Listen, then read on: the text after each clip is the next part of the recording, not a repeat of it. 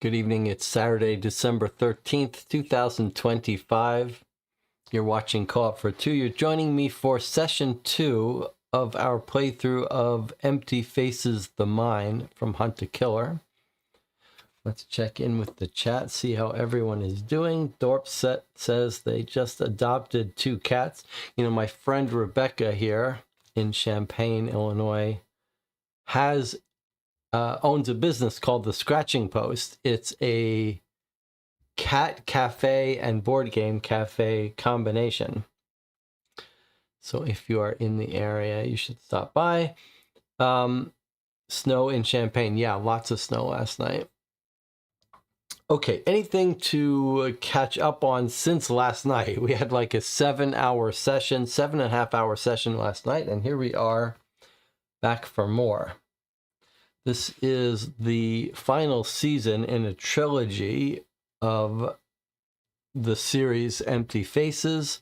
They are all connected. To remind you what's happening in this case, we've been enrolled into an apprentice curator program at this cultural historical center, heritage center for this town, Cooper Rock. And one of the people involved signed us up because she's experiencing some sort of supernatural apparitions. And she talked to a woman in town, Grace Montgomery, who recommended us. Grace Montgomery is the grandmother from the first season, The Woods, a natural practicing witch. And in this series, we're learning about this mine that actually founded the town. This one guy, Sidney Cooper, was sent to this area in the 1800s to research it to see if it was suitable for this mine company. And in fact, it was.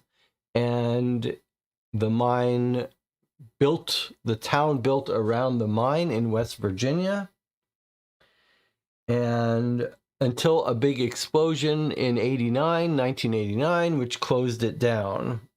But the mine has a history of doing weird things to people. Miners get this dementia from working in the mine. And it turns out that when we read the diary of Sidney Cooper, we learned that it drove him crazy, discovering this mine. And this mine has some weird sort of hallucinatory effect on people. It has weird flora and fauna around it. Our guy, Sidney Cooper, started out fine. And then as he discovered this mine, he wanted to spend all his time in it. He started sleepwalking. He started going insane. And then eventually, in 1906, he just wanders off, presumably into the depths of this cave, this shifting cave that no one really understands, and disappears. That's the past history of this mine. We've got we've got a map that was made. There is the mine, the Strahlenberg mine, and here is the special cave, the Foxfire Cave, where Sidney Cooper used to go and where he went mad. And I think he lived in this house. No, he lived here. They moved his cabin though. There's a bit of a mystery involving the explosion that shut down the mine. We are told through newspaper articles about a man named David Griffith, there was a strike, a union strike at the mine. David Griffith was instrumental in organizing it. One day he crossed the picket line, went into the mine, and then a little bit later was the explosion. It killed 10 people, including presumably David Griffith, although his body was never found. Half the town thinks that David Griffith was pretending to help the union organizers, but really was working with the mine company and exploded it. Half the town thinks he was innocent. The mine company got paid off by insurance and left, so half the people think the mine company organized the explosion and took the opportunity to blow it up. No one really knows, but lots of history around the mine and lots of history about this dementia that the miners were getting. And then cut to present day, one of the workers at this heritage center is seeing ghosts or something and took a picture of one, and we think it might look like David Griffith, aged. So let's see if we can find that photo.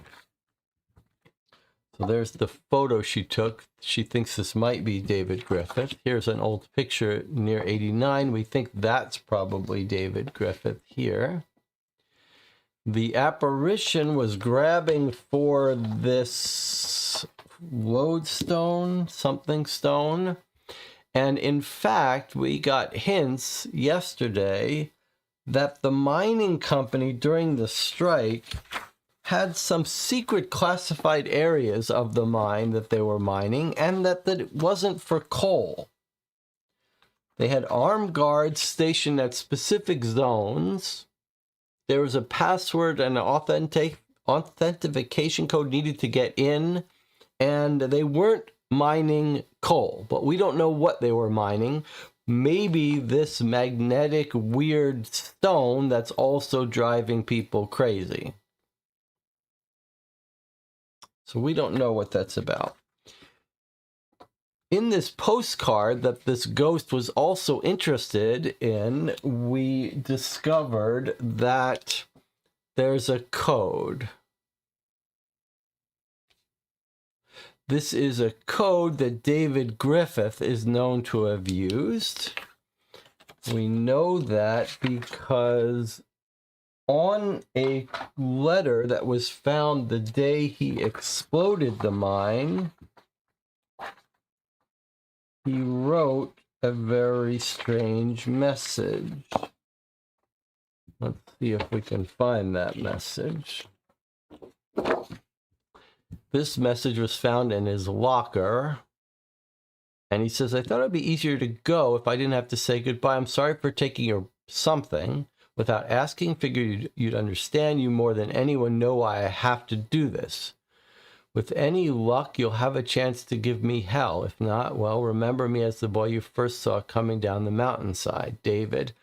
We think this says yours, probably, as a way of signing off. There's a little comma there.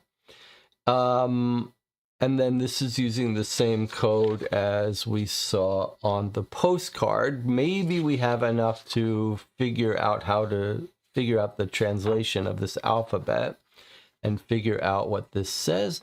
I surmised, I hypothesized that this might say, I'm sorry for taking your dynamite, and he's talking about blowing up this mine, which he didn't hope to die from, but he did die. Or not. He's just disappeared. His body's never been found. So maybe we have enough to decode this, although these handwritten symbols are uneven enough that it may be a little bit hard for us to decode. In general, we've been going to the hints quickly while we play this because we're trying to finish these all before they expire and lose support at the end of the month. We did find this person, E. It was a person named Ellen Free.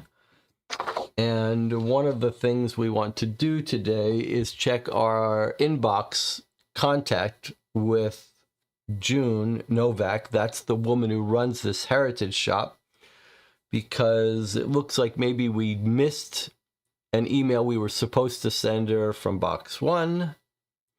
There's something else that Elaine Covington, who sent me these boxes, said we should make sure to double check. We also have one more thing to do at today's session, which is that at the end of yesterday, we discovered photographs. They're here on this tablet. Photographs from what we think are these secret mine zones where they're mining this special stuff. And we believe that there's a puzzle that we can solve, a little bit of constraint satisfaction deductive puzzle regarding each of these 3 zones. They all have, in the upper left, a zone code name. This one is Zone Athens. They have an authentication code, which is a number for each letter in the code name, and a password, which is related to the code name and the authentication code. So we believe that we have enough now to deductively solve these like little logic puzzles, and we're going to do that today, as well as the 2 things that Elaine said we should make sure we do before we get started. So we have a bit of work to do before we get started. If all goes well, we will play boxes 3 and 4 tonight. And then tomorrow on Sunday night, play box 5, the finale. Also on Sunday afternoon, we're going to do our finale of Dear Homes. Hopefully I can get enough sleep in between. Let's catch up with the chat and then get started. And it says, okay, 2 important things from yesterday. Don't pet the bat unless you want to catch rabies. This guy who went crazy, he had a pet bat that he found in the cave, and one of the hypotheses was that he's got rabies from the bat, and that's why he went crazy. And it says, also don't eat glowing mushrooms, which also drove him crazy. Okay. I'm still playing catch up on part 1. Hopefully I can catch up on part 2 in time for the finale. About the ghost the curator saw. I think it's too old. Griffith was young when he disappeared. Did he wander the caves for decades and got old before he died? Or is it Cooper's ghost, maybe? That's an interesting idea. Maybe it's Cooper's ghost. That's a fun idea, that it's not Griffith. But we are told that this mine seems to like go on forever. When they try to lay a path, it circles back. Like weird things are happening in this cave. All right, let me do the things first that Elaine Covington was saying we need to remember to do. So the first thing she said is that on the website, on the contact form, let's see if we can get to the sent mail, a mailbox. Okay, so we sent June Novak on box 1, said, see if you can figure out what this weird voice is saying, what this weird sound is in the audio. And we sent her what we thought it said, mountain will fall and blot out the sun. And she never replied. And Elaine sent us some summaries of these boxes and printed out some of the content in case it goes offline. So Elaine said she thinks that we wrote not quite the right thing. I mean, that's a very bad puzzle to not react to anything. But she says what we should do is send another email and try to word it better. Let's see. The email doesn't matter, but maybe it cares that we have something because it's a little sensitive that way. Okay, so Elaine said that what we heard was not quite right. We wrote the mountain will fall and blot out the sun, and I think Elaine says it should be the mountain of shadow will block out the sun. Mountain of shadow will block out the sun. All right, let's see. This is sort of out of order, but let's see if she responds to that. If not, okay, it looks like she is responding to that, June Novak. Hi, is that really what you heard in the interview? Seriously? Because I'm sitting here in my office trying to catch up on email. I swear to God, I just heard someone say, the mountain of shadow is coming. Sounded really close, like someone was standing right behind me, except I'm alone in my office right now. Ugh, I don't like that at all. I mean, I'm glad I'm not imagining things, I guess. Or if I am hallucinating, at least we're in it together. Whatever this is, I feel like it's getting, I don't know, bolder, stronger, more aggressive. I wish I knew what it wants. I mean, ideally, I'd like to know how to make it leave me alone. But if I can't do that, I wish I at least understood why it's here in the first place. In any case, thank you. Seems like Grace was right about you. You really do have a talent for this. Okay, so that was that one. And then, so we should have gotten that in box 1. I'm not sure why it didn't force us to do that. And then in box 2, we told her about Ellen Free, and she said, I can't believe you put that back. You put that together. I did find Ellen Free. I went to talk to her. She was trying to find information about David Griffith, and Ellen Free was a contact for him. She says, everyone knows each other. I don't know why I didn't see her before, but I did talk to her. I did find her. She must be close to the family. She didn't find her, but she knows how to find her. So she says, I'm going to go talk to her. Hopefully she'll talk to me and she'll have some information about David Griffith, who this ghost looks a little bit like.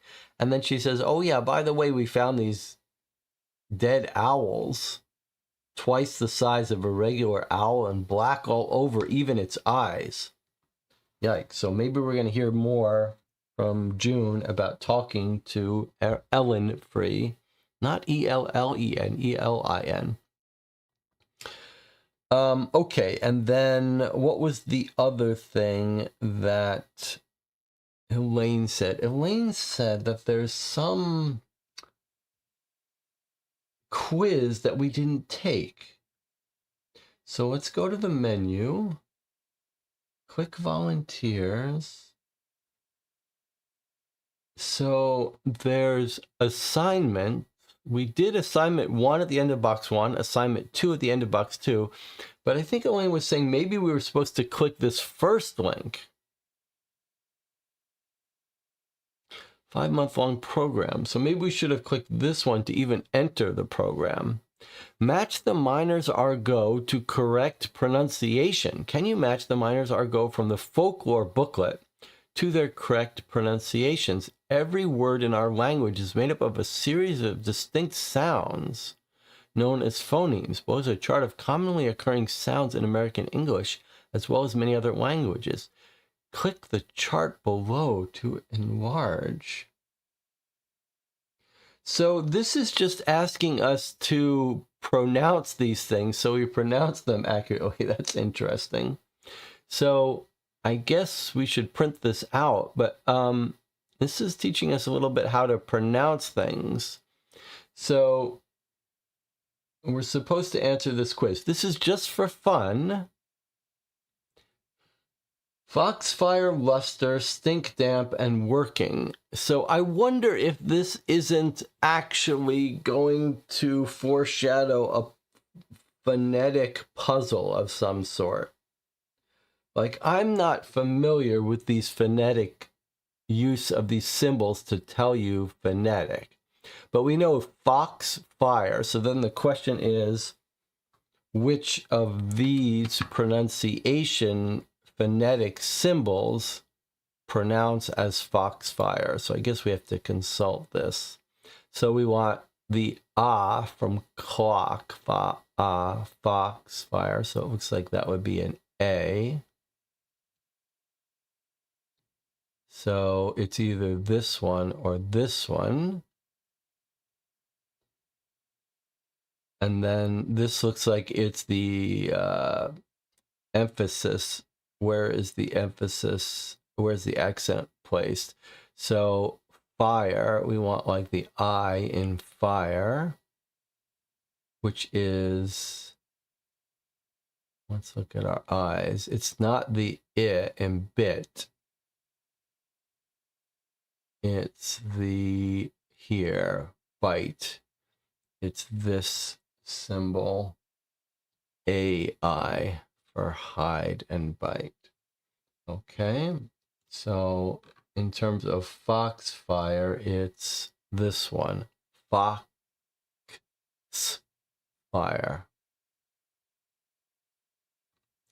Okay, and then luster is and Let's see what we've got here. So I really do wonder if this is going to be used somewhere else. So it looks like we want this as in but for luster. And then we want, let's see, where is our for about is the backwards E. I really wish I did. This doesn't seem like be the symbols they use in modern dictionary pronunciations, but I never learned how to read the pronunciation symbols. So whenever I look something up how to pronounce it, I need to do the audio. But okay, so luster, it's almost like they're the same, but it's not. It's not lust. It's this A, and then it's the eh.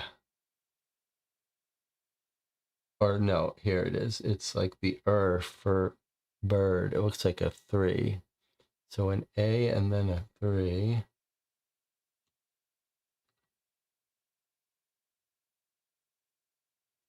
So luster should be an A. It should be the A, I believe. Okay, so I thought it was the 3, but I think the upside down E works just as well. Stink damp. Stink damp.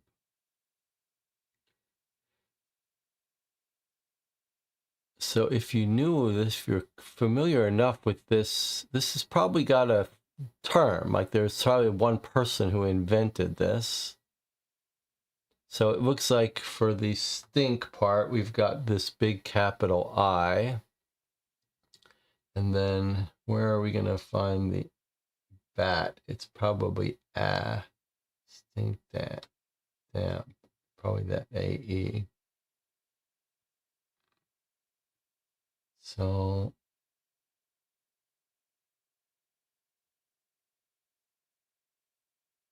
I said, oh, look at this. Look at this N. What's the difference? Stink clamp? No.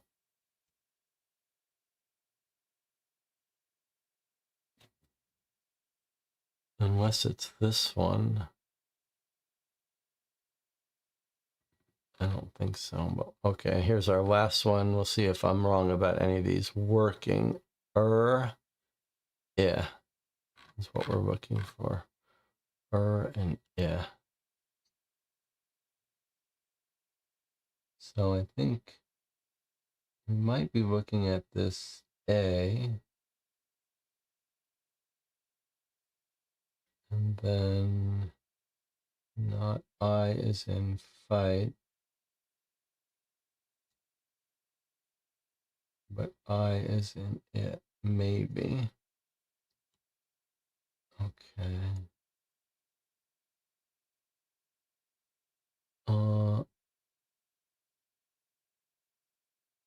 I've already forgotten.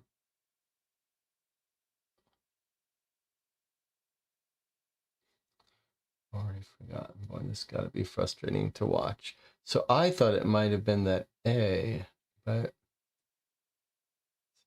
the I and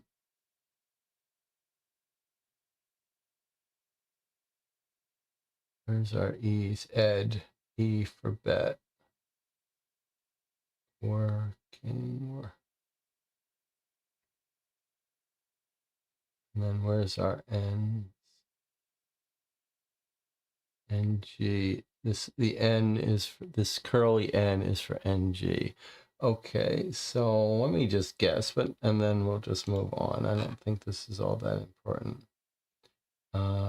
So that's working is an A. I thought it was an A too, but we don't have a choice for the A. Okay, so let's see what happens. Okay, so we got them all right. I guess if you weren't a native English speaker, you might not know how to pronounce those. And this is just a fun way to know that, or this is going to come up in a different puzzle, which I would not be surprised. All right, so we've done the two things that Elaine Covington messaged me that we forgot to do. Now we're going to do the puzzles, the zone code words. All right, so we need these pictures. Now let's recall what's happening here. All right, so we've got our zones. And one of them we figured out through a previous puzzle.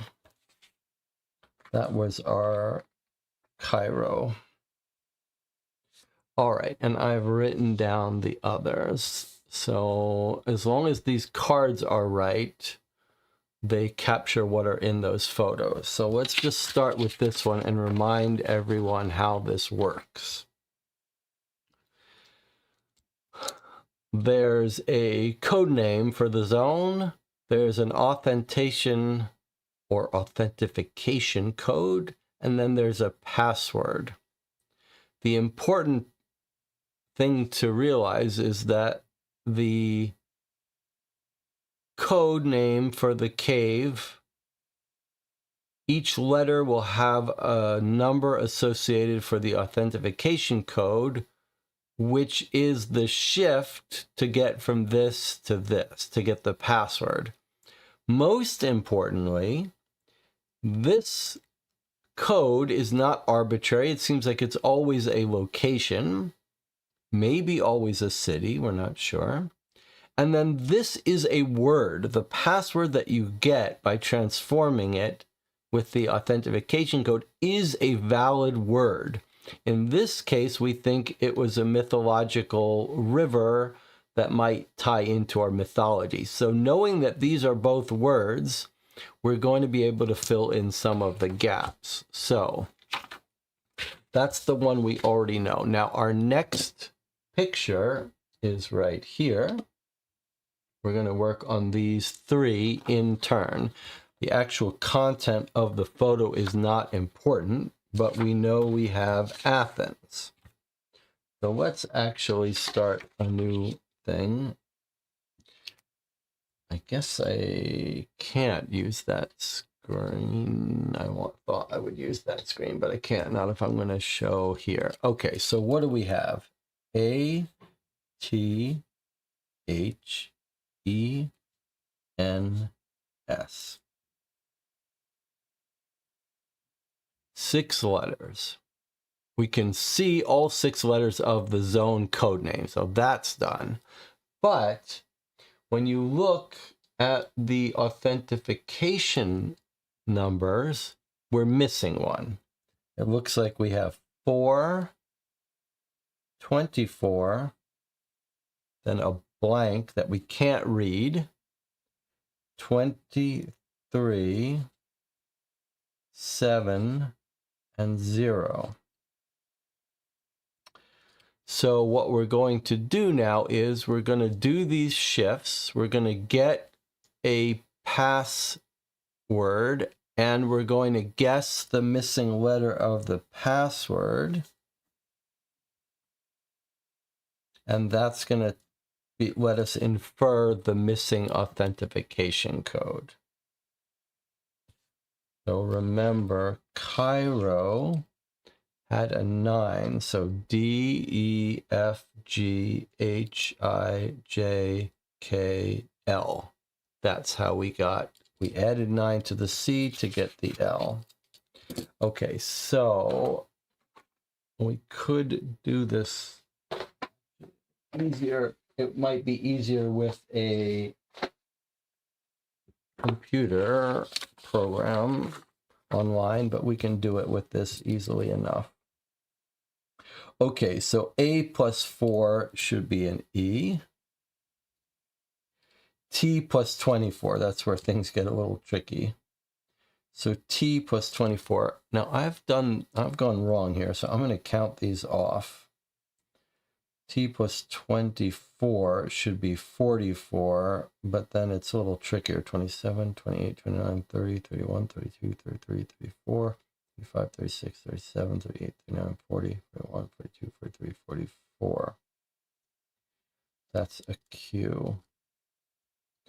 I wonder if there's a better way. I mean, I'm sure there is. Let me just do it the hard way, though. 1, 2, 3, 4, 5, 6, 7, 8, 9, 10, 11, 12, 13, 14, 15, 16, 17, 1, 22, 23, 24. You see, this is why I get myself into trouble. There's this like off by one situation. 1, 2, 3, 4, and T 1, 2, 3, 4, 5, 6, 7, 8, 9, 10, 14, 15, 16, 17, 18, 19, 20, 21, 22, 23, 24. Okay, so that's an R. Well, let's see what the math is here. It's some modulus. So T plus 24 is 44.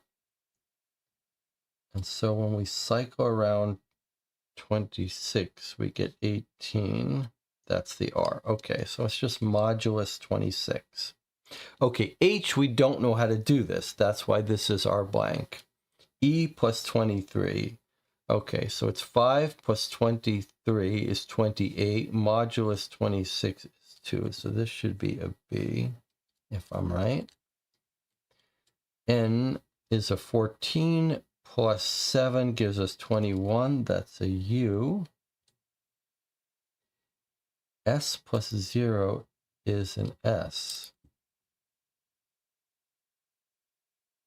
We're not missing a first letter here. I mean, so we're looking, is this a mythological thing? I mean, there's the mythological Cerberus, but that's not what we're looking here. We're looking for, unless I've done it wrong, we are looking for what is a word from probably mythology. Erebus? What is this word?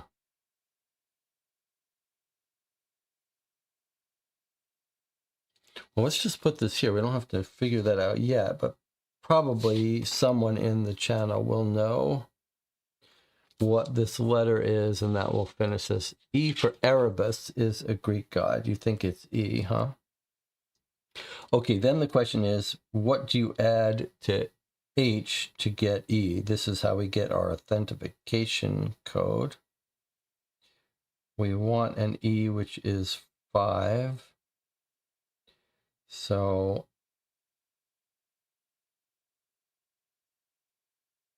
adding 20, 21, 22, 23. I think it's 23.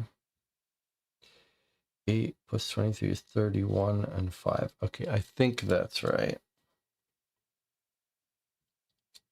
All right, let's move on to our next one. Erebus is the god of shadows, and Jonathan Warner is here. Okay, so that's surely what that is then, the god of shadows. Okay, what's our next one? Next one is a little bit harder.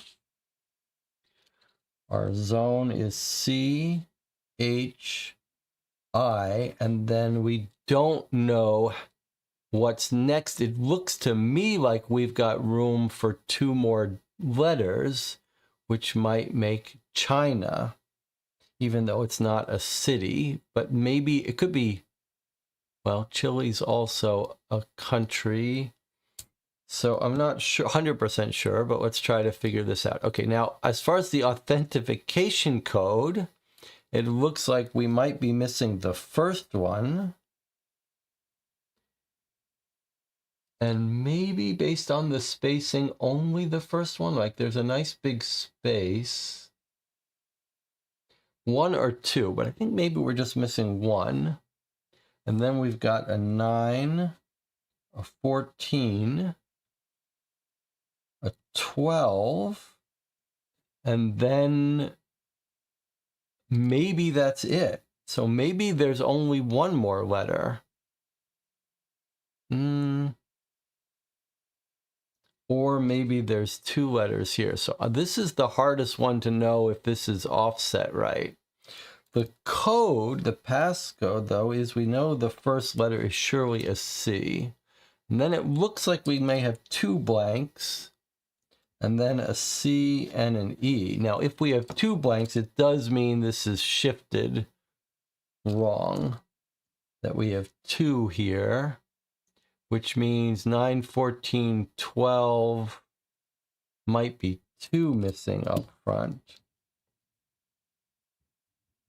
This is a little more of an interesting puzzle here. Like, are there two digits missing here? And then we have 9, 14, and 12, like this. I guess if I had to guess, this would be my most likely guess, that we're missing two letters at the end of CHI, and that we're missing two numbers for the authentication code, and that we're missing two letters here. It almost looks like we can make out that there's an R here. I'm not sure that's true though, or an A. So this could be China, this could be Chile. We don't know. We do know because we can invert it if we're right. Okay, so let's figure out what this is by inverting it. C minus 14. 1, 2, 3, 4, 5, 6, 7, 8, 9, 10, 11, 12, 13, 14 is O. If we're right that these are the last two, we could be wrong, but I don't think so. E minus 12, huh? 1, 2, 3, 4, 5, 6, 7, 8, 9, 10, 11, 12. Is that a city?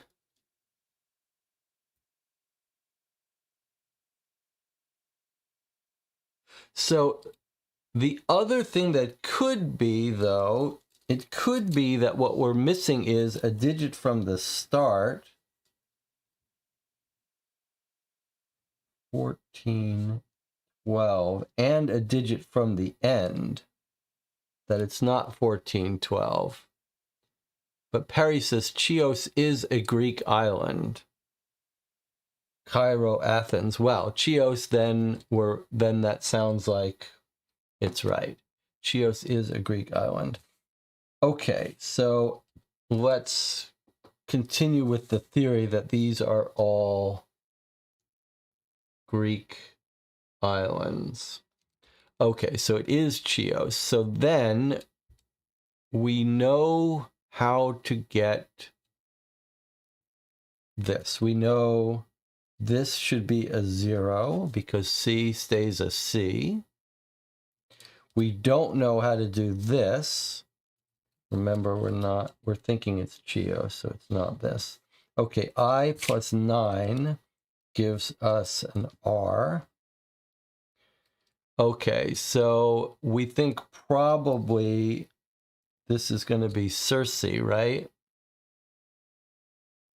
Who is Circe in the Greek mythology? Someone can tell me. And it is with an I, right? Not an E.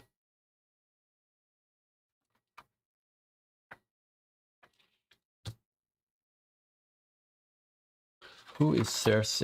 I know there's Circe Lannister. Okay, our last one. While I'm waiting for the channel to tell me who Circe is this one here. Now that we know these are all Greek cities, is this like Archeos or AK? Let's just write it out here. A, and then we're missing a bunch of letters, but we can see how many letters, right? Because we can see the authentication is a 7, 3, 4, 23, 5, 12, and that's probably the complete thing. So we're probably looking for 1, 2, 3, 4, 5 more letters. And now for the passcode, it looks like we're missing the first. Then we have an E. Then we're missing one. Then we have an A and a T, and then we must be missing one at the end. Circe is a witch goddess, the daughter of Helios that turns enemies into animals. Goddess and witch, she was in the Odyssey as well, transforming Odysseus' men into pigs. Yikes. Okay, let us solve this now. All right. So I thought this was the city of AK something, but we don't have to guess it. We can figure it out here. So what plus 3 gives us the E? That's the B, so it's not AK. And then what plus 23 gives us an A? That should be a D, right? 27, that should be a D. And then what plus 5 gives us a T? All right, I should be showing you here. What plus 5 gives us T is a 15, which is an O. So what Greek city is AB something DOS? It's probably Abydos or something like that that I don't know. And we can figure this part out. A plus 7 is an H. This is going to be H-E-R, or H-E-K-A-T-E. There are certain Greek names that are jumping out at me, even though I don't know their history. Hecate, I think that sounds right, but I don't know who that was. Okay, so if that's right, I mean, we can search all these things out, but if that's right, this would be, that would be a Z here then, if it's, Abydos is an Egyptian city. But that doesn't work here. This is going to be A plus 4 is an E. I wonder if we didn't misalign this somewhere.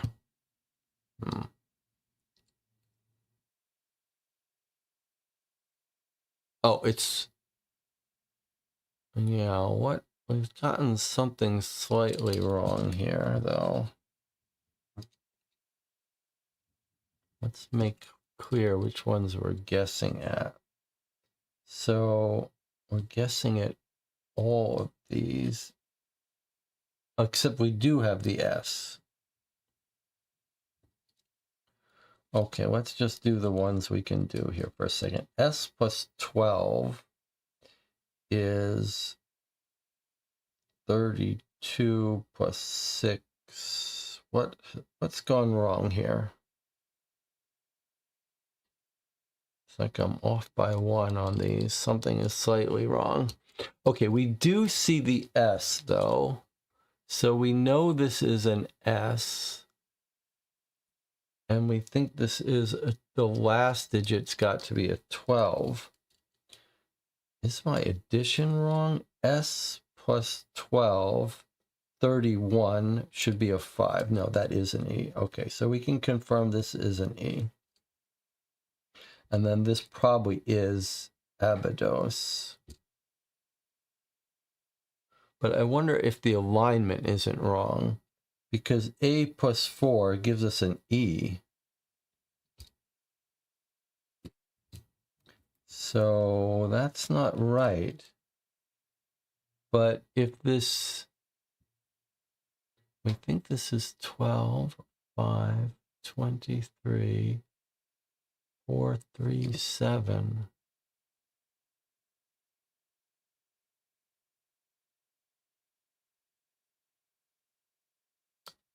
This is unknown. This is unknown. These are all unknown, but these work.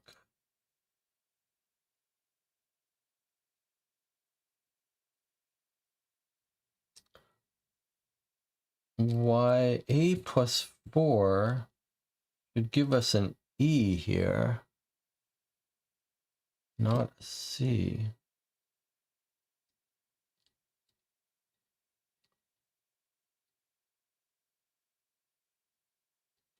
A plus 7 is our H. That can be locked in. That's not our. What about Abydos without an A? If we make this a Y, Y plus 4 gives us 1, 2, 3, 4. Y plus 4 gives us C. Okay, I think Jonathan has got it. Abydos is an Egyptian city like Cairo. Love it. Okay. So, Chios and Circe, Abydos and Hecate, Athens and Erebus, and Cairo and Lethe. There's our ancient mythology, and we've got the codes. The only one we didn't finish filling out is this one, which would be a 1, right? H plus 1 gives you I. Okay, so we now have for the 4 zones, the 3 in the pictures here, and the 1 that we figured out before. These are the top secret classified sites where they're mining something. We now know the zone code names, the passwords, and the authentication codes.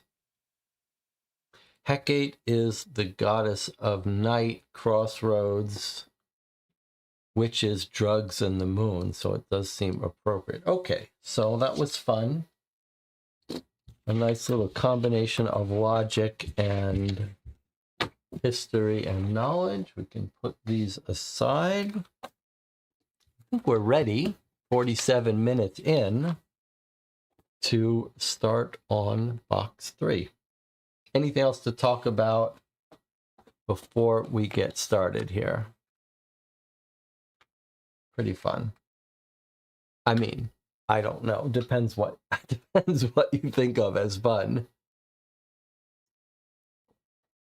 Good teamwork, though. Maybe when we go into one of these zones, we'll do a little bit more history reading about these Greek mythology. So, Greek mythology and Egyptian, combination of Greek and Egyptian. We do have some signs that this is a very, very ancient evil spirit or something. All right, let's open our box number 3.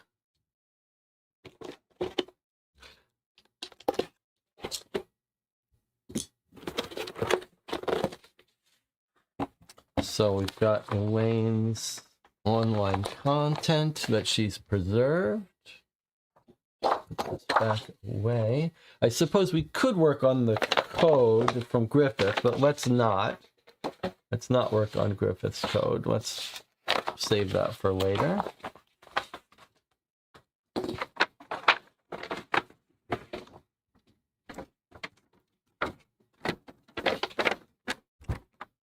Apprentice Curator Program. Okay, so what have we got?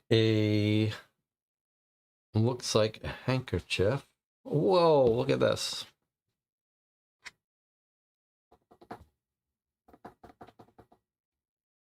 Okay, so there's the double-headed deer that was described in Sidney Cooper's journal, as well as these creatures dancing in the forest with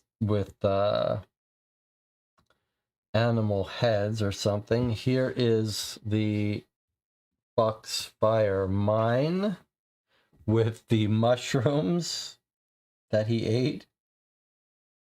And here are the miners who have turned into ghosts, it seems. They've got little moons on their hats. Their eyes are whited out. And here is the fox that looks like it might be. These are all might be legends. Here's the.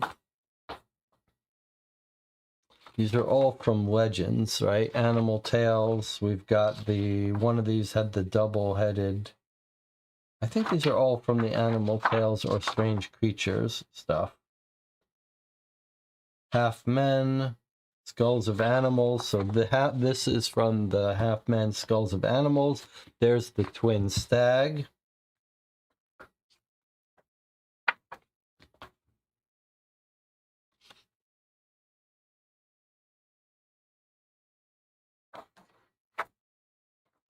This fox, I think, is from this. Pretty creepy. What else do we have? Eyes in each corner. We've got this symbol here. We've got the mind with more mushrooms, like mushrooms here, mushrooms here. Maybe they're just all consuming these hallucinogenic mushrooms. Okay, is this anything but just a fun prop? We don't know. It is pretty cool looking. All right. Let's see what else we have. A cutout thing that looks like it might be black lightable. Oh, yeah. Wow, that's weird. It's not just a code, it's the code. But it's also got some very elaborate drawings. They look like almost weather vane like. And why is it in this weird shape? It's 27 in the corner. Maybe they're going to explain to us what it is. And then what was this? This looks like a shotgun shell or something. I mean, it doesn't look quite like a shot. It's sand. It's like filled with black sand. I don't know if you can hear it. Is it magnetic? Where's our magnet?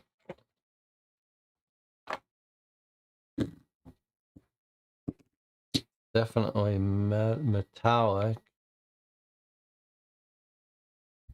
It's like metallic sand. Okay. There's our 2 welcome letters. Then we've got the drawings of the Foxfire Cave. Whoa, look at this analysis of the drawings in the Foxfire Cave. Wow. And then more drawings from the Foxfire Cave. And then a poster, probably from the Union, saying drift is death. Like this, drift was the name for the dementia that miners were getting. So this looks like a anti-mine company propaganda poster. And then we've got another page on this language. I wonder if they're going to teach us this now. It looks like it is going to be a phonetic code. Okay. So I'm looking forward to reading about the pictograms found in this ancient cave. Okay, let's start as we normally have been with the letter from our official boss. Abydos is the oldest site in Egypt, the burial place of Osiris, god of the underworld. Wow. Okay.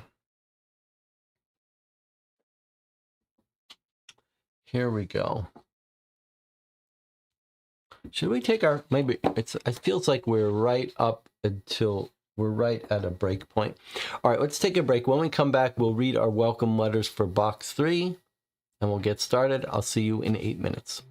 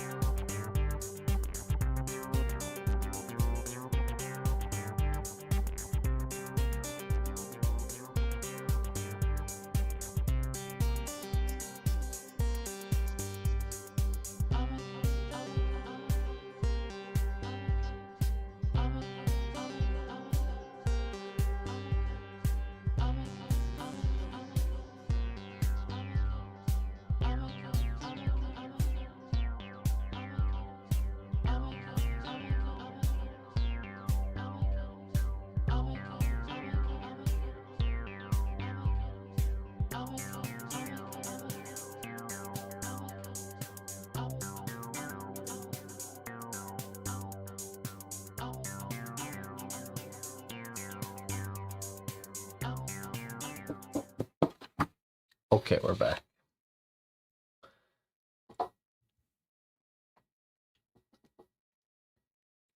Hello, apprentice curator. Thank you for joining the Cooper Heritage Center on another trip into our archives. This month, our apprentice curators will journey underground to explore a natural wonder unique to Cooper's Rock, Foxfire Cave.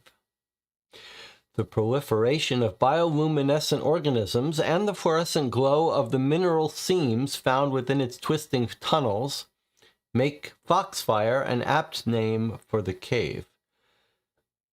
Our recent acquisition of the land that holds this unsung treasure has allowed the CHC to enrich our natural history program and lead regular tours into its winding depths. That may not be a great idea. By the soft gleam of the mushrooms and minerals, one of the many fascinating ancient illustrations that decorate the deeper tunnels might catch your eye. While professional opinions differ about how and when these pictures appeared in the cave, the academic consensus is that they are a significant part of West Virginia's archaeological history. Take a look at this archaeological article from 1960 I've included in this month's Apprentice Curator installment. Margaret Kroger and Ruth Leacock examined the potential meaning behind the petroglyphs and pictograms in Foxfire Cave, and visitors and staff alike have found that this perspective opened their eyes to new interpretations on their subsequent tours. For your next assignment, we'll be rewarding apprentice curators who successfully determine the ancient origins of symbols with an oral history video from our archives. This footage from an interview with a Cooper's Rock local is particularly close to my heart, and I hope you enjoy watching. Please visit Heritage Center Volunteer Assignment 3, log in using your personal email address and code Foxfire. Okay, so at the end of this box, we're going to take a quiz, and then we're going to get to watch a video from history. Okay, a pictogram is just something where the symbols and stuff are pictures rather than letters. But what is a petroglyph?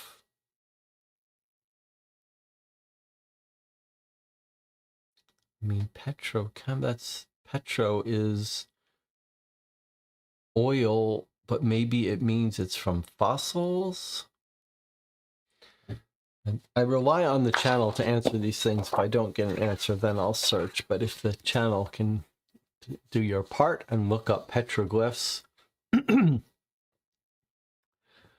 Okay, and then she sent us an article, which I guess is this article she's talking about that she's sending us along, by Margaret Krober and Ruth Leacock, on the significance of the pictograms of Foxfire Cape. Okay, can't wait to dig into that. But first, we're going to read the letter by the other worker at the museum, at the Heritage Center, who's seeing supernatural stuff and who's really responsible for getting us in. Hi again. Do you ever have that dream where you're falling and falling forever? Well, that's what the past few weeks have been like. Every time I think things can't get any weirder, they just do. I think I'm beyond disbelief by now, but I'm getting ahead of myself. The first thing to tell you is I found Ellen. She was right where you said she'd be. Turns out she's been living in Blackbird Cabin all this time. As private as she is, I wasn't sure she'd let me in, but when I told her I'd seen David Griffith, she almost collapsed right there in the doorway. She kept saying she's been waiting for him to find a way back from the other side. I thought for sure I'd misunderstood her. The other side of what? What could she possibly think was going to happen? But according to her, well, English isn't her first language, so we had a little trouble communicating. But essentially, she believes that Griffith didn't die when the mine came down. As far as I could understand, she thinks he went, well, someplace else. This place she calls her dark home. She says when David went into the mine that day, he didn't intend to blow it up. The way she explained it, there's this rift, basically, between her home and here. And something bad has been coming through and contaminating everything. But when David tried to close the rift, something went wrong. There was an explosion, and he got trapped over on the other side with no way to return. And outlandish, no, as totally impossible as this all seems, I have to admit, it makes a certain kind of sense. When I think about everything that's been going on recently, the strange way people have been behaving, all the weird animals that have been turning up, all those lights in the sky, something is clearly wrong here, really wrong. Why shouldn't it be magic from another world? At this point, that sounds more plausible, more like a plausible explanation than a power grid failure, you know? Ellen showed me pages and pages of notes written in a language that looks like the symbols in that note David left behind. She has scars in the shape of these symbols too. She said if David tries to communicate with me, he'll use her language because the letters have magic in them or something like that. The other day, my printer spat out a copy of one of the protest posters from the '89 strike. I really thought for a minute it might be a message from him, but I didn't notice anything out of the ordinary on the paper. Maybe you'll have better luck. Okay, she's talking about this. I don't think we scanned this for black light. Maybe we should.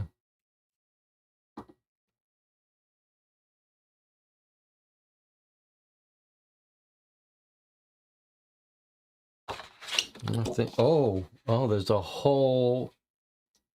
Can you see this okay? I mean, I can turn off the light and show you, but it's all code here. It's all in that code. Nothing on this side. Okay, so full of code.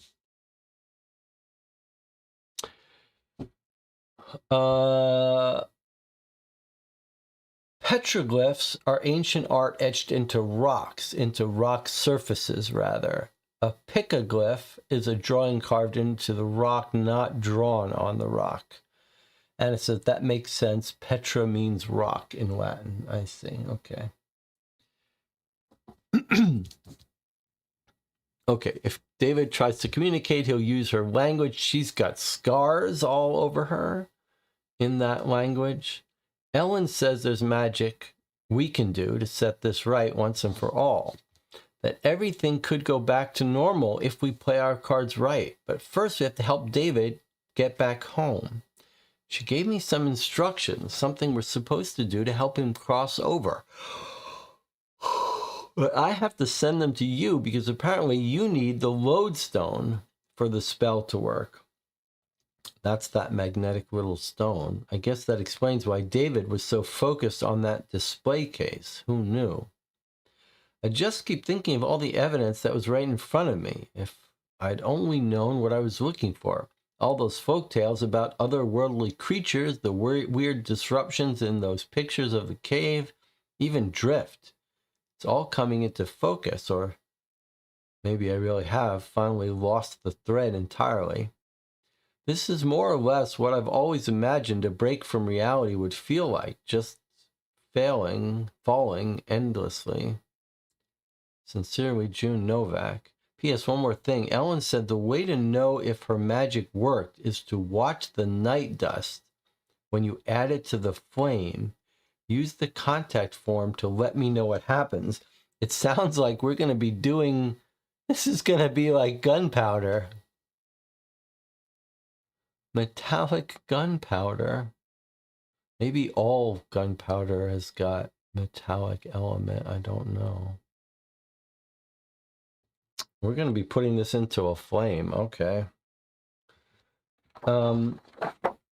Really? That's safe to be giving someone? Well, we don't know what's going to happen when it goes in the flame, but maybe it's not gunpowder. Seems a little dangerous to be giving someone this much gunpowder. All right, it's not gunpowder. It's some part of some magic. Now, here's the one thing I want to understand here. This woman, who is this? Who's got scars in this language and calls the place where David went in the cave her dark home. Is this woman from this place?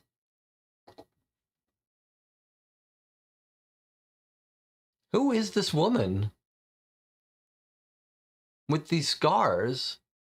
You don't think that's like, can we get a picture of this person?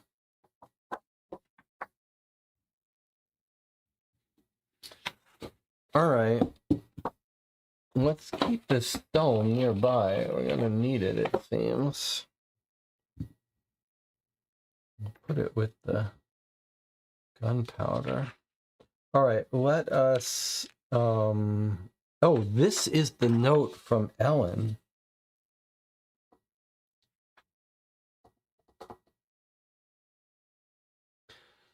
This is explaining where this came from.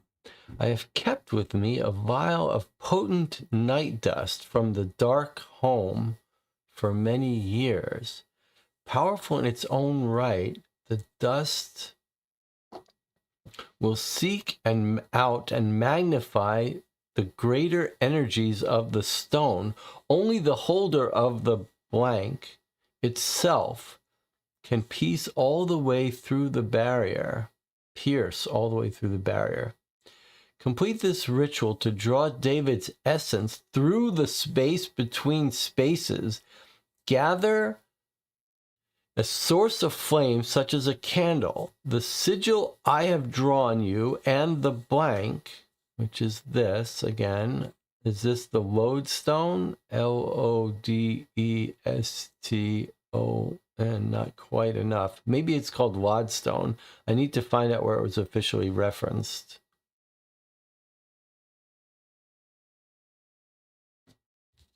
Does she spell it here that I just read?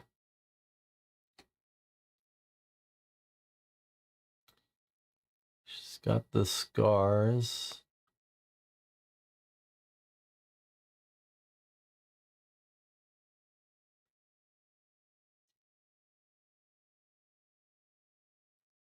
I just want to find that part again. So he didn't intend to blow it up. He tried to close the rift. It's the explosion. He's trapped. She says she has scars. So use the language. There's magic she can do. Everything could go back to normal. We have to, David, she gave instructions. I have to send the new, apparently you need the lodestone. Lodestone.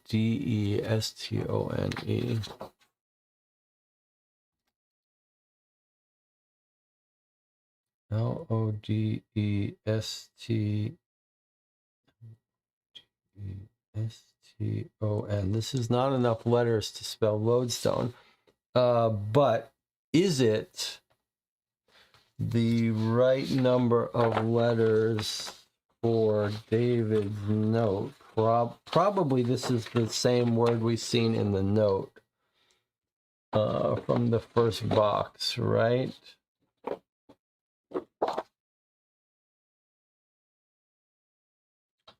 Yes, that is the same thing she's referring to from his first note, same letters. So probably it's their word for this, not lodestone.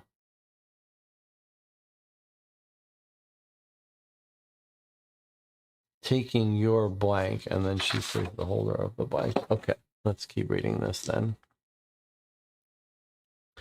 Get a source of flame such as a candle, the sigil I have drawn you, and the blank, which is talking about this rock. Maybe we can find what, well, okay, let's not worry about it for now.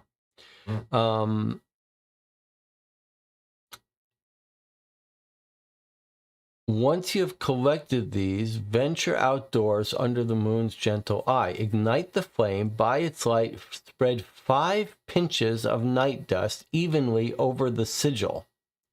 Hold the sigil in front of you and hold the thing underneath it. Use this to trace the sigil, starting from the outer edges, traveling toward the center. I guess we're tracing this. This is a special magic sigil. We're tracing this with the shavings on top. Starting from the outer edges, traveling towards the center, the stone will unite the dust and draw it to the sigil's heart. As you do this, say these words. I have shifted them from my tongue to yours. I call across a nameless void to seek the soul of one who wandered far and draw it back from whence it came. From my tongue, this woman is from the other side? Repeat these words and gestures until all of the night dust is united. Then pour the night dust onto an open palm. In a steady, thin stream. Oh, sorry. Okay. And then sprinkle the dust into the flame in a thin, steady stream until none remains. As you do this, say these words. Lost one, I summon you to your own terrain. I reach through the rift to guide you home. You shall sear through the veil as flame through dust. Your shadow shall solidify into solid flesh. Then she says, P.S. I've asked the wise woman called June to send you a piece of an ancient and powerful rite. David tried it once, but because he was ill-prepared, the consequences were vast and dire. If the man who returns is anything like the one I lost, he will try again. I ask you to help me keep it separate. The other piece I will keep tucked away next to my heart, but secret from him. Happily, the final fragment has been lost to space and time. Kept separate, it will be harder for the darkness to seek out. Perhaps it will buy me time to convince him not to repeat his mistake. I do pity it. To be without the other parts of yourself is torture to the soul. Wow. A piece of an ancient and powerful right. I guess she's talking about this, which had the code, some code on it, right? Sounds like she's sending us a piece of this. She's keeping a piece, and then another piece has been lost. Okay, so we have a ritual that we have to perform at the end of today. At the end of our session here. The only other physical item for us is... No, we've got two more items. What was this from?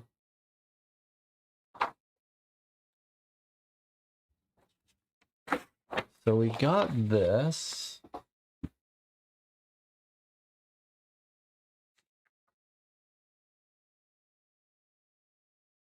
Piece of an ancient powerful right. Maybe this is the piece of the ancient powerful right.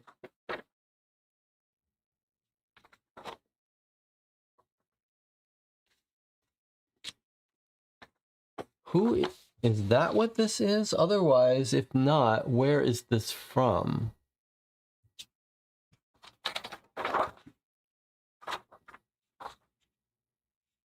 When we were first learning each other, David taught me his people's native tongue, and I showed him the way we write in my dark home. This woman is from the other side.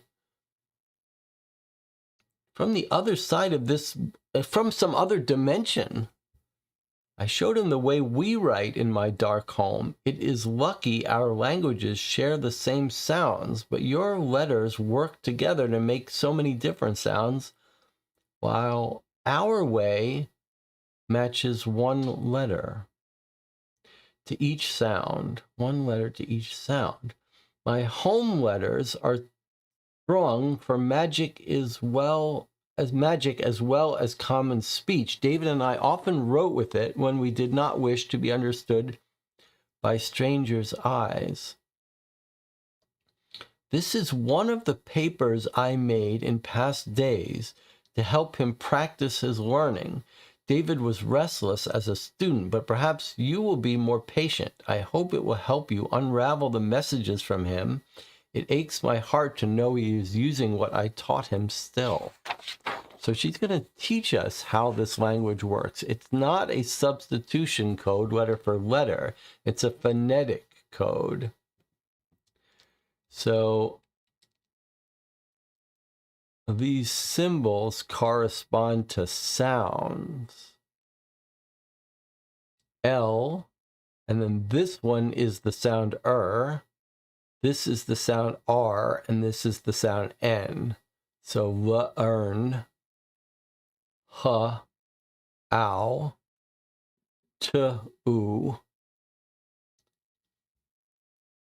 v, oid. So this translates to learn how to avoid the black charms and grim power of the dead mountain. Learn how to avoid the black charms and the grim power of the dead mountain. Okay, pretty cool to be using a phonetic cipher, but that would take us a lot of work to translate a hand-drawn symbols that have variants in the way they're drawn. We'd have to translate them. So we could now build an alphabet of sounds. How many sounds? Well, we saw from that first quiz what it would look like.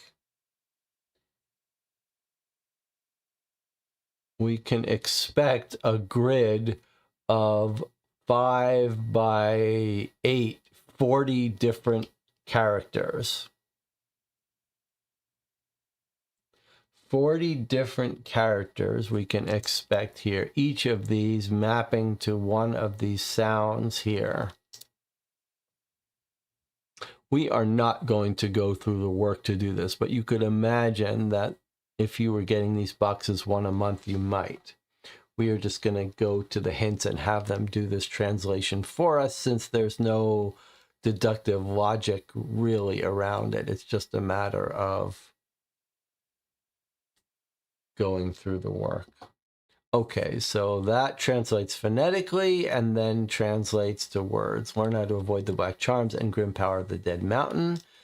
This one says, beware darkening paths and the thrall of unusual magics. This one translates to phonetic sounds, which translates to unusual lights in the sky, surely warn of danger flowing through. You must avoid our odd delights and strange treasures. And then we read this already. Okay, so this is not the ritual. This is just an additional piece of information that Erin Free sent us along with her instructions of how to perform a ritual, along with her fragment of a powerful rite, which is coded. It's some combination of message along with some sigil. And here's the other sigil that she's given to us. All right, well, we know how to perform this ritual. We've got instructions. And with that knowledge of that document, we should be able to decode this. It's very reminiscent of Blair Witch, where we've got a code that's not only difficult to translate, but you have to be holding your black light while you're trying to translate it. That's a lot of effort. Thankfully, we're going to go to the hints to get it, so we won't have to do that by hand. But we do have this paper to read, this academic paper about the pictograms in the Foxfire Cave, written as a proper academic article, albeit a short one. All right, this was published in the Bulletin of the Association for Appalachian Archaeology, which surely doesn't exist, December 1961. Margaret Kroeber and Ruth Leacock at Monongalia College. No abstract. I guess this is our abstract. Despite the recent wealth of research on the prehistoric habitation of West Virginia, the area surrounding the town of Cooper's Rock continues to be considered, even by respected experts, as a sort of terra nullius. What scholarship does exist has largely focused on the deposits of luminous minerals found in nearby Foxfire Cave, and our previous efforts to shed light on the unique archaeological features of the region. I'm going to skip the citations here and not read them out loud, but there are citations, like a proper academic article. Those are in a bibliography at the end. How many are real, I don't know. Have been met with skepticism and even outright ridicule. We are confident that, as were Sotala and Pyrrha in the case of Altamira, we will ultimately be vindicated in our position that the parietal art of Foxfire Cave represents a discovery unique within the field of archaeology. To an unbiased mind, it should be evident that Foxfire's pictograms and figural petroglyphs have no equal elsewhere in the Americas or indeed the world. We now believe that, in addition to offering an unprecedented glimpse into the prehistoric art of West Virginia, Foxfire's pictograms may in fact stand alone as the only example of a developed writing system in the region before the time of European contact. Okay, so this is so cool. This is suggesting that in this mine are pictograms that are totally unique and ancient.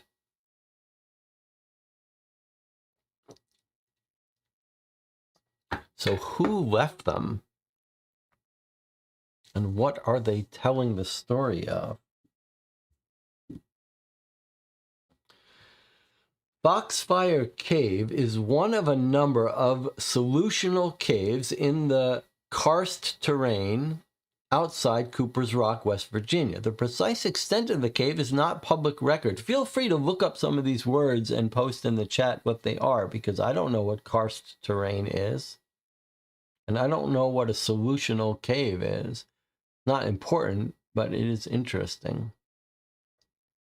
Precise extent of the cave is not public record, though Davies offers a conservative estimate of 78.7 miles of passages in total, extending throughout the mountain to depths of 0.9 miles below the mouth of the cave. A mile deep and 80 miles total paths, conservatively. Its rock is primarily limestone, and the caverns include several impressive flowstone formations and column speleothems, as well as an extensive underground lake. Foxfire also boasts several veins of luminous mineral deposits, which appear to be similar to fluorite, though in composition are quite distinct. Due to safety concerns, access to Foxfire is typically highly restricted to the public by the owner of the property, the Strahlenberg Mining Company. However, thanks to the generous support of the Petronia Humanities Foundation, our team was able to secure unprecedented access to the first 6 miles of passages within the cave, though the potential for adverse atmospheric conditions underground required us to restrict our study to areas of the cave within designated safe points. Remember, this is 1960 something. They were still mining here. Okay, and then here we have a little figure. Figure 1, little diagram of cave with the X and an area highlighted in the northwest. We're going to hear about that right now. Site of study. Though we hope to publish further on our findings in the future, particularly in regards to the figural images in Foxfire Cave, we're concerned here with the rock art located on a north-facing wall of a passage 1.4 miles northwest of the cave's mouth. Okay, so rock art on a north-facing wall. Here we see, there's the entrance, I guess, with the X. And there's the wall they're talking about in a chamber to the northwest on the north-facing wall, I guess. 1.4 miles from the entrance. This section of the cave is tall and narrow, only 6 feet across at its widest point, roughly 30 feet in height. The passage continues for around 20 yards before terminating when the path is blocked by debris. Remember, Sidney Cooper describes a weird area that he put a mark at and wanted to explore, but later it became blocked off. This section of cave wall is inscribed almost floor to ceiling, 30 feet tall, with a series of carved figural petroglyphs and corresponding pictograms. Though rock art can be found throughout almost all the sections of Foxfire Cave we have explored so far, nowhere are the images and symbols so closely grouped or densely layered as in this area. And here's a drawing. There's the two-headed stag. There's all throughout it, we have the phonetic symbols. We've got a big skull, and then we have what looks like people on a mountain. And maybe birds, maybe ravens. More of the phonetic symbols on the right, in the center, and in the left around this swirly thing that looks like a rift into another dimension, perhaps.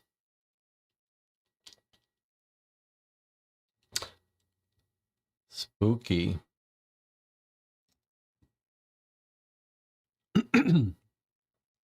Physical description. The figural petroglyphs found in Foxfire Cave are generally large in scale, ranging from several inches to, in one case, 6 feet across. They depict features of the natural landscape, such as mountains and bodies of water, maybe here, plant and animal life, such as ravens and foxes, human and humanoid figures, as well as some fantastical creatures, such as a two-headed deer.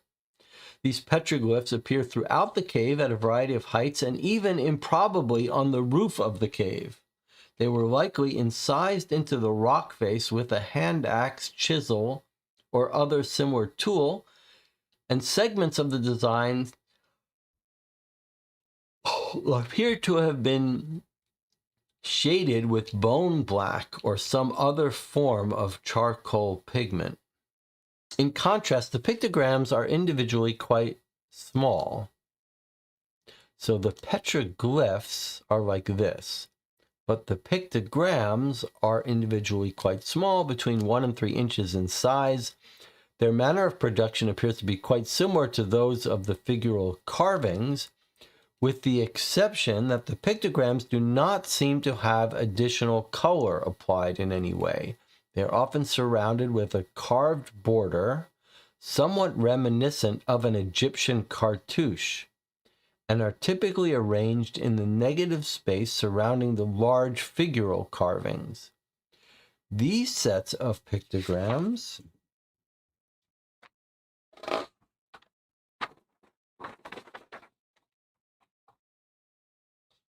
contain anywhere between 1 and 32 symbols in a single delineated group. Okay, so these pictograms are this alphabet. And they have classified them. There's diamond forms, teleoforms, triangle forms, dextral triangle, that sounds like a sideways pointed triangle, and ascending triangle. So the descending triangles are the point face down, ascending is point face up, and then complex figures. So they're trying to make sense of this pictogram language. And they're helping us classify these, perhaps in a way that might make sense, just as our phonetic thing has, like, you've got vowels and you've got other kinds of sounds, consonant sounds. So it may be that these groupings of certain types are ways to group certain kinds of sounds that might help us build our alphabet.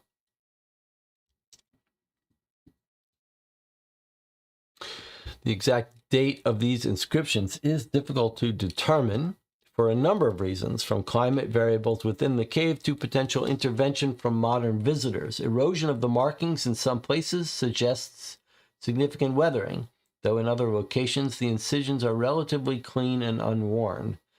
Technical and stylistic cues offer very little insight into the antiquity of these petroglyphs. While the tools that produce the markings appear to be consistent with lithic technologies, the style and sophistication of these designs clearly distinguish them from other known examples of prehistoric parietal art anywhere in the Americas, or indeed elsewhere in the world, as we will demonstrate. Logan says, the labyrinth carved versus drawn on, we've seen that before. Karst terrain is unique landscape formed by the dissolution of soluble rocks like limestone that could get worn away, I guess, characterized by distinctive features such as sinkholes, caverns, and springs. Karst is a distinctive topography in which the landscape is largely shaped by dissolving action of water on carbonate bedrock, carbonate bedrock, limestone, etc. So the water wears it away. It's a rock which is prone to be washed away into solution by rains and waters. Okay, good.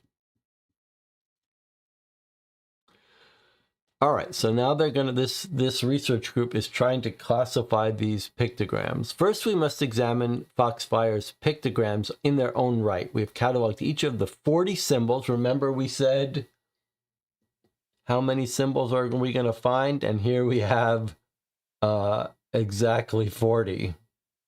So I feel like that's a little bit of a clue there.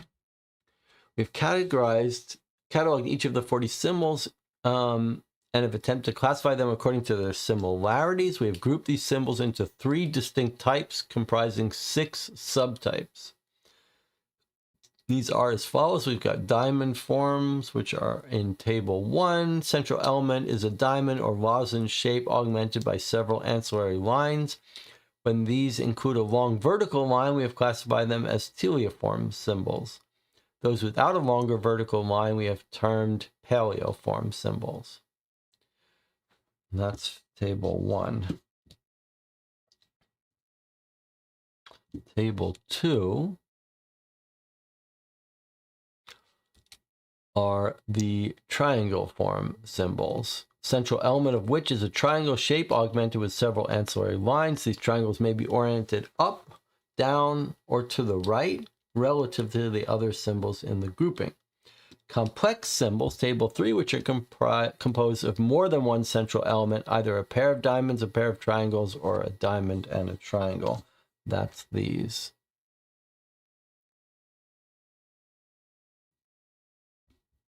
Comparative analysis. One marked feature of Foxfire's pictograms is the low number of individual shapes in use, especially when considered relative to the high number of unique symbols they combine to form.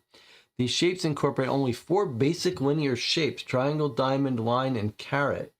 Yet these few shapes are recombined to form 40 unique symbols in total.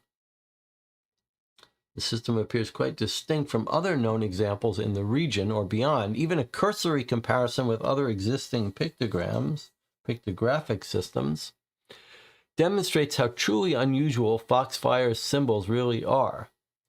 There is quite clearly no analogous symbolic or linguistic system to which Foxfire's pictograms may be satisfactorily compared. No comparable writing system is known to have existed in this part of North America prior to European contact. The Foxfire petroglyphs differ as significantly from examples of pre-contact systems like wampum belts as they do from Native American and Proto-Indian rock art in the region, such as the Hamilton Farm or the Indian Cave petroglyphs. There is some overlap in terms of subject matter between other West Virginia rock art and that found in Foxfire, including human and animal forms. However, the substantial difference in execution clearly overshadows any commonalities between the two styles. In style, Foxfire's figural petroglyphs actually appear to have most in common with Mesoamerican art. The use of bas-relief carving and frontalist perspective resonate with the approaches of Mayan and Aztec carvings. However, the linguistic symbols of both of these systems are more highly representational, in contrast to Foxfire's pictograms. While the Foxfire pictograms do appear to have representational elements, for instance, a resemblance to mountains amongst some of the complex symbols, or to hand tools amongst the dextral triangle forms, on the whole, Foxfire's symbols are much more stylized than Mesoamerican examples and lack the detail present in those cases. Here again, attempts to draw a clear North American lineage for the Foxfire petroglyphs is stymied by a lack of conclusive evidence. There are some superficial similarities to the symbols found in Ice Age parietal art in Europe. Foxfire's pictograms do somewhat resemble the geometric forms found in the Lacoux and Chauvet sites in France. those are the famous caves where you've got prehistoric cave drawings. You can search on the internet for the Chauvet, I don't know how to pronounce it, cave. And it's amazing stuff. I mean, if you could just imagine prehistoric man drawing pictures of hunting animals and the animals that they saw.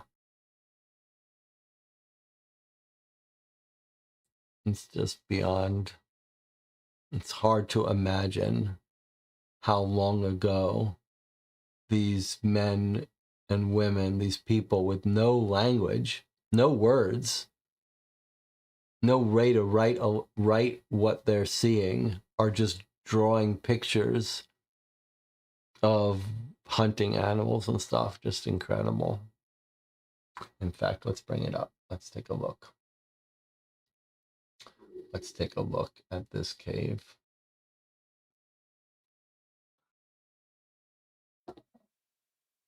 So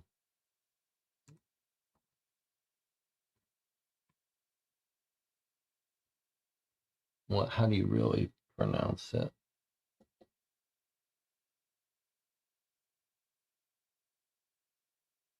Chau. Is there no look at this thing? Wikipedia is not the best place to look at pictures. Look at these pictures that were being drawn. Paleolithic cave situated near Valpont d'Arc in southern France. Prehistoric art. Look at this. Like they saw a rhinoceros, and here is someone drawing, prehistoric person drawing 33,000 years ago. Think about that. 33,000 years ago, this was drawn on a cave wall. That almost breaks your brain. No language, no words, no recorded history.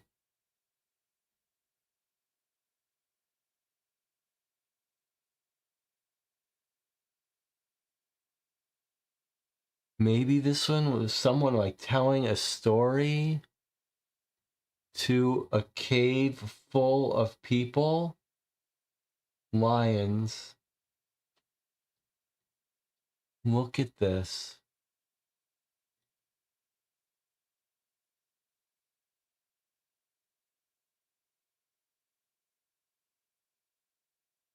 $33,000 years ago.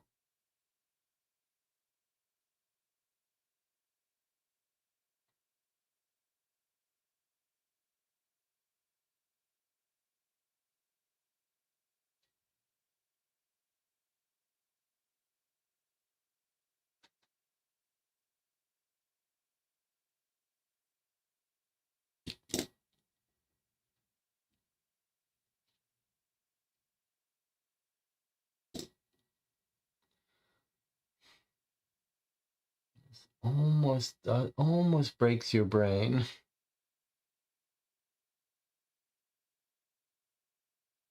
Horses.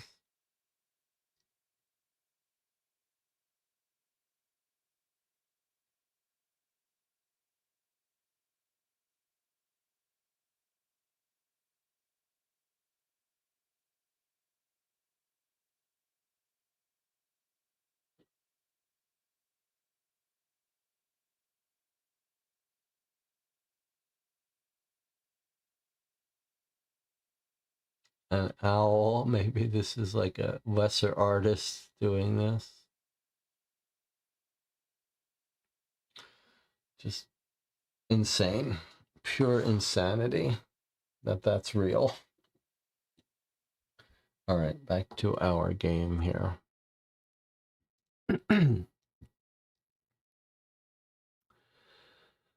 superficial similarities to Ice Age art, and that cave Foxfire offers no evidence of many of the classic features one might expect of Ice Age cave paintings, such as the famous positive-negative hand forms. Even if it were possible to overcome the obvious barriers of time and space, this comparison does not present a plausible explanation for these symbols either.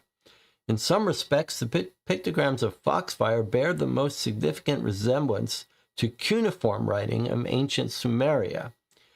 Both sets of symbols are similar in their use of a limited set of shapes to produce highly varied body of symbols. However, here again, these similarities are specious at best.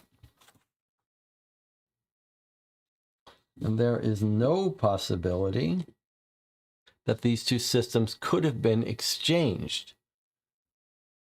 The possibility still remains that Foxfire's markings are not ancient at all, but rather the result of relatively contemporary intervention. We must admit there is some possibility that they were created by an early pioneer, as Candling has suggested. However, we are ultimately unconvinced by this reasoning. The apparent age and uniqueness of these carvings seems to us to be sufficient evidence of their antiquity, despite the many questions that remain.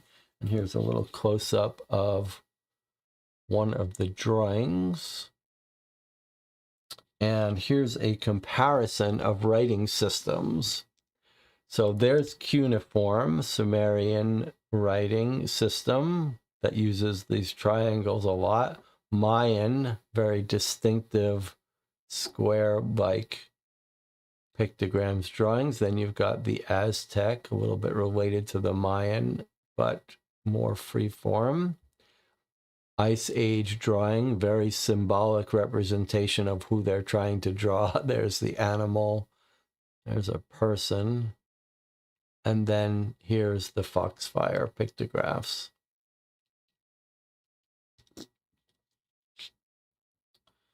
Symbolic analysis.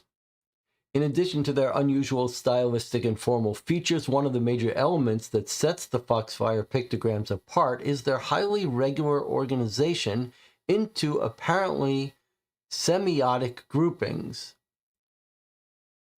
Semiotic is a term you hear occasionally academically,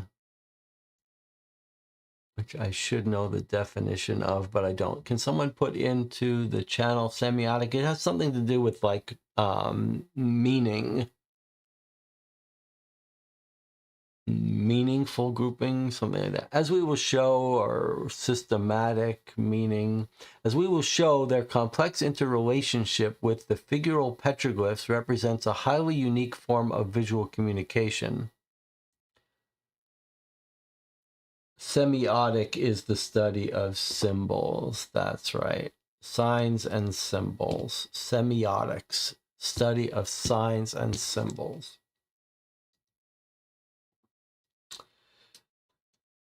The placement of Foxfire's pictograms are evidently closely related to the figural carvings they often surround. Even to the untrained eye, they can appear almost like labels on a scientific diagram, with many sets of symbols seemingly positioned in reference to a given image.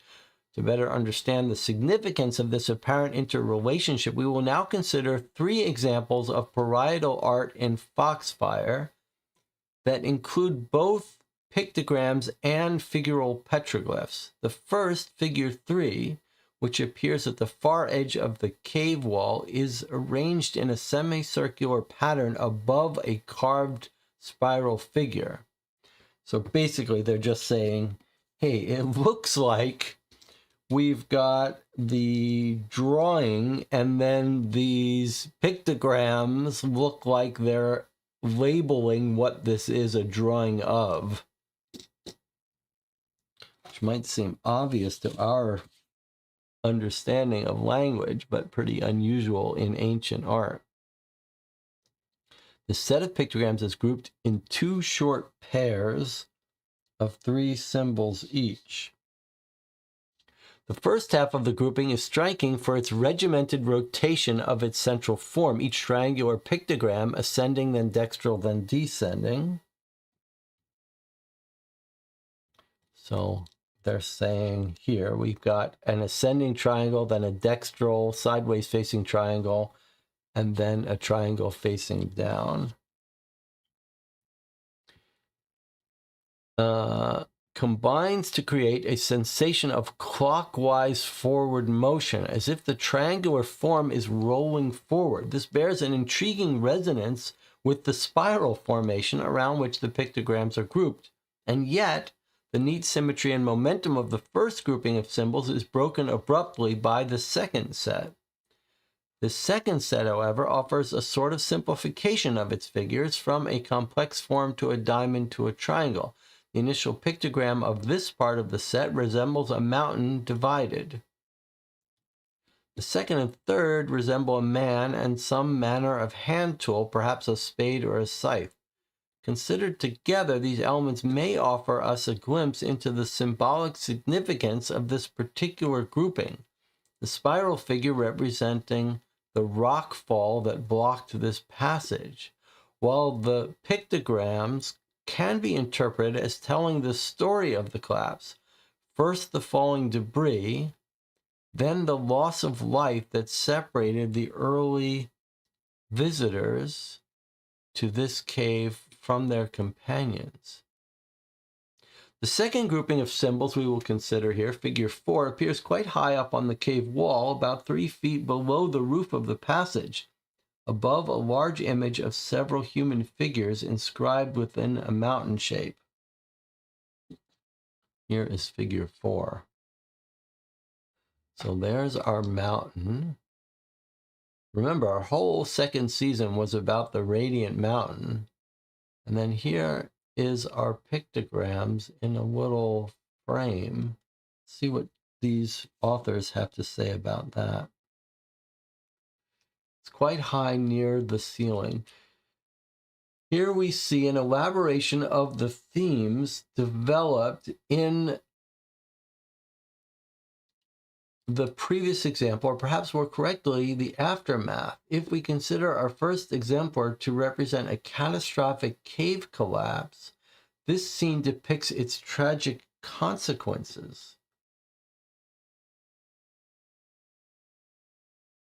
So are these people from this other dimension that have been trapped now in the mountain? Is that what they're trying to suggest?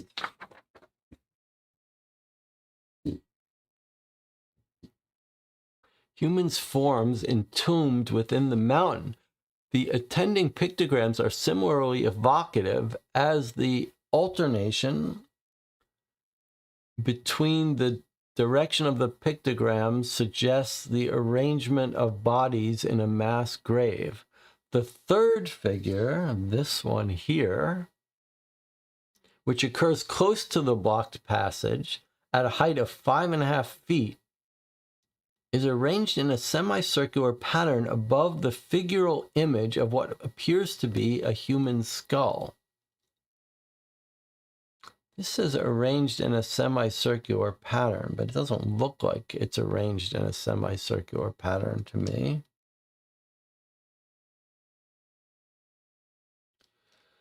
This last exemplar is perhaps the one that is most readily intelligible to a contemporary viewer. The skull-like figure at the center of the design is as clear as a skull and crossbones on a bottle of poison, an explicit warning of the dangers that lie within the cave. The pictograms associated with this image, a dagger-like dextral triangle, barreling towards a series of upright forms, reminiscent of a crowd of people or a stand of trees, also seem to offer a dire warning of sorts, perhaps representing the blade of death cutting life down in its prime. These are just people speculating on what they think this means. Now, we happen to know this is a phonetic language, so when we translate this, we'll see what it says. This person writing may be completely talking out of their ass in terms of what they think this means symbolically. Or they could be onto something. These symbolic resonances suggest a highly interconnected form of visual communication using both the figural and the symbolic to express complex concepts and narratives.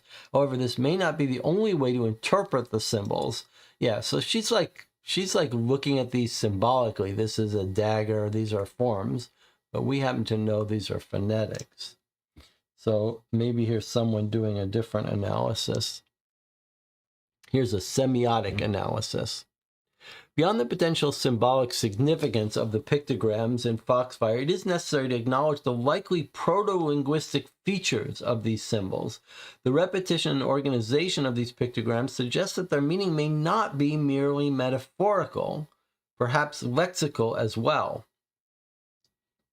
Consider, for example, the repetition of characters in the examples above. 4 symbols recur in these short samples alone. 2 ascending triangle forms and 2 teleform symbols. Each occurrence appears in a different position within the set of pictograms, suggesting that these symbols are not fixed units of meaning, but may in fact derive their significance from their position relative to the other symbols in a set, much like letters in a word. It is extremely likely that the system of communication these symbols represent, whatever it may be, is not solely ideographic or logographic. Such languages tend to rely on a high number of unique symbols to express the complete breadth of linguistic expression. In other words, they're not pictures of objects. For instance, even rudimentary understanding of Chinese would require knowledge of 2,000 to 3,000 distinct characters. The 40 distinct symbols present in Foxfire are simply not enough to support even the most simplistic level of communication in an ideographic or logographic writing system. I think what we've got here is, someone can look this up. I think ideographic would be pictures of things. Logographic might be a unique drawing for each word. I'd like to know the difference between ideographic and logographic, but basically, I think it's saying doesn't look like it could be that. That would require too many symbols. It's got to be something closer to letters. However, the number of symbols would be perfectly sufficient for an alphabetic, syllabary, or even phonetic writing system. English, for instance, produces hundreds of thousands of words using just 26 symbols. We happen to know it's phonetic because Aaron Lynn taught us. Aaron Free. Further study of this corpus of symbols is necessary to truly comprehend their significance, but we are certain closer examination will reveal even deeper meaning. Conclusion. While we are still in the early stages of research, it is clear to us that the parietal art of Foxfire Cave, parietal, we keep hearing that term. Parietal has a meaning, it's a positional term, like on the side. Does that mean wall art of Foxfire Cave is truly unique in the region? Far from being a hoax or fabrication, these petroglyphs and pictograms are evidence of a heretofore unknown form of communication, one that is highly advanced in its interrelated use of figural, symbolic, and linguistic signification. Many mysteries remain about the meaning of Foxfire's symbols, which only further study will elucidate. But we are confident that in time it will be possible to unveil the messages that lie just below the surface of Foxfire Cave, waiting to be understood. And then there's the bibliography. All right.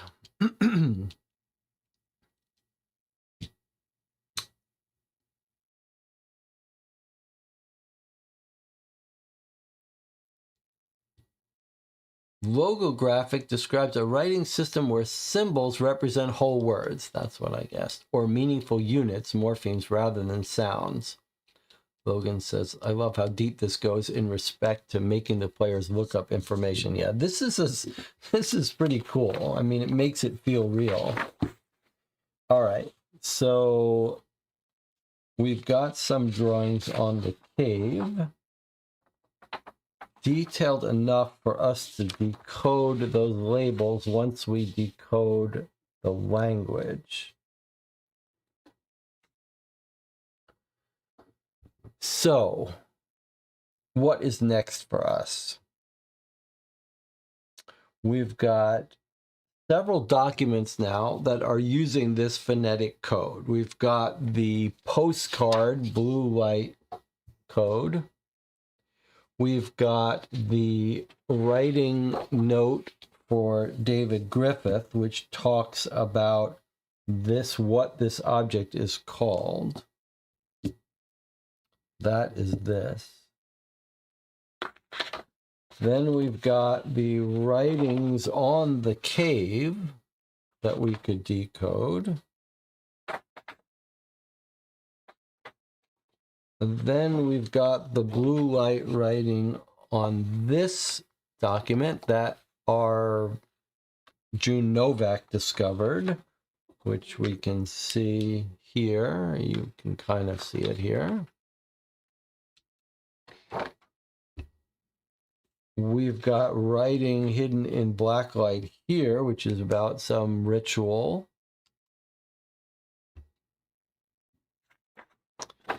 And we've got some of that writing on this instructions for how to perform this ritual spell using these shavings and a flame and the stone to set David free, to bring him back from this spiritual zone back into this world. Presumably, we have to do these first and then take the quiz. Now, we are taught here how to decode this phonetic alphabet. We are not going to try to do this by hand. So most of while we decode all this is just going to be looking it up. John says, it looks like the cutout might overlay on the instructions where the symbol is. Is that right? Didn't even occur to me. Jonathan thinks this. Where do you think this goes, Jonathan?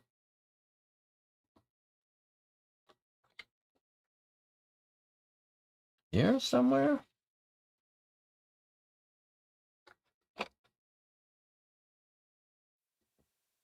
It looks like sorry, that's not what I want.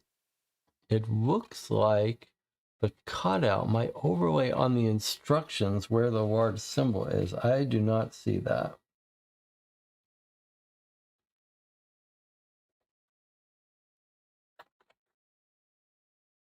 I don't know what you're talking about there. Never mind, says Jonathan. It looked similar in my mind.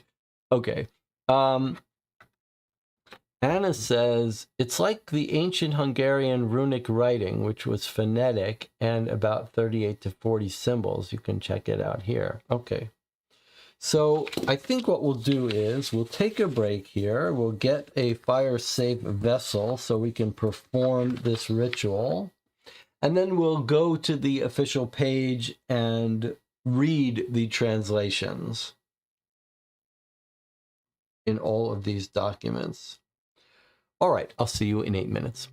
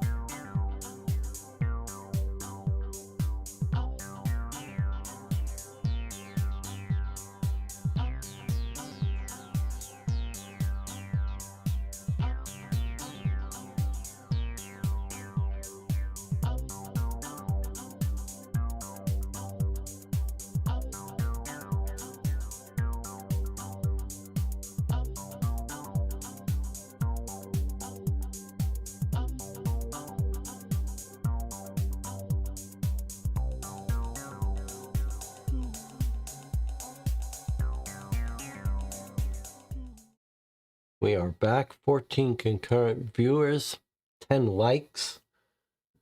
Jonathan says, we might actually try again. It kind of seemed like the indents of the paragraphs around the symbol might match with the teeth of the cutout. Probably not. All right. I suppose you could try to align it somehow.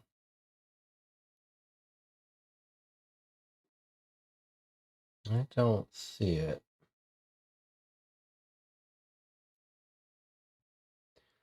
I don't see it. I think we're going to get more pieces of this, is what I think. Let us try to find the... Let's put things back in their box. We had this. What we need now is the contents. I want to search this again. What we need is the contents of this box with the password to the online stuff. I don't remember seeing one, but it better be in here somewhere. Let's see. We have the online content. Oh, there it is. It got mixed in with that, I think. Yes, episode 3. Okay. Whew. All right. So, I was supposed to prepare a fireproof jar, but let us...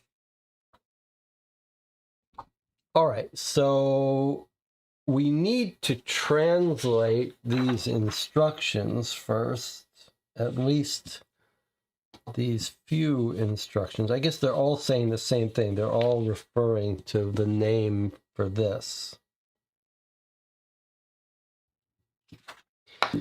Let us go online and maybe we'll do this spell. I guess we could decide what order we want to do these in. But first, let's go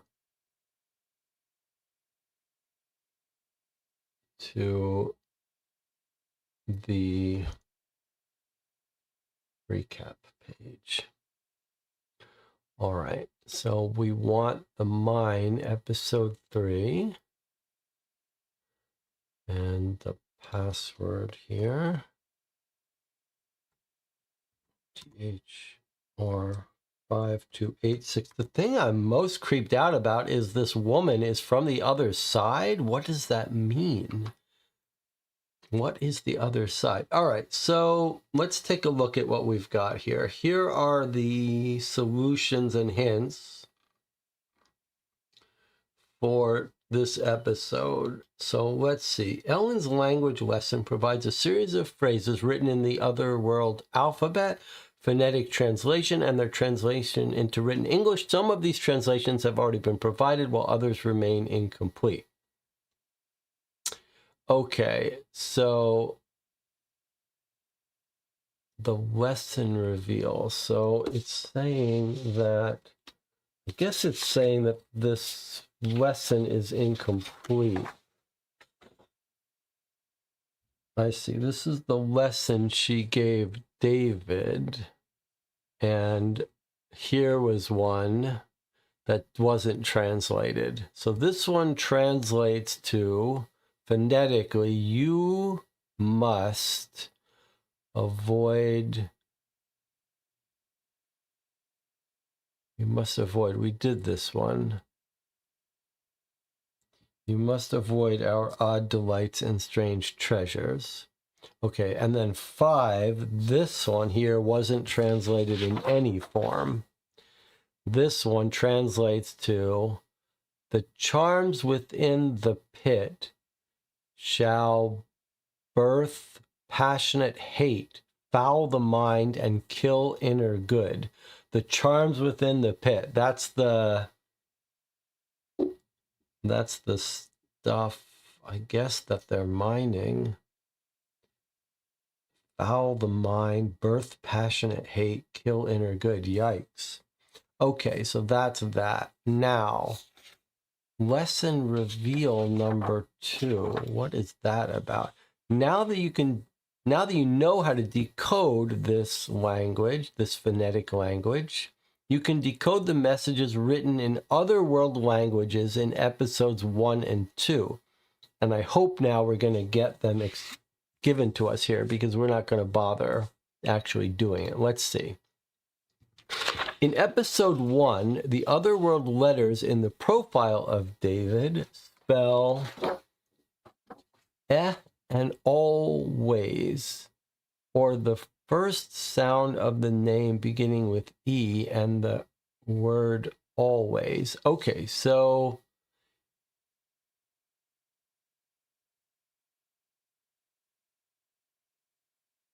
one, two, three, four, five. So we thought it might be yours, Y-O-U-R-S, but it's really the phrase always. So he's signing it always, comma, David. On the back of the miner's postcard, which was this, the luminous writing on the back of the card translates to, I've been watching you a long time. I need the token. The explosion doesn't hold a candle to the disaster heading your way. Get it to me now. Whoa, what disaster?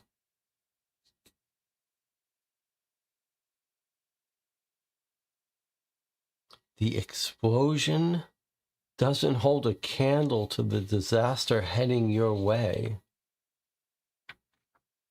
Yikes. Okay. Now it's going to translate or give us a hint about these instructions. Translate the otherworld language symbols into their phonetic spelling and then into English using the otherworld lesson sheet. Okay, so let's see how she translates. The otherworld language symbols spell out bright stone. So this is the bright stone. Not a lodestone, but bright stone.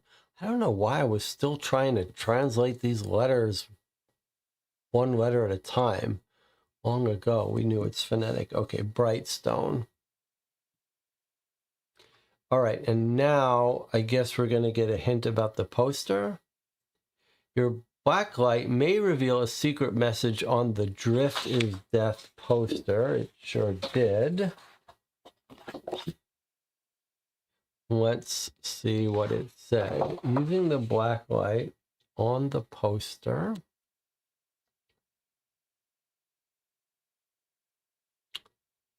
I don't know. Do you care about seeing this in the dark? Maybe you do.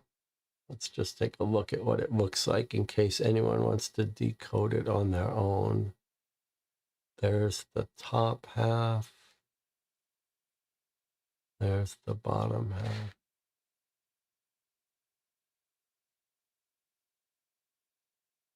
Does this adjust? No. Trying to figure out a way to show it to you without the glare. Okay, but you can see it, yeah? Not that it matters, because we are going to have the game give it to us here. All right, let's see what they say it says.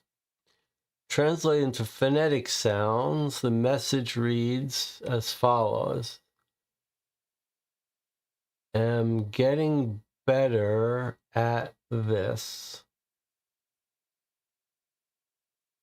Mesa do and Meisha do. And the sound of my footsteps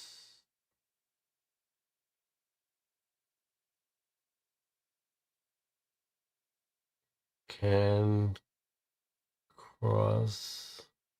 cross over to your side sometimes. My words it's harder to shift my body. It's easier for him to write across the worlds than to do his whole body. I am not the only one crossing over. The darkness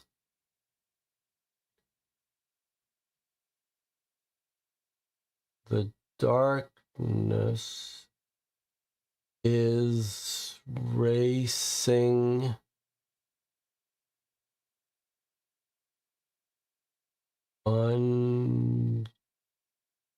against me, and it's winning. I'm so tired by wanting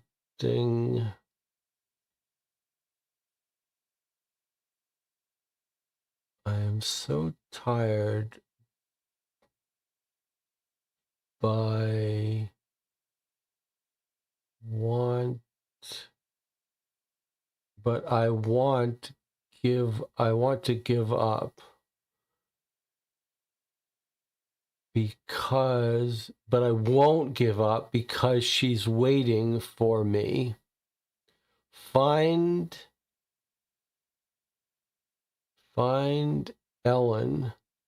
She can help both of us. All right, well, we already found Ellen, and now it's going to translate that to us. I'm getting better at this. My shadow and the sound of my footsteps can cross over to your side. Sometimes my words, it's harder to shift my body. I'm not the only one crossing over. The darkness is racing against me, and it's winning. I'm so tired, but I won't give up because she's waiting for me. Find Ellen. She can help both of us. Okay. And now the spell.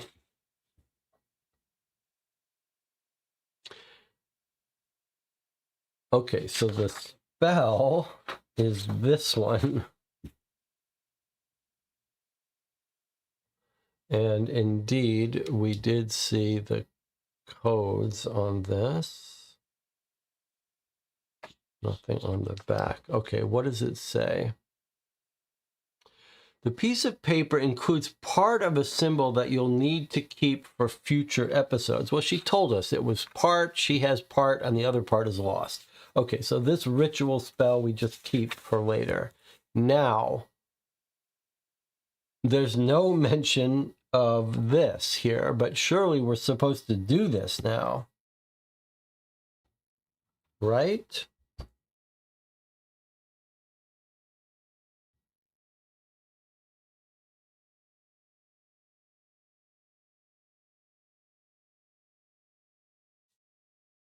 I guess technically we may not have to do it. But don't you think we should do this now?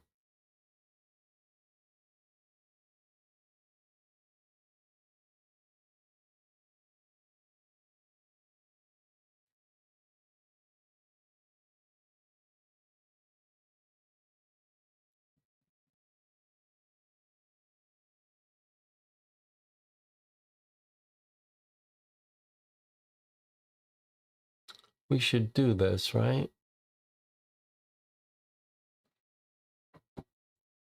What does the chat say? Is it time to do this or not time to do this?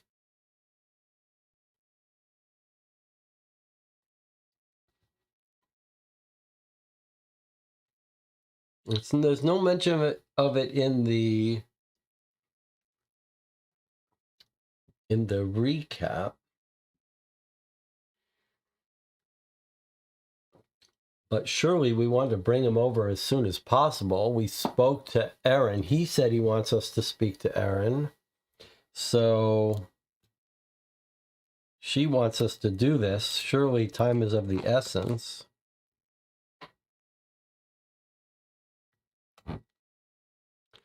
What box was the candle in? Was it from the mountain? It was from the mountain that there was the candle, the black candle. All right, let's see what materials we have to start a fire here. Since I didn't bring out my fireproof stuff. I'm gonna need to start investing in a fire extinguisher to keep under the table if these games keep having me light things on fire.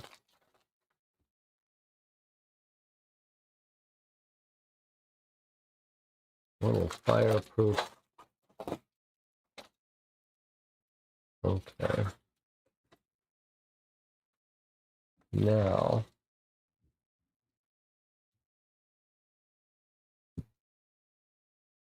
Now, I don't have a candle, but I have the matches. Do I need a candle so that I have a source of constant flame?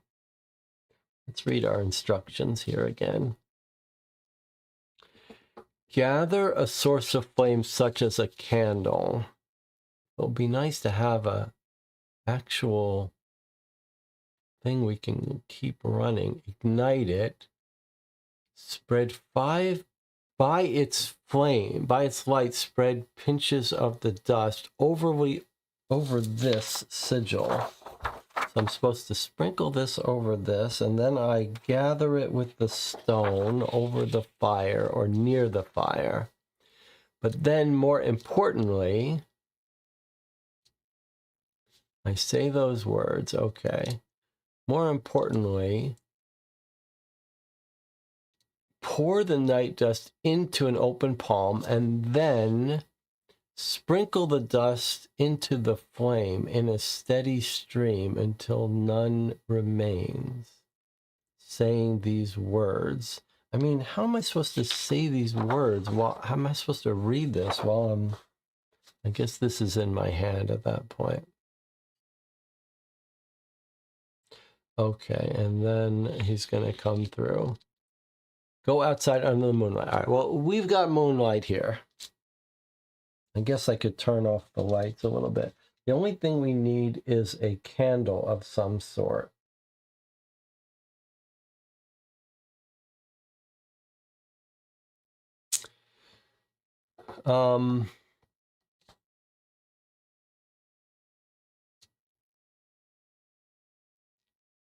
Okay, let us have an early little 5-minute break while I go find the candle to do this ritual.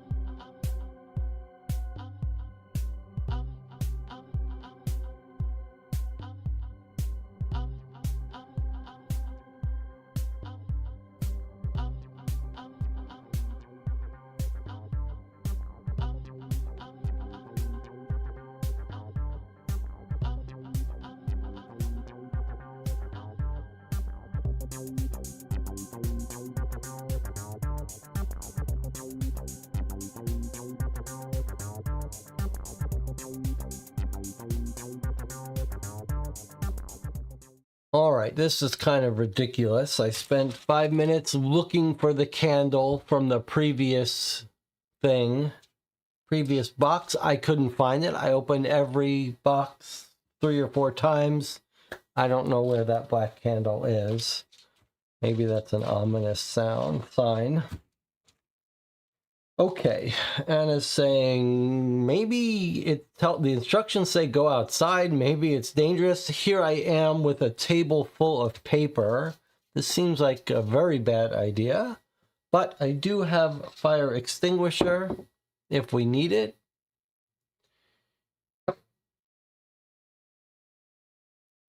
Gunpowder, well, it is a ritual. Okay, so now I found I should have a tea candle somewhere. I don't. I have this crazy deformed homemade candle, but it is a candle. It's never been used. I never intended to use it, but I guess we're going to try to use it. I'm going to dim the lights here. All right, so now let's read our instructions here. Let's try not to burn ourselves up. Get a source of flame such as a candle. The sigil she's drawn and the bright stone. Once I have them, go outdoors to the moon's gentle eye. Well, we're going to consider ourselves outdoors here. Ignite the flame. Okay. We're going to ignite the flame now in the midst of all this paper. All right, it's okay. We got a fire extinguisher, and it'll make for this is how I break the 5,000 subscriber mark, by starting a fire here at my table and burning down my house. Okay, I've ignited the candle. Ignited the flame. By its light, 5 pinches of the night dust. Okay, now here is where we're going to be. Here's where we're going to be careful about this gunpowder. 5 pinches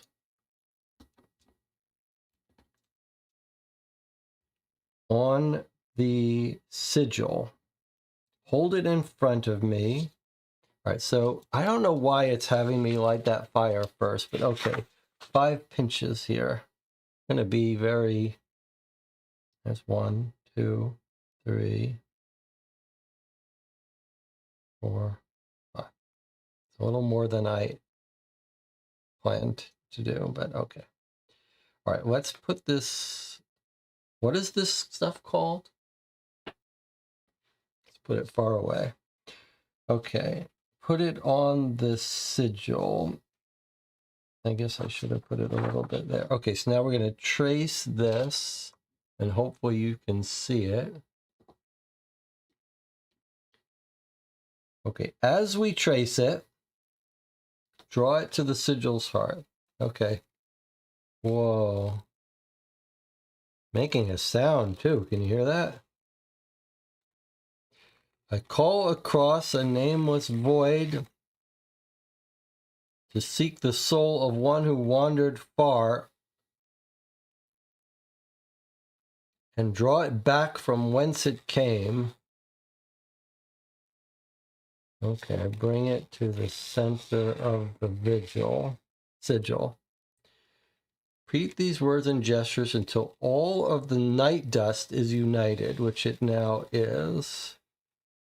Making weird sounds and movements. Okay, then pour the night dust into an open palm. Palm's a little sweaty here. Okay, pour it into an open palm. All right, there it is in an open palm. Now, sprinkle the dust into the flame in a thin, steady stream until none remain. as you do this, say these words. Lost one, I summon you to your own terrain. I reach through the rift to guide you home. You shall sear through the veil as flame through dust. Your shadow shall solidify into solid flesh. Okay,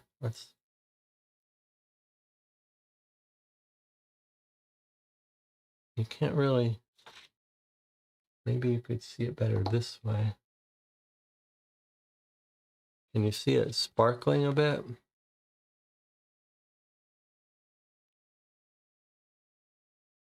Okay. Could you see it do any sparkling?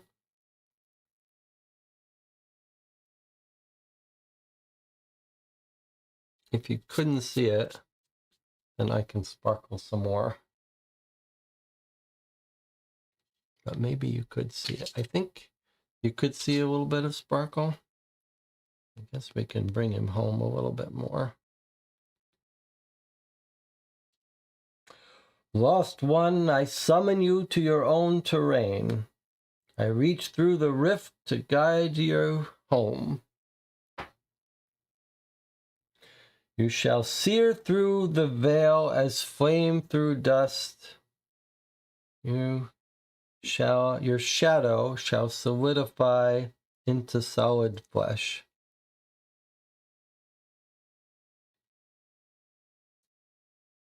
Okay. All right. So we've done the ritual. Hopefully, he found his way home.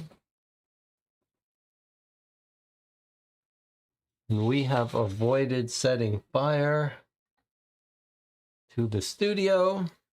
All is well. We didn't even need the fire extinguisher. Okay, everyone can take a deep breath.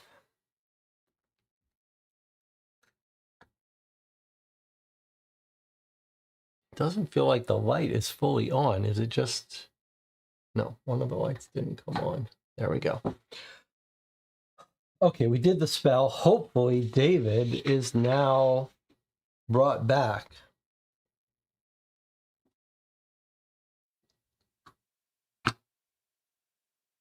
Now we need to do our quiz. So we go to volunteers. We take quiz 3. We put in our email.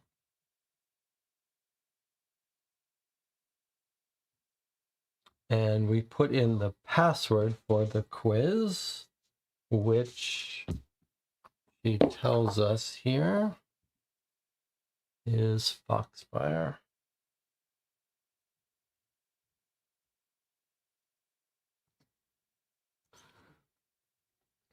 Welcome to your Apprentice Curator assignment. We at the Cooper Heritage Center aim to create immersive learning experiences for our visitors. New interactive quizzes will become a regular feature. Complete the quiz. Which symbol is cuneiform? Okay, the cuneiform is the Sumerian one, this one. Mayan, remember, are the squares. The Ice Age is the thing that looks like what it is. That's a little deer or something. And then Aztec are the ones that look like Mayan, but they're more irregular. And then the Foxfire Cave is this one. Great job. You're a regular petroglyph and pictogram pro. No terra nullius can withhold its secret histories from an archaeological mind like yours. Click here to get exclusive content from our archives with the password tunnel.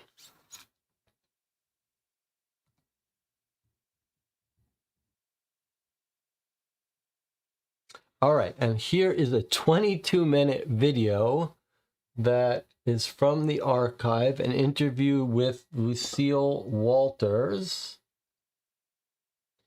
And we're told by Cecilia here that this is footage from an interview with a Cooper's Rock local, which is particularly close to Cynthia's heart.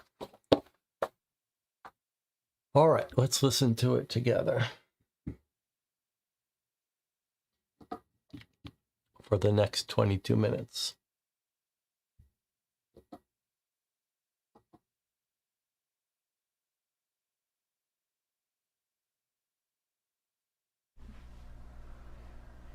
And all right, that looks great. Would you state your full name for the camera? Lucille Walters. But you know that people call me Lucy. Thanks again for coming down. It's no problem at all. I don't think I've been here since I was maybe in the 5th grade, but it doesn't look like much has changed. It probably hasn't. We need to renovate, but with the way funds are, I'm trying to drag the center kicking and screaming into the 20th century regardless. Good for you, kiddo. You know, VHS is the way of the future. I'd give it a year.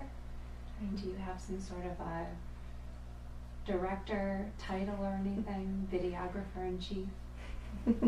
Just Cecilia. There's not even a real volunteer program, to tell you the truth. I just like to help out, and they let me. The curator calls me her apprentice sometimes as a joke. Okay. Well, just Cecilia, for now. What would you like to know? That's the thing. It might not be something you want to get into. Okay, try me. I was hoping you'd be willing to discuss your time in the cave. Oh, I mean, back when I got lost when I was 13, so over 30 years ago. The time when I was in Can you hear it okay? It doesn't seem to have any historical ties to the town, so far as I can see.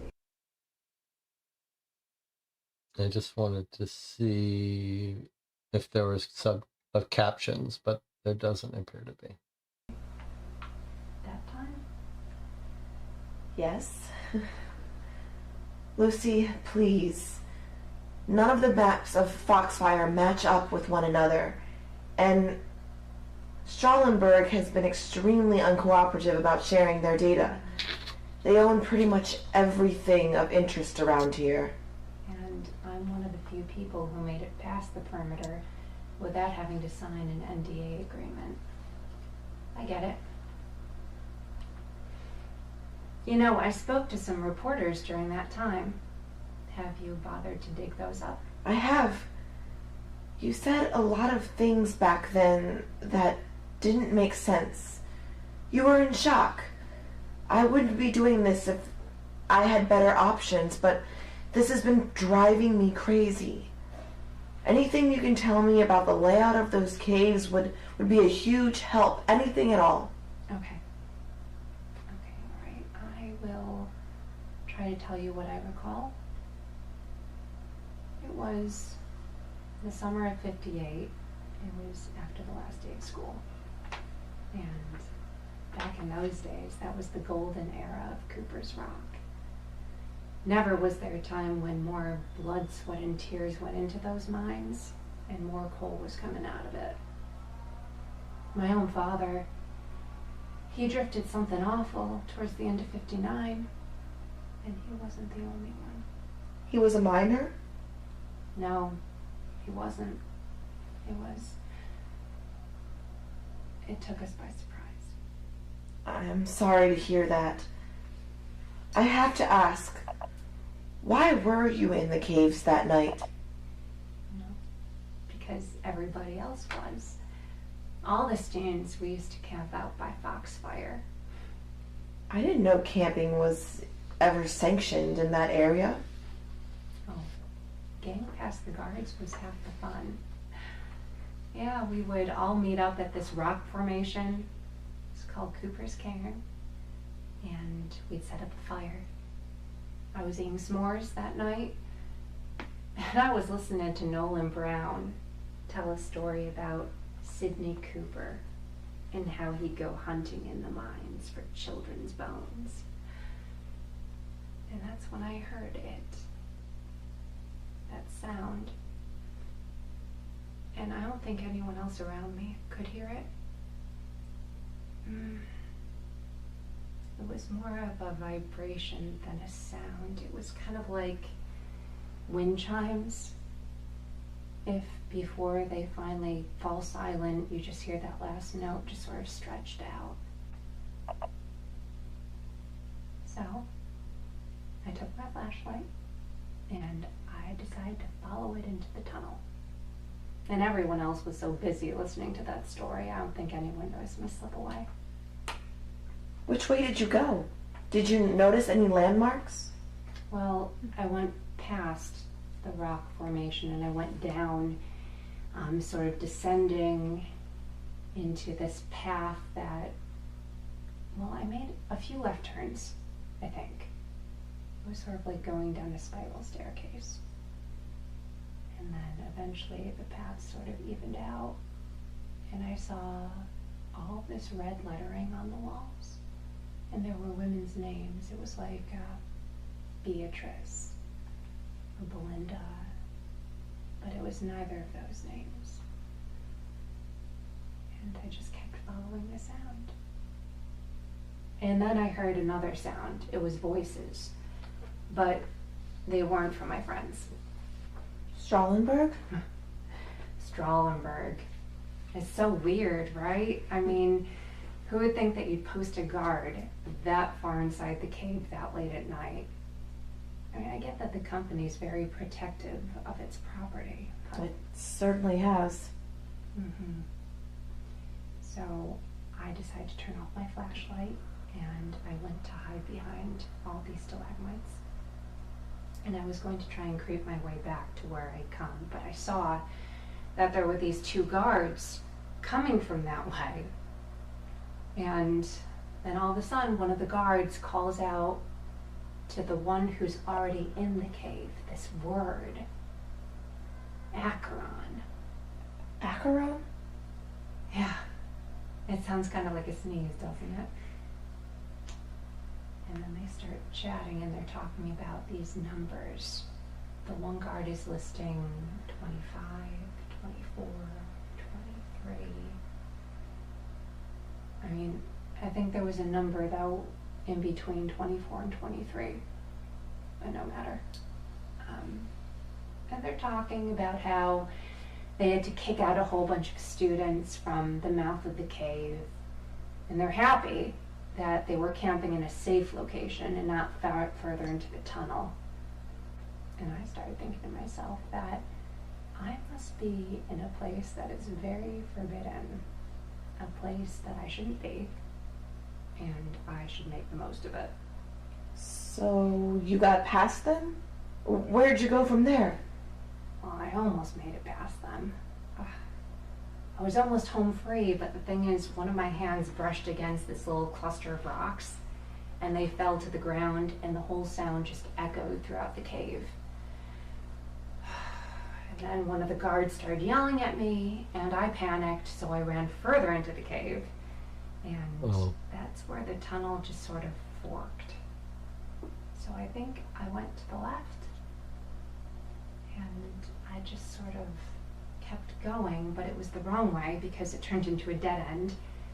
So I was just there with my back against the wall, just sort of waiting for the guards to come get me. And that's when I felt this little thing against the back of my leg. It was like a little bit of wind, but it was warm and damp. It was almost like a breath. It was coming from behind you?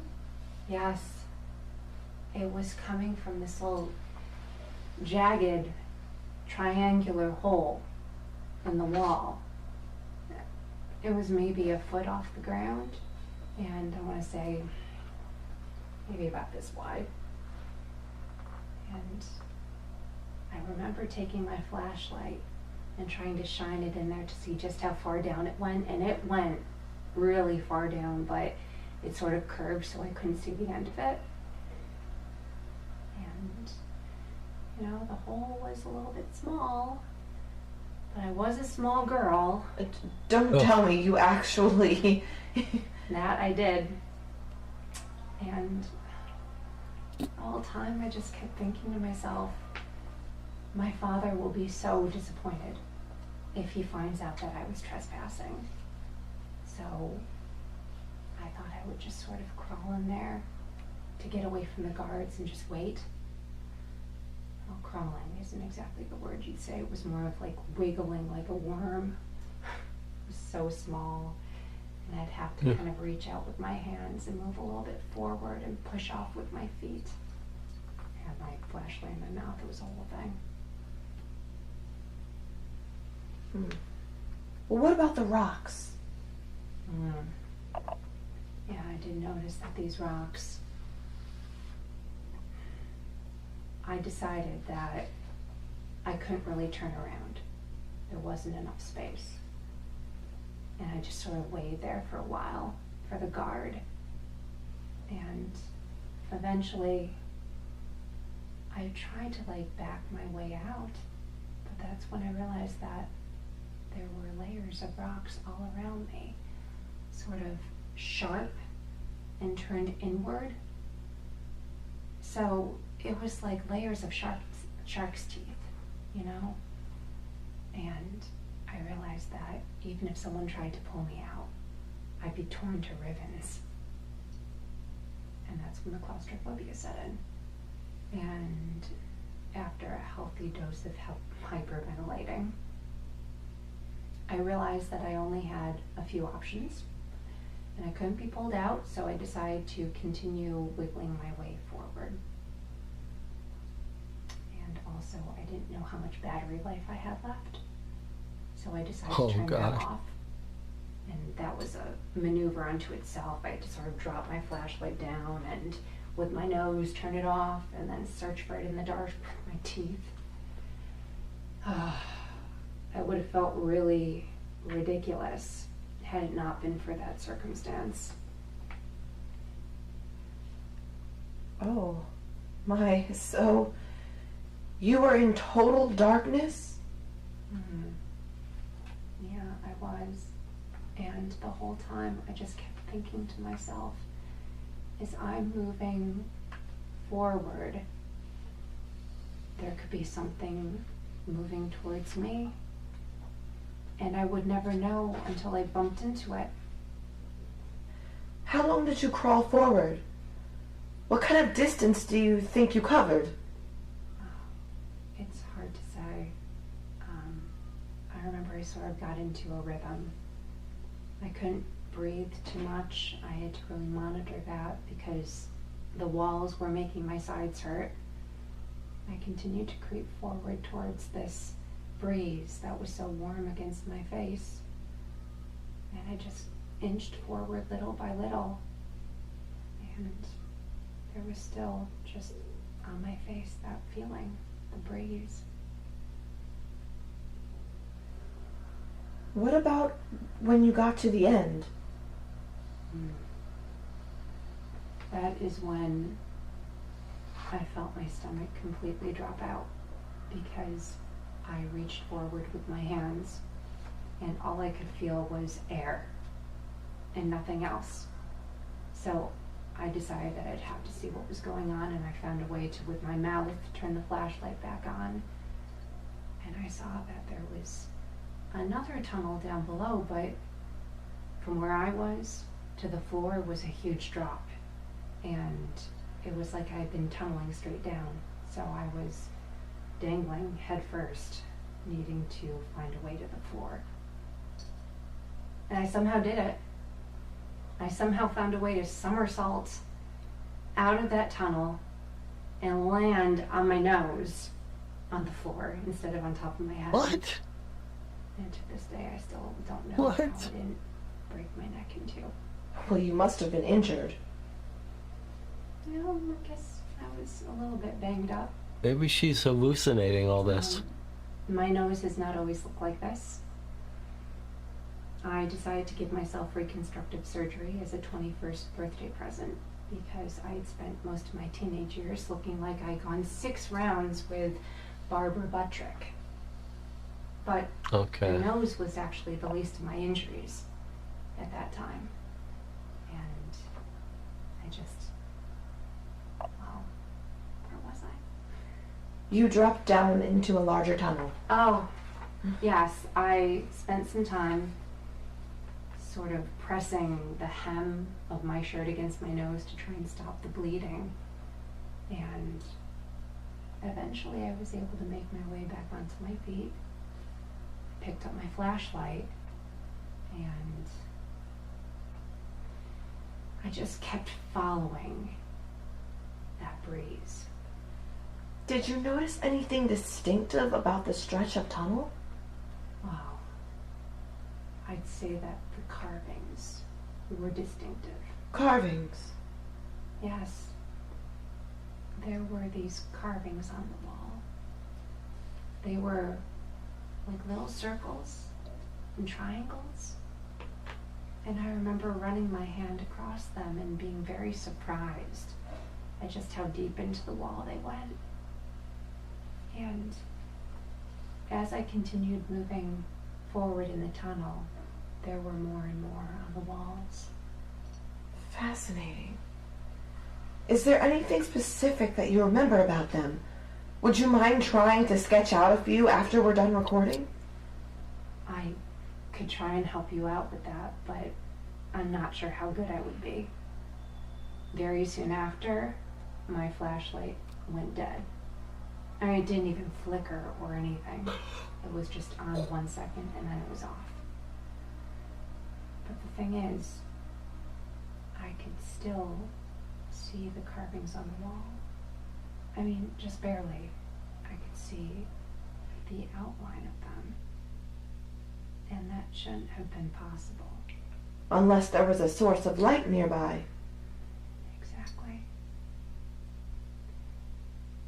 I mean, I kept going in the direction that I had been Whoa, going. look what's on the screen. And I kept following this breeze.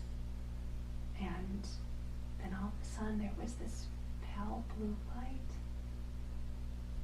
And it was This coming is- from this- somewhere down the tunnel, Spirit has injected this video. calling to me. And you saw like all these little shadows on the walls from the carvings. They look like little blue fish underwater. And that's when I saw the stone. There are records of luminescent rock formations in Foxfire, even of a few right by the entrance. Yes, there are the stones up on top, and those do call to the eye. But these stones, they sung to me. I know it. It was what I think I had heard back when I was up at the fire. And it was like they had called me down there into the tunnel. Like they wanted me there. And I felt so at peace. Just, Creepy. I knew that everything was going to be all right. And I knew I was home. Home. She's home. I mean, I knew that I would be able to make my way back home. Whoa. Yeah. So I kept moving towards this blue light I saw. And the breeze had become a wind. And it was so strong and it was so hot. But I kept moving against it, and it was very hard to move against it, but I just knew that I continued. There was this corner, and if I could make it around the corner, I would be able to see whatever it was. There was something that I need to reach. It was, What was on the other side of the corner? I don't know, Oh boy. but it was beautiful. Whoa.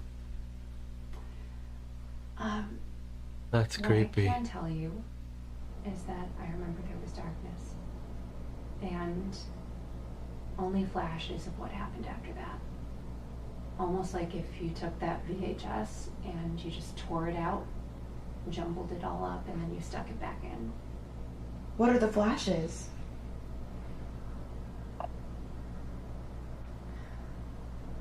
I can't.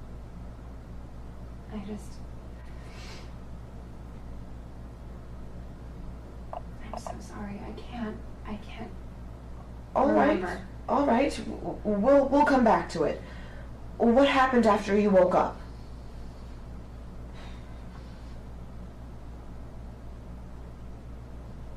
I tried to make out my surroundings,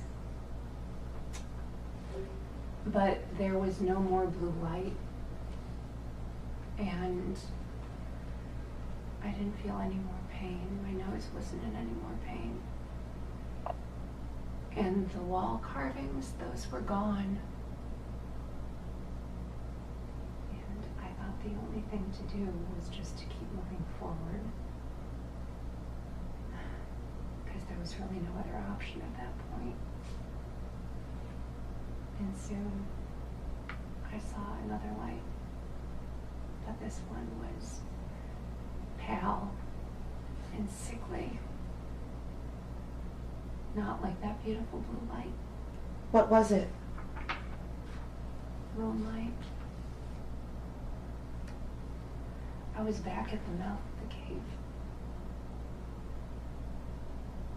And I was just sitting there, staring out with my back to it, and I felt that warm breeze again against my back.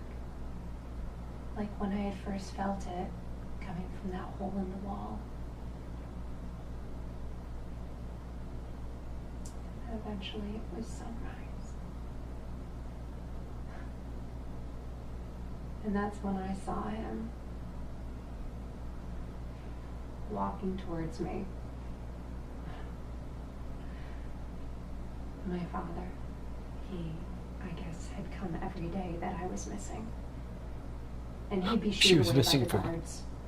They'd tell how me many there was no days was reason she for him to missing? be there because I had never been there. My friends had told him the truth, and he believed them.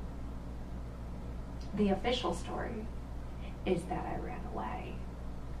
Lucy, how long were you in that cave? You know, please don't make me say it. It's just that it's a long time to be in a cave. 35 days. Holy There's no way you could cow. have survived that. 35 No way. days.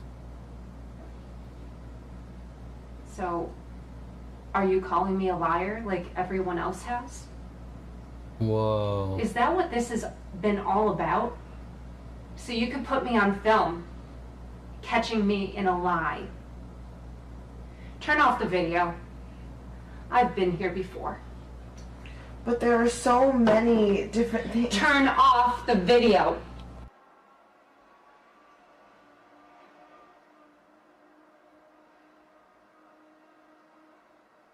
Hmm.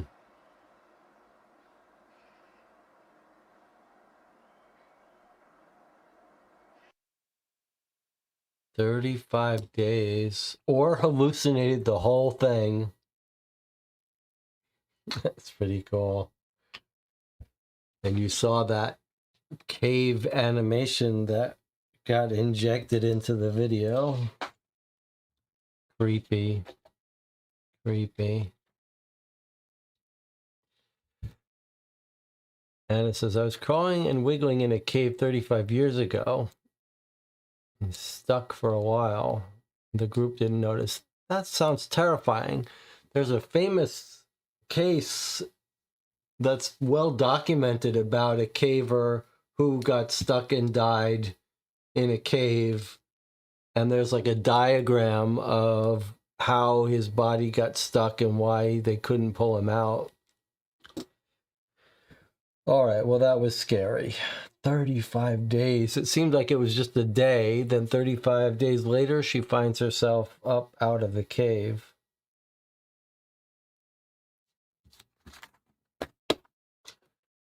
Well, that was box 3 complete.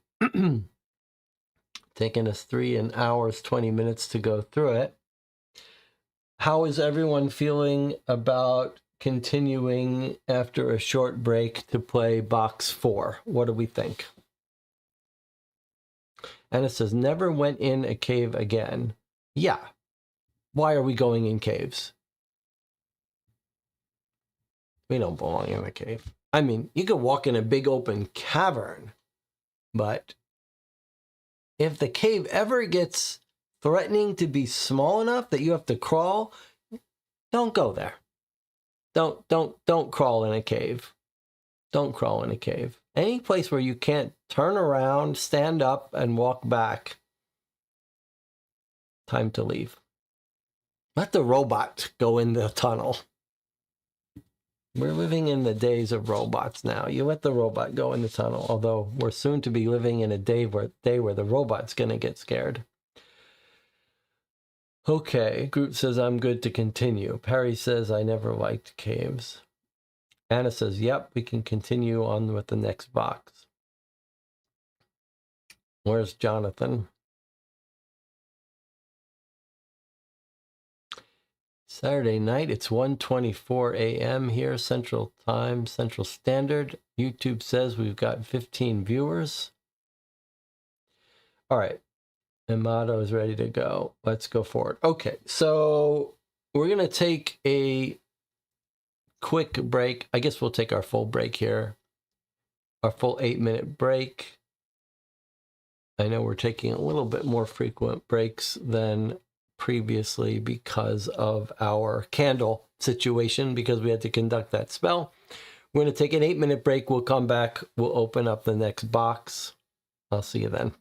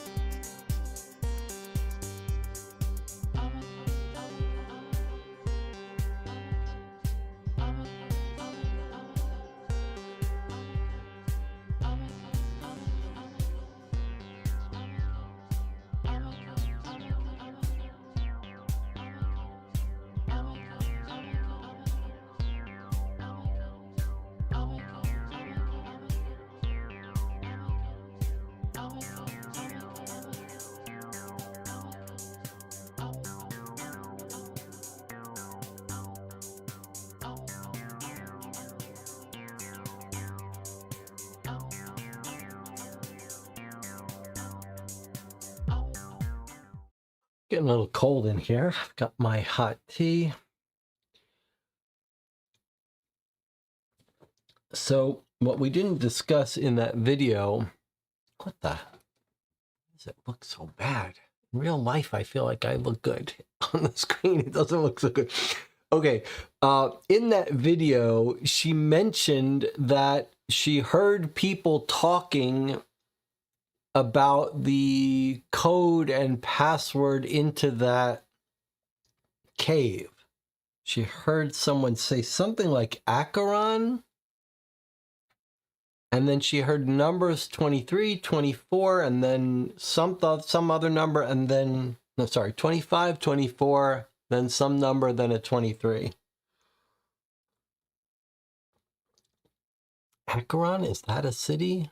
An Egyptian or Greek city?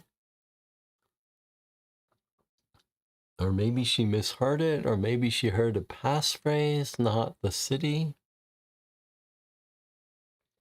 Okay.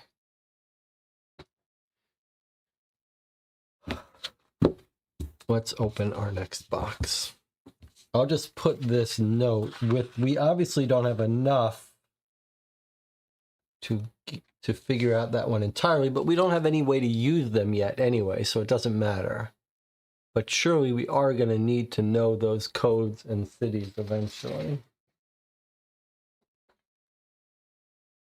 All right, box 4, here we go.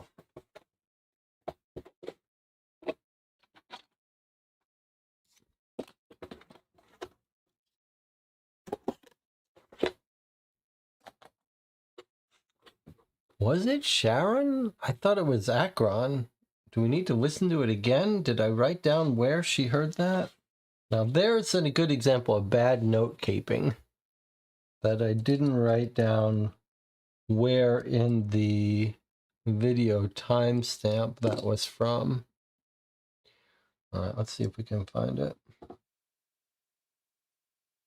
Something we already decoded. You think it was one we already decoded?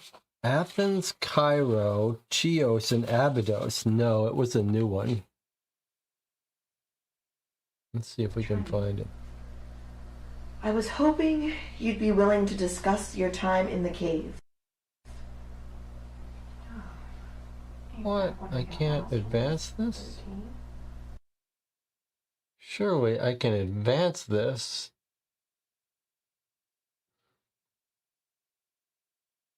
It was kind of like wind chimes. If Here's the sound. 24, 20. Oh, here we go. 6:53. 6:53. That far inside the cave that late at night.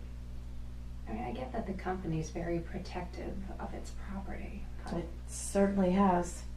mm-hmm. So I decided to turn off my flashlight and I went to hide behind all these stalagmites. And I was going to try and creep my way back to where I'd come, but I saw that there were these 2 guards coming from that way. And then all of a sudden, one of the guards calls out to the one who's already in the cave this word, Acheron. Acheron? Acheron. Yeah, it sounds kind of like a Acheron. sneeze, doesn't it? Like a chew. And they start Acheron. chatting and Maybe they're talking about these ACH. numbers. The one guard is listing 25, 24, 23. I mean, I think there was a number though in between 24 and 23. But no matter. Okay. Acheron refers to a Greek mythological river of woe in the underworld, the ferryman Charon's route for the dead.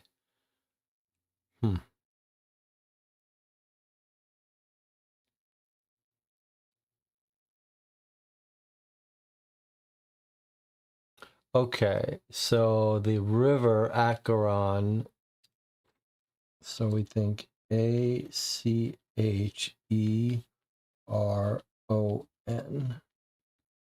Although everything else was a city, so I think everything else was a city. Athens, Cairo, Chios, and Abydos. So we're not 100% sure, but clearly it's a new place we haven't been. A new zone we don't know about. Okay. I hope everyone is nice and warm where they are. And has some nice hot tea.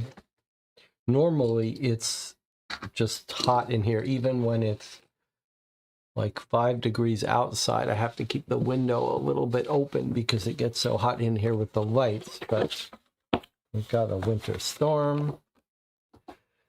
All right. We can put aside the online content. Maybe I'll put it here.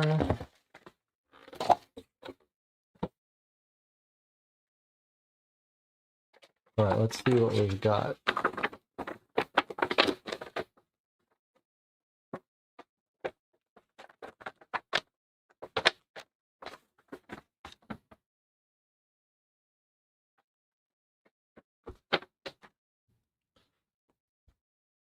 We've got a sticker from Creep On Cooper's Rock. The two-headed deer. It's not a paper sticker, though. It feels plastic.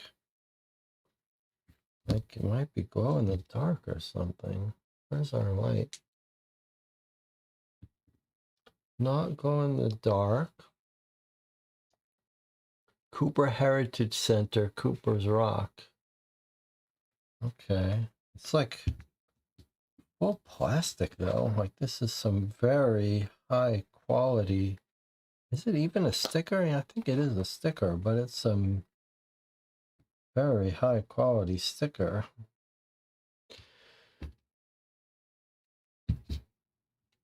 All right, and then we've got a ball of what looks and feels like steel wool.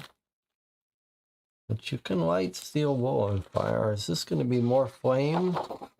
Okay, look what we've got. Another piece of that ritual. A letter from June. And a very cool looking map. Look how cool this is. Thank you for being part of the LVL distribution network. Remember, we heard about LVL and we said, what is LVL?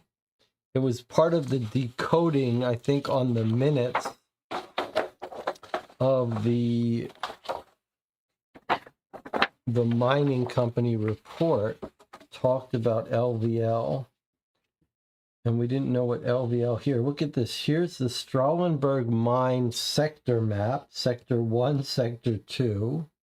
Work is never fruitless when we toil as one. Luxet Umbra Venture Labs. Now it looks like we're tying in to the Radiant Mountain cult.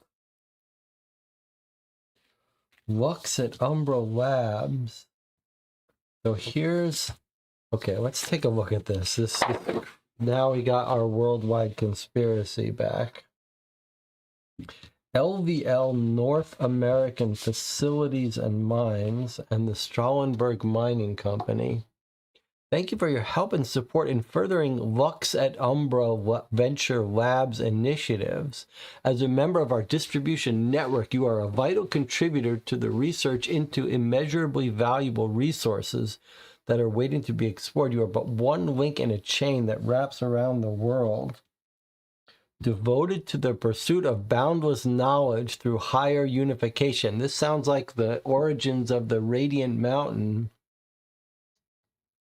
Exploration of the full potential of our planet's natural resources is integral to LVL's optimization and ensured success. We use cutting-edge technology to advance above and beyond the natural limitations of our predecessors while implementing terranean, subterranean, and extraterranean materials toward the technologic enlightenment of the corporate landscape. What the fuck? And look at these, look at the labs they run.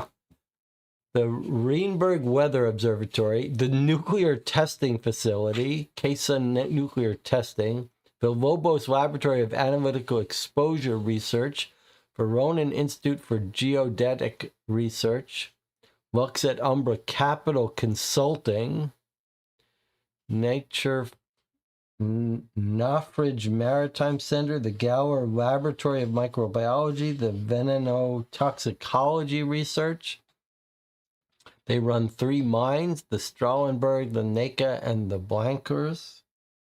Trade routes. And then there's some coded note here. And here's our map. Do you think this map winds up with the map of the Radiant Mountain cult that we saw? Remember, they had one in Washington, D.C., and one in West Virginia. All right, well, we don't know where we got this from, so I suppose that was going a little bit ahead of ourselves. Let's read our welcome letters. What else do we have today? Some more notes. Notes. A little foldable box with weird writing. A pink, purple writing. What's this? Another map? Whoa, look at this map.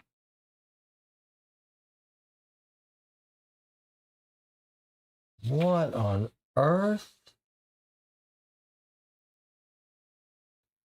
What is this? Bloodhaven? Exiled Kingdom?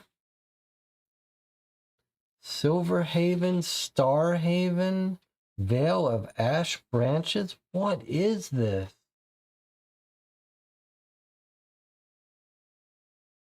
Is this other world? Forever Ice? Whoa. That's terrifying. All right, let's read these things. Things just got real. All right, we'll start out as always with our letter from Cecilia. That map makes me nervous. That map of this other world, something about it makes me nervous. Hello, apprentice curator. This month, the Cooper Heritage Center is taking a closer look at how the corporate decisions made following the Strahlenberg blast affected the Cooper's Rock community for better and for worse. Maybe that map was just the imaginings of a madman. The actions of the Strahlenberg Mining Company immediately after the 1989 blast were seen by many as ineffective and underhanded, especially by the families who lost loved ones in the mine. The union strikers saw their decades of work, both in the mines and rallying for better conditions, vanish when the company executives announced they would be acquired by a larger organization without paying any restitution. Though it is easy to question how Strahlenberg reacted to the town's cries for justice roughly 3 decades after they closed their doors, it can't be denied that the company's decisions after the blast built the Cooper's Rock we know and love today. Understanding the institution that founded our town is a vital part of supporting the community that will carry us forward. Many records from this period were lost when the Strahlenberg mine was acquired by Luxet Umbra Venture Labs, LVL, in the early 1990s. Though some documents pertaining to the company's history were donated from an anonymous source. An excellent example is the map we've included in this month's Apprentice Curator package, which shows that the Strahlenberg Mining Company, even before their acquisition, was an affiliated supplier of the LVL network. For your next assignment, we will be rewarding apprentice curators who prove their Strahlenberg knowledge with more internal Luxet Umbra Venture Labs documents. Okay, so at the end, we're going to get more Luxet Umbra Venture documents. We might want to go get the map out from our Radiant Mountain cult and see how well it matches these Luxet Umbra places.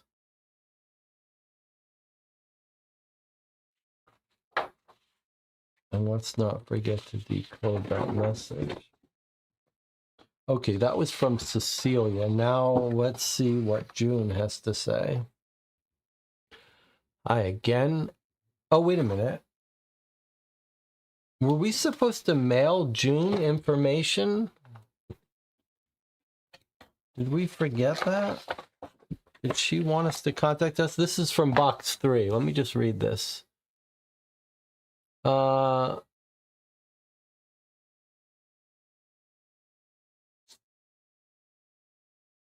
Maybe she doesn't want anything for us here.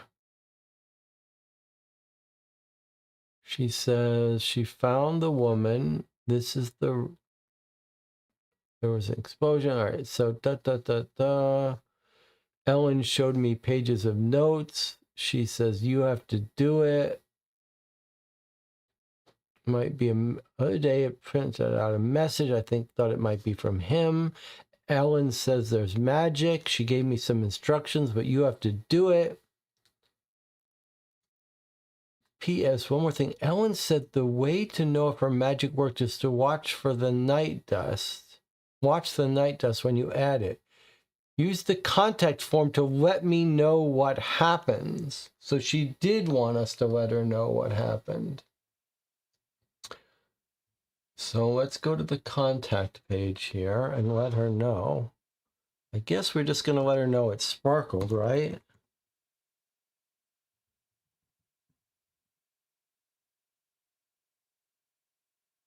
Okay, the night dust sparkled.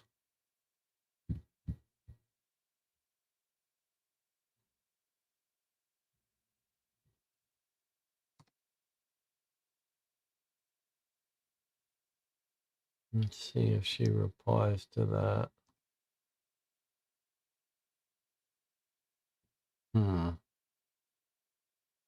Normally she replies right away. Oh, there we go.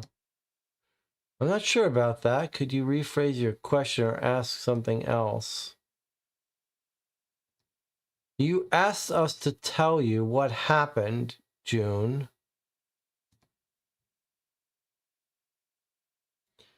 Watch the night dust when you add it to the flame. Let me know what happens. What do you think she wants to be told?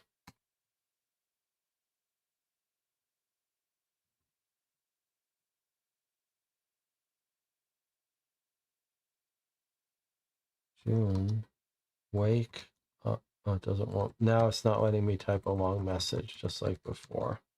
So we got to reload this page. What do you think she wants to be told?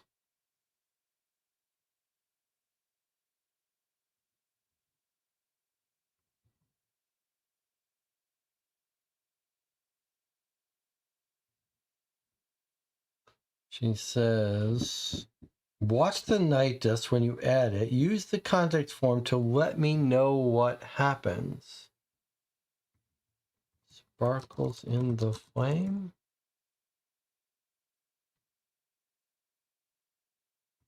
Sparkles in the flame. Colors in flame. Doesn't really look like colors. I'm just trying to think, what does June want from us? It's interesting that the recap didn't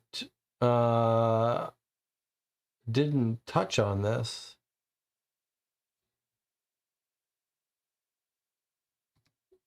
All right, June, what's wrong with you?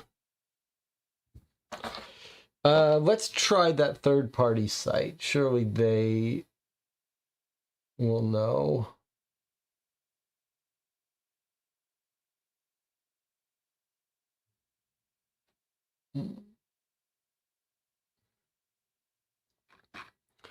Okay, so that was the mine. Now, box at the end of box 3.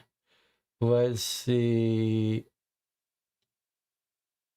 if there's the quiz. No description of what we should have been telling her in her email.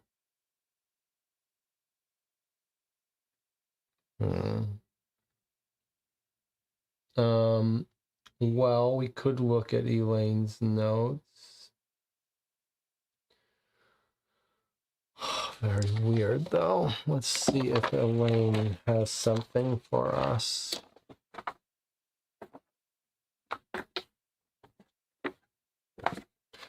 So this is a printout. I'm just looking at Elaine's documents here. This is just a printout of the solution reveals and hints. And then here is Elaine's folder of other online content for episode 3. Assignment 3, good job. Transcript of the interview we watched.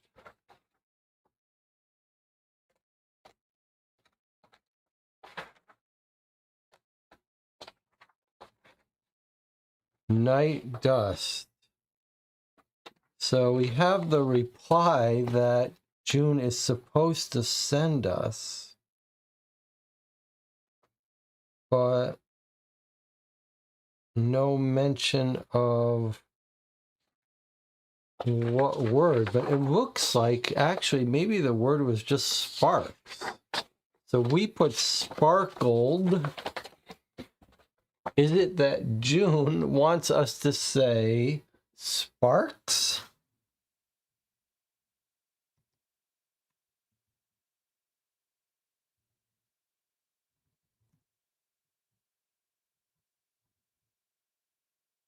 Sparks. Ugh, now I have to reload this page because it's broken and it won't let me type anything. Now we do it again.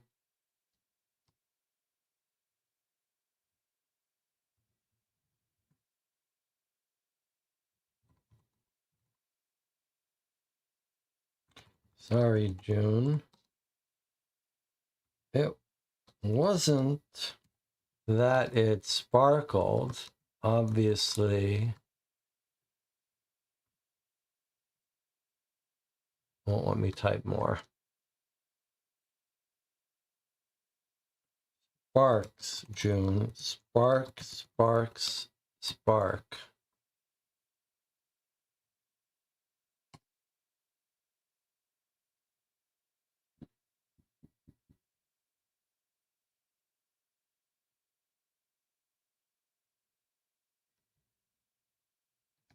Oh, yeah. She's like, oh, sparks. Why didn't you say so?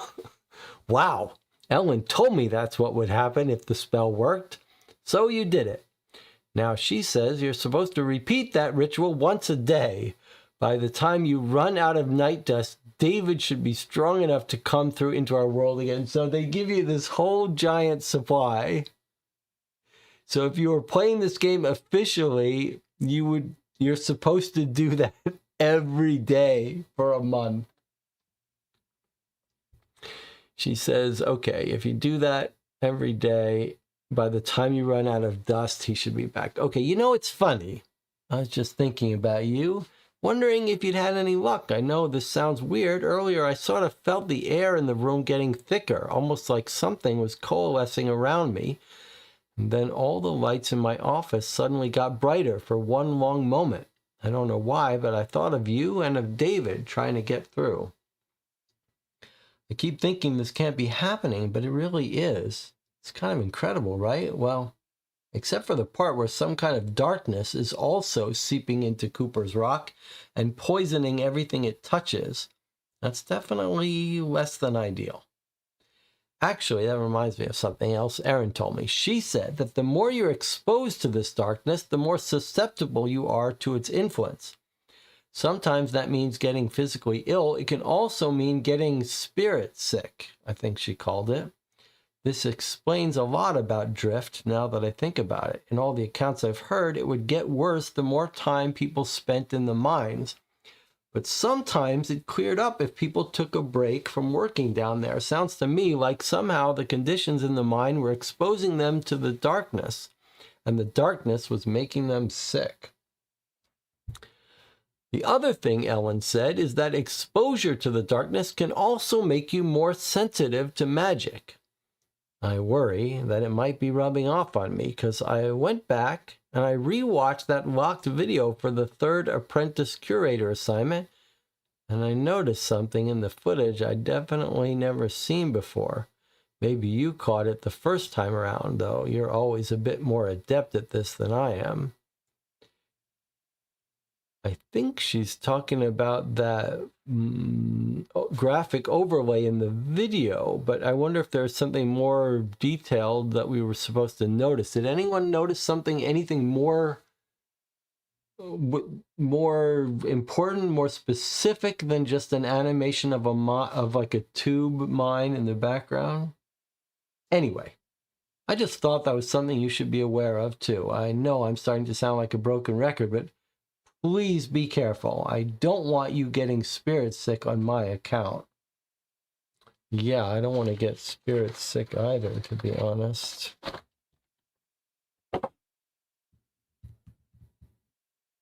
All right, back to our current box.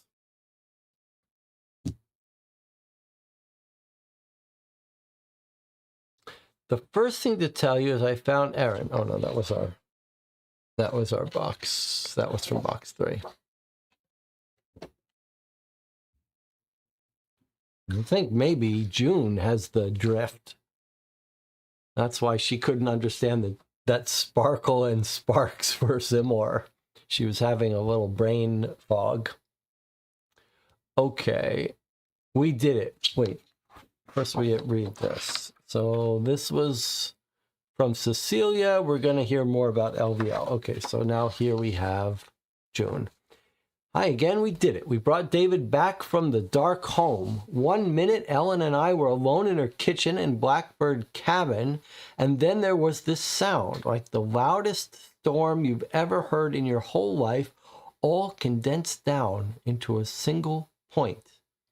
And this feeling like everything in the room was about to tear apart, and then all of a sudden, it stopped, and he was standing in front of us like he never left.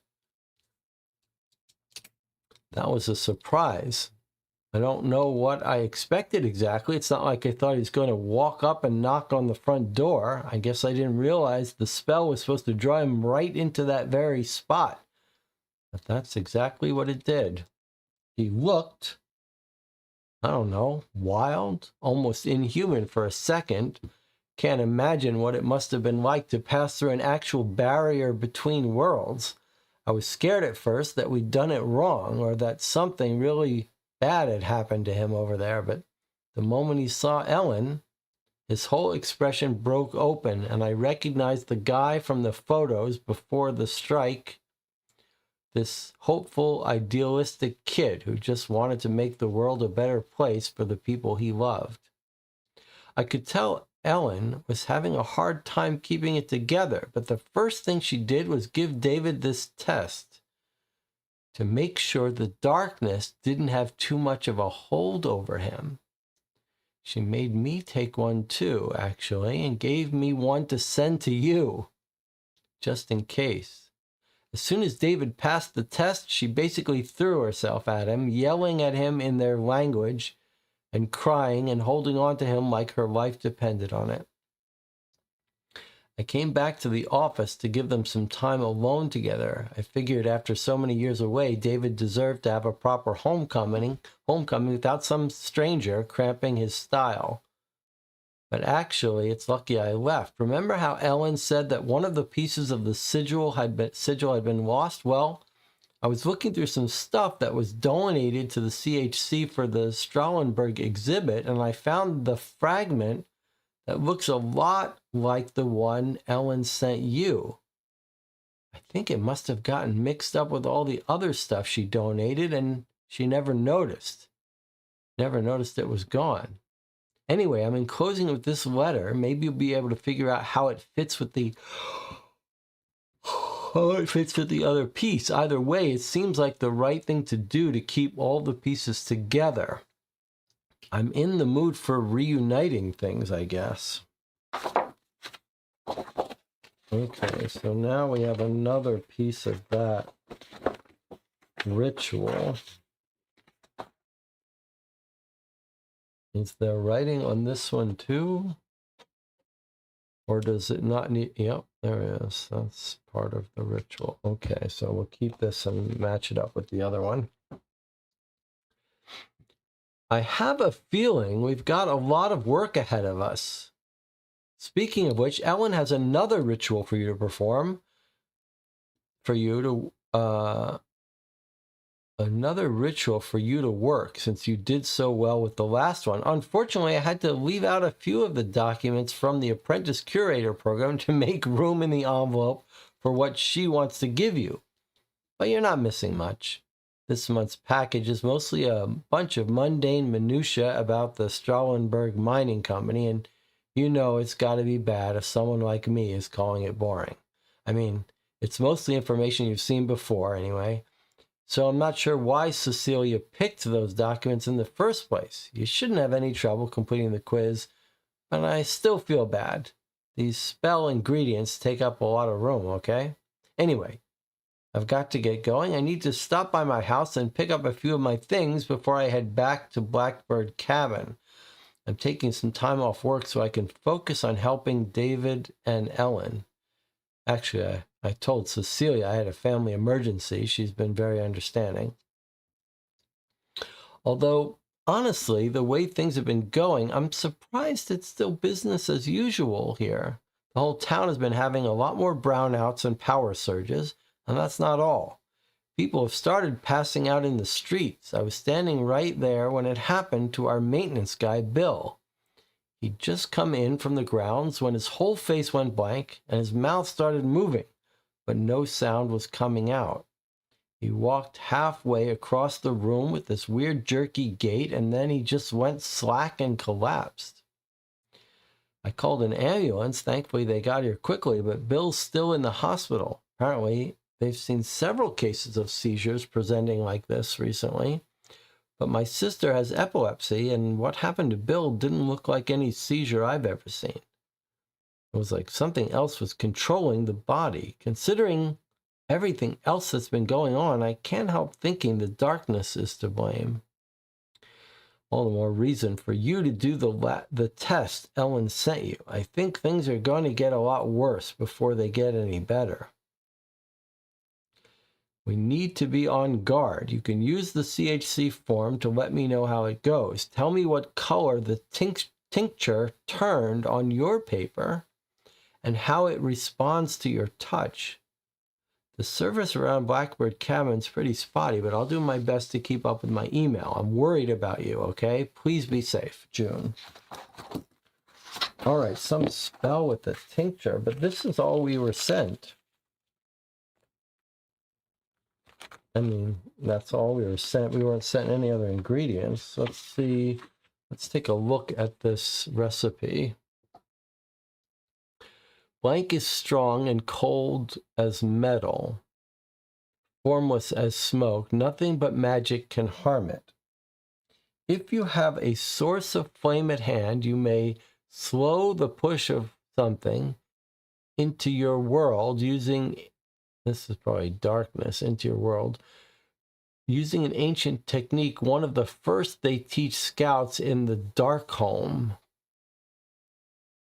I give you woven steel to stand in for the worldly aspect of the evil. To cast the spell, first tear the woven steel into 7 pieces. As you do this, whisper this phrase into the pieces. In your language, these words are, "May the poisonous evil be turned asunder." You may say the phrase in either tongue. Place the woven steel into a glass vessel to ensure that the pieces do not rise higher than the edge, or the darkness might compel them to skitter away. Take the vessel out of doors. The putrid smoke of malice will coat your throat and your surroundings if there is anything between itself and the open. If there is anything between itself and the open sky.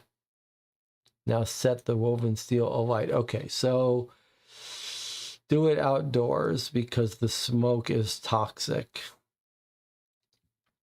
While the woven steel burns, chant this phrase, I carve the evil down to a brittle husk.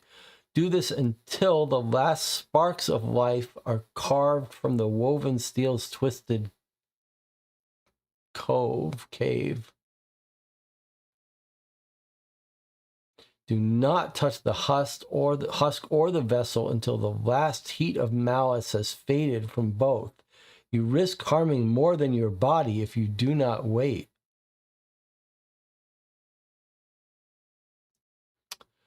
Once the husk is cooled, dispose of the remains in a way that will harm neither yourself nor the surroundings.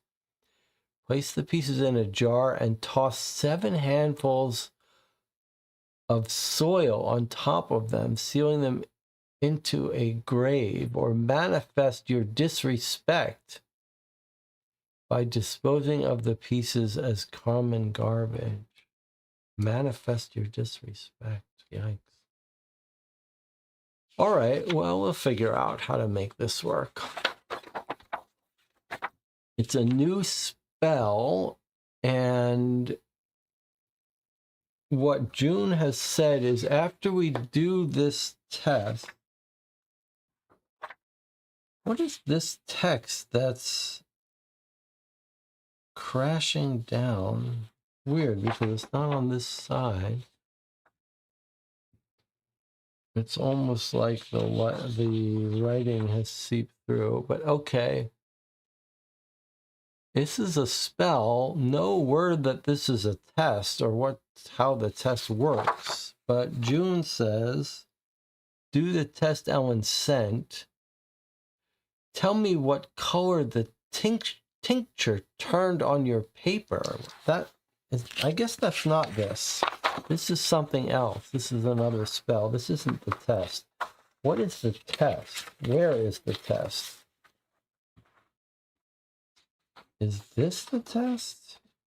Is this the test?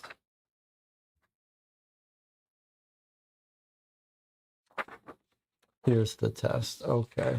I don't know what that spell was, but now here's the test. David has been long in the dark home where there is much danger. My people live in fear of, I wonder if that's Arwen's vile spies, or the darkness, vile spies, and the poison air that flows from its many bodies, and its dread touch that make hollow husks of living souls. For many seasons now, the powerful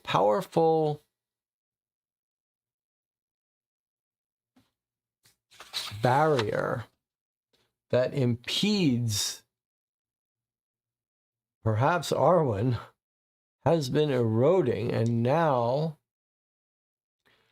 the blight that ravaged my dark home has stretched into this place too. David and I sought once to stop it, but we did not succeed, and so it has seeped slow and steady into your land like the bad water that flows from a dead thing upstream. Yikes. I've worked hard to keep its influence over me at bay, but it is difficult for even the strongest spirits to guard against its touch.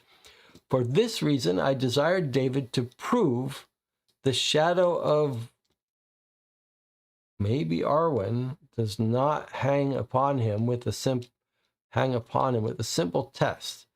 I am all gratefulness that it shows he is safe from harm.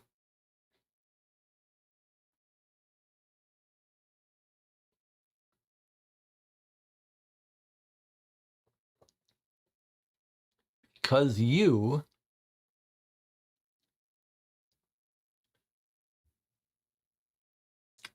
have helped bring David home by use of the bright stone, I fear the eye of darkness may be upon you too.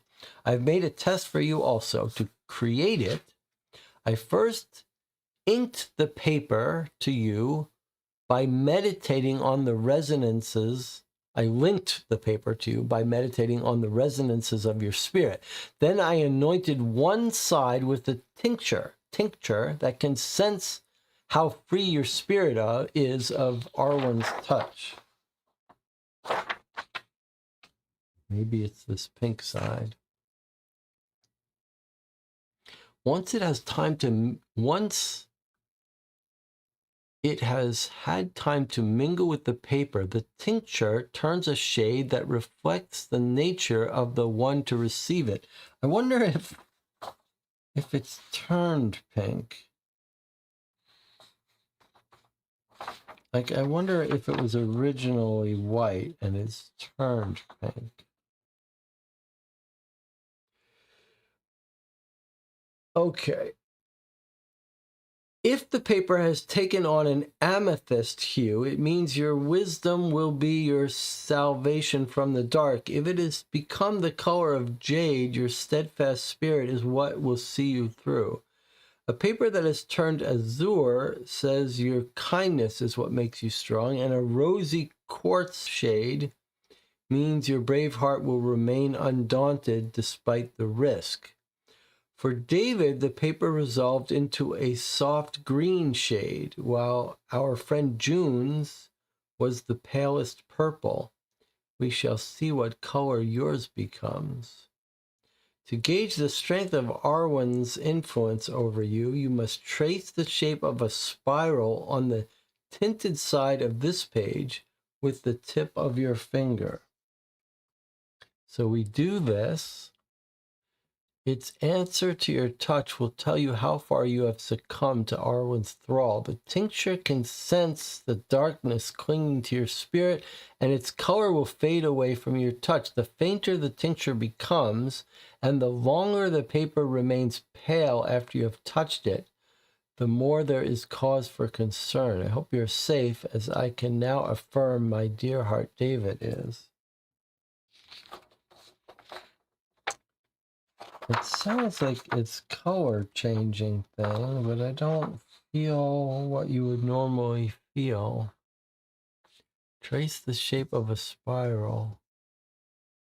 Like it wants me to do this. No, not with any liquid, huh? Where is our... Let me just see if I see any color change with the heat of the tea.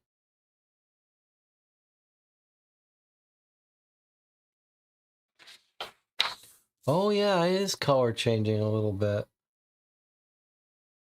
It turned into sort of a pale color.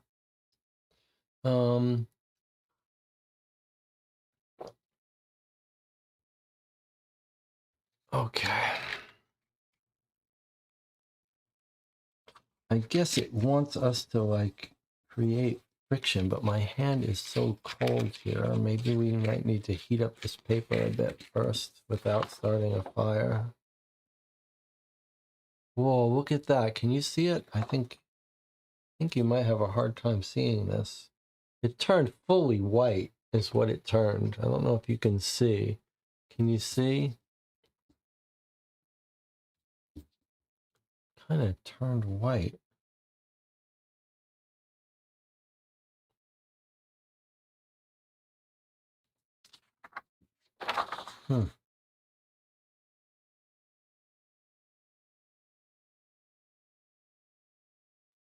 I guess I would call that white.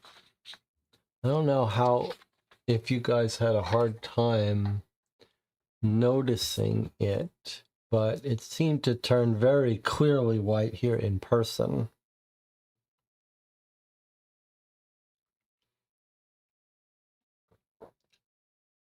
I'm not sure that's one of the colors here.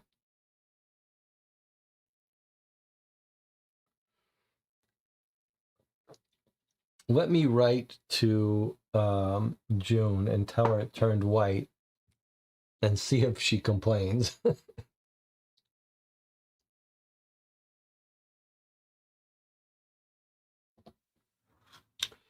Okay, she said, tell me what color it turned. So I'm going to just say,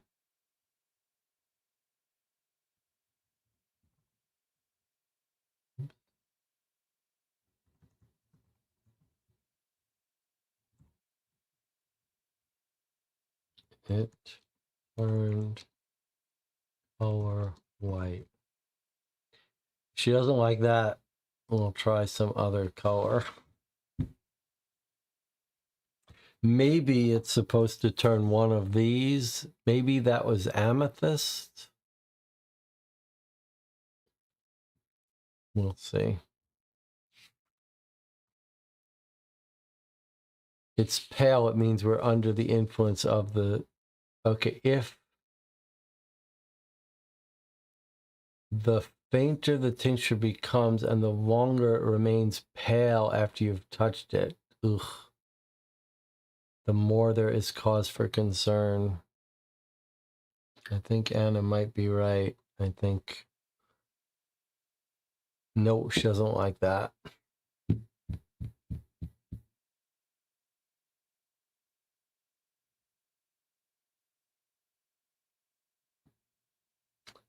Does she want us to say it was pale?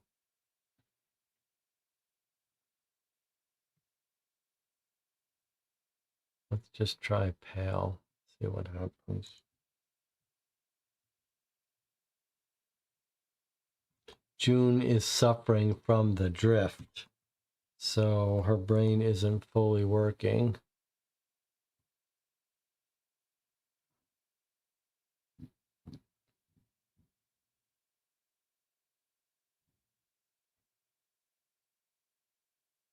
She doesn't like that either.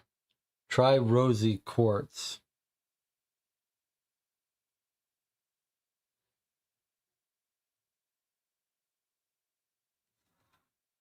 Yeah, I mean, you could argue that it was rosy quartz. Poor June. The drift has really got her.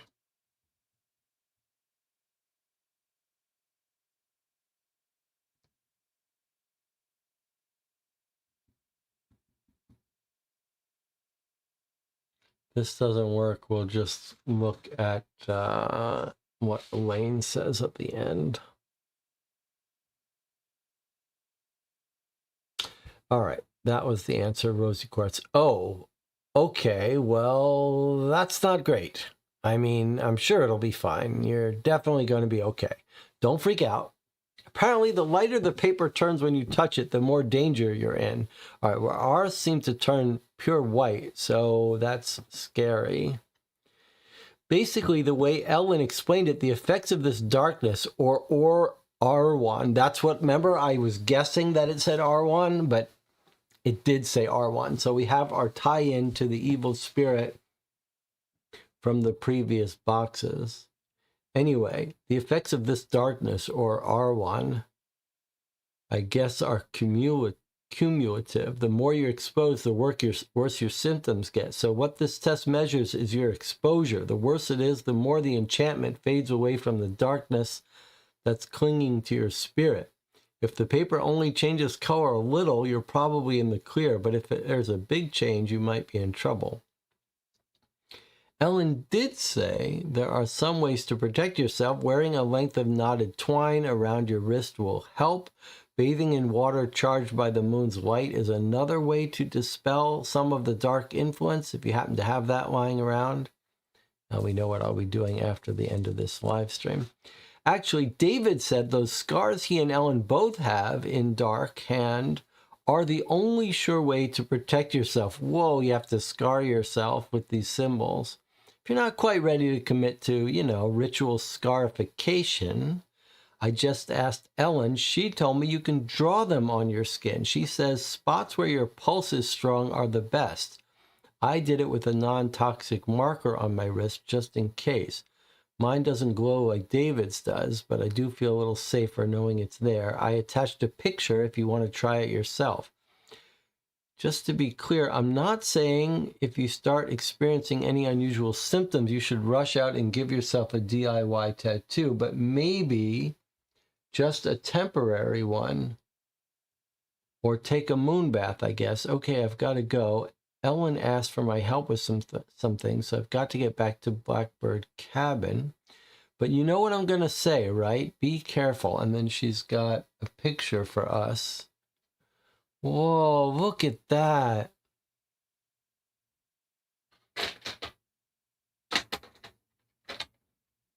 All right. Let's go.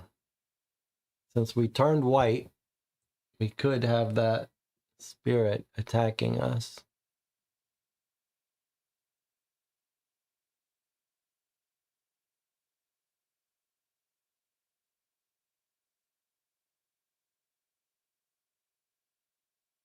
Okay.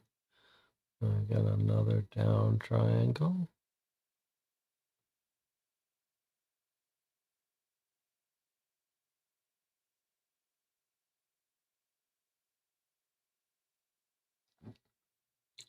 And we've got a diamond.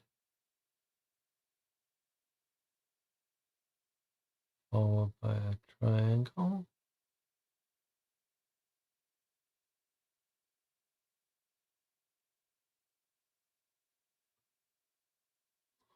Then we've got a diamond.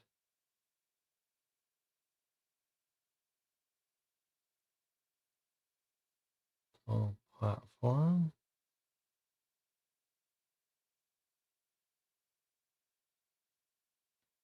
Then we've got a diamond.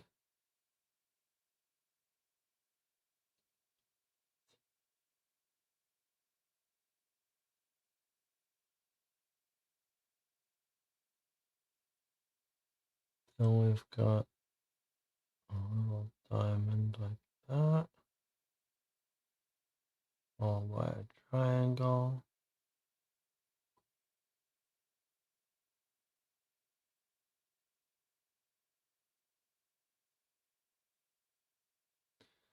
Then we've got this again.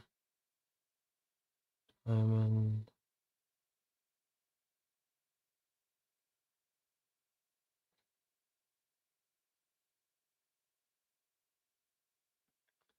Then we've got two down triangles, descending triangles. Now this is permanent marker, so I hope I didn't mess up one. Guess it's probably the thought that counts anyway, huh? That one, that one, that one, that one, that one. This looks good to me. If you're following along at home because you want protection, there you go.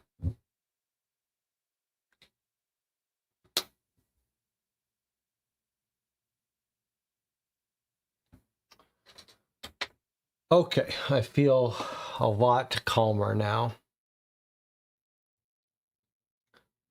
I think we're going to be okay. I'll also try putting some moonlight in the bath tonight. All right. What's next for us?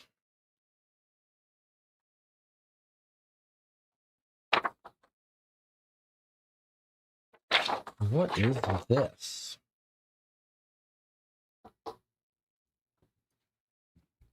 Where is this from? Shouldn't we have been told where this is from? I mean, it looks like we're meant to fold it for some reason into some little envelope, but who is it from?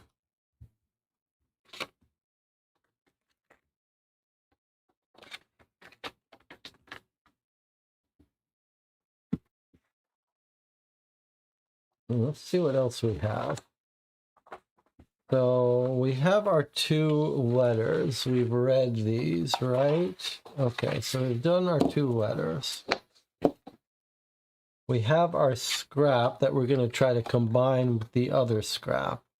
I'll put that off to the side. We have the test. We did that. We have fun with the rocks. Put 5 different rocks from our interactive geological exhibit fill out the chart below. What color? What's its shape? Shiny or dull? Does it glow? I think my rock is, etc. But if you find a glowing rock, let your guide know. Okay, but on the back of this, David has written us something. All right, and then we have this recipe, this spell ritual that is toxic, but we don't even know what it's for.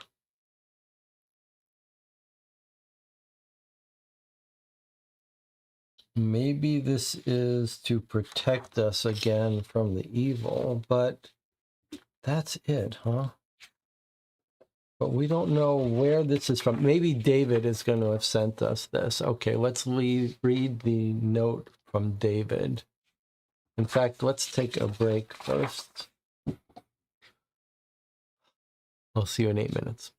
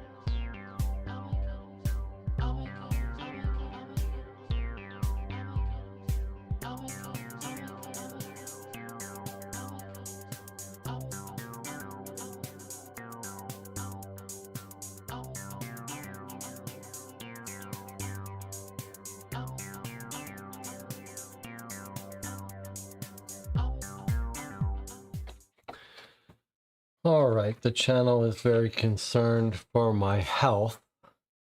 We'll worry about that in a little bit.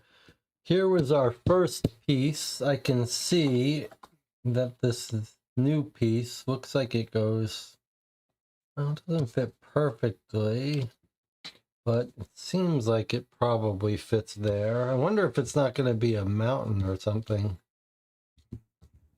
I'll bet you this is a mountain.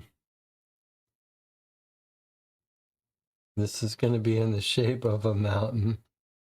2731, although it doesn't really look like a mountain piece, but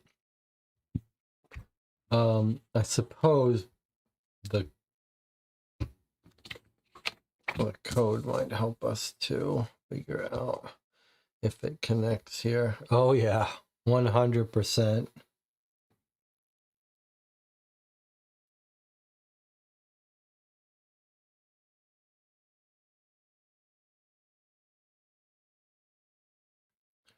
Weird.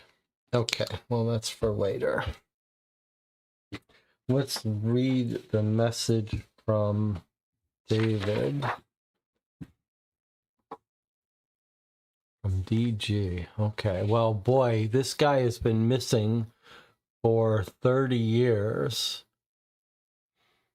More than 30 years, 35. Okay, crossing over without the help of a portal is nothing like the spirit travel I was doing to get June's attention, let me tell you. It started out as a tug at the base of my skull and a faint rumbling sound. Soon the sound turned to a deafening roar and the tug into a feeling that every part of my body was being pulled in a different direction all at once. Everything warped and blurred and then vanished completely. I thought I might be dying, but then another place came into focus where the dark home used to be. Just like that, I was home. Well, I was in the same place home used to be. After a long reunion and plenty of tears on both sides, Ellen broke it to me as gently as she could just how long I've been away. I knew it must have been some time, but 30 years? You lose track of the days when you don't have daylight to keep time by, without much in the way of mirrors. It hadn't occurred to me just how much I'd changed. June showed me the snapshot she'd taken of my spirit form in the museum with that odd black rectangle of hers that made my age painfully clear. What odd black rectangle of hers? I mean, surely he's not talking about a camera, because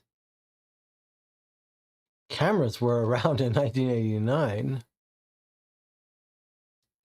She keeps trying to explain that gadget to me, even showed me a robot named Sadie or something that lives inside of it. Oh, it's a phone. It's her cell phone.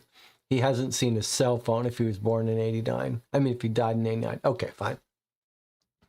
She keeps trying to explain that gadget to me, even showed me a robot named Sadie. I think he's talking about Siri. Or something that lives inside of it, told me to ask her about things. I told that Sadie, thank you very much. I'd rather get my information from a human being. So June's been updating me on what's become of the world. I don't know what's changed more, Cooper's Rock or myself, but that's something I have to work through on my own right now.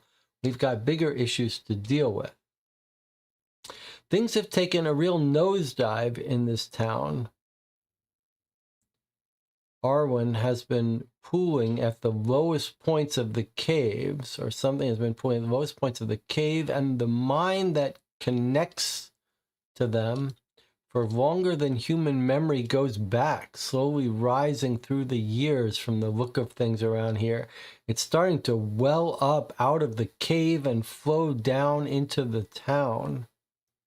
I was never assigned to work Hades myself.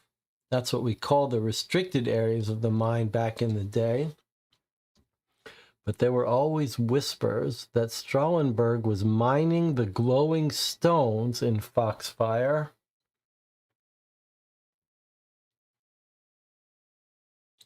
On the sly, the way I figure it, the more stones they dug up and shipped off, the weaker the barrier between worlds got.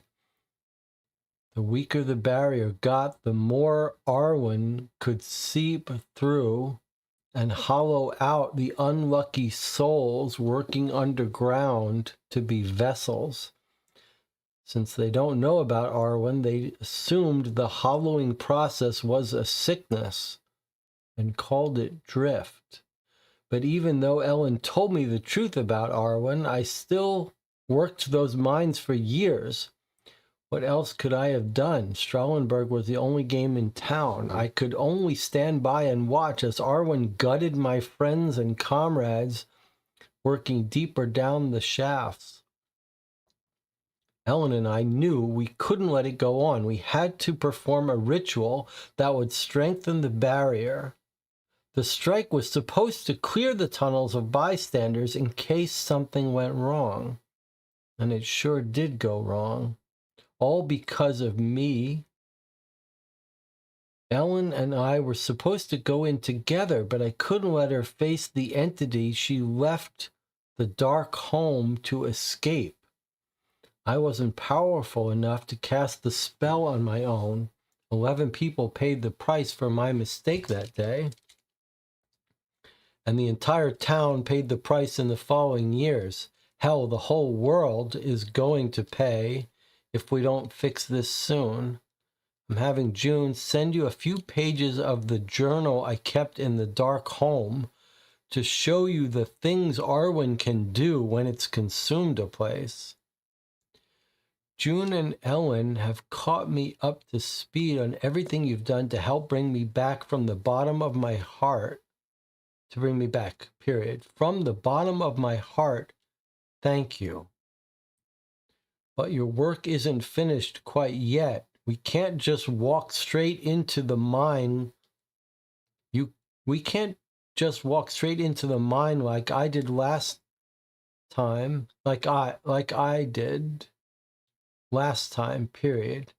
We need to break past the security system, find the sigil that contains the spell for strengthening the barrier. I had it with me the day I crossed over, but I have no idea where it is now. The odds are stacked against us, but you've already beat them once in bringing me over. So David is saying we have to go seal the barrier, and he says we've got two. So one Ellen Free gave us, and one, as I understand it, was in the materials that Ellen Free accidentally gave us, or didn't realize. But the other one is in the mine somewhere.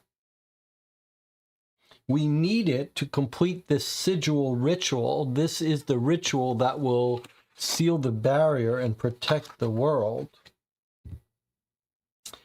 And David says that these are diary notes he made while he was in the dark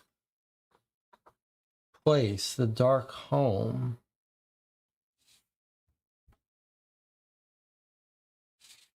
And it looks like it's driving him crazy, but let's try to read it.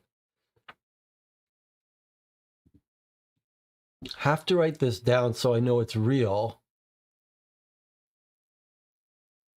The real thoughts, the endless darkness. This is Blank's dark home, Arwen's dark home, the one with no name or multiple names, many names.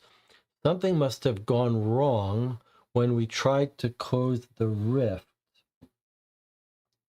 If only I knew what. No one can tell me how long I've been here. Not sure if they won't tell me or don't understand my question. A week more? In all this darkness, I can't tell.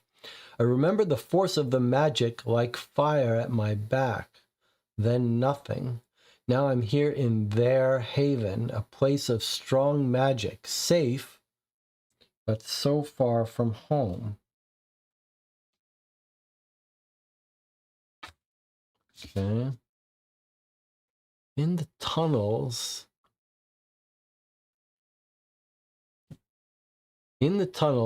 Arwen and others drove them back. I think it's saying Arwen. Oh, look at that. Okay.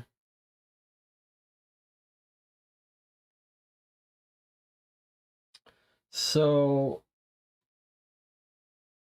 this is Arwen. Or this is Arwen.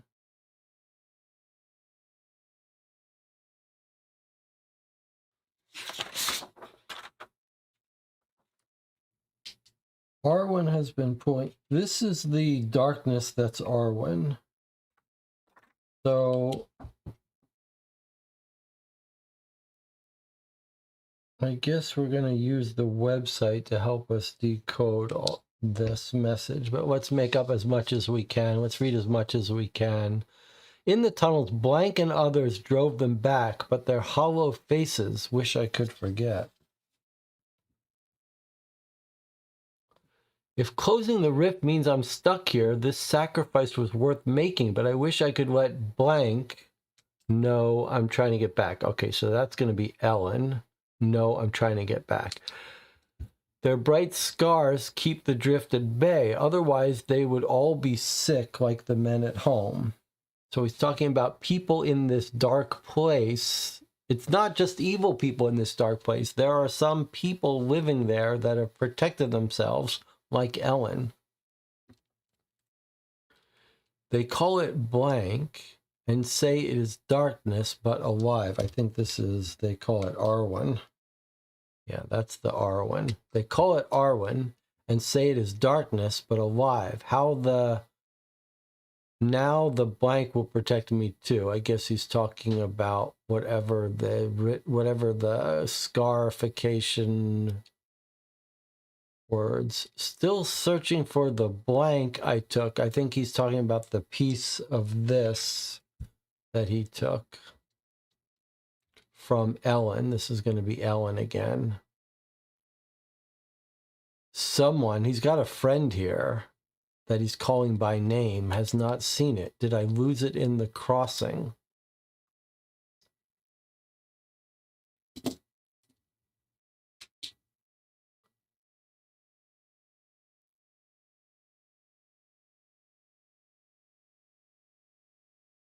Blank was so moving. I think that's Arwen again.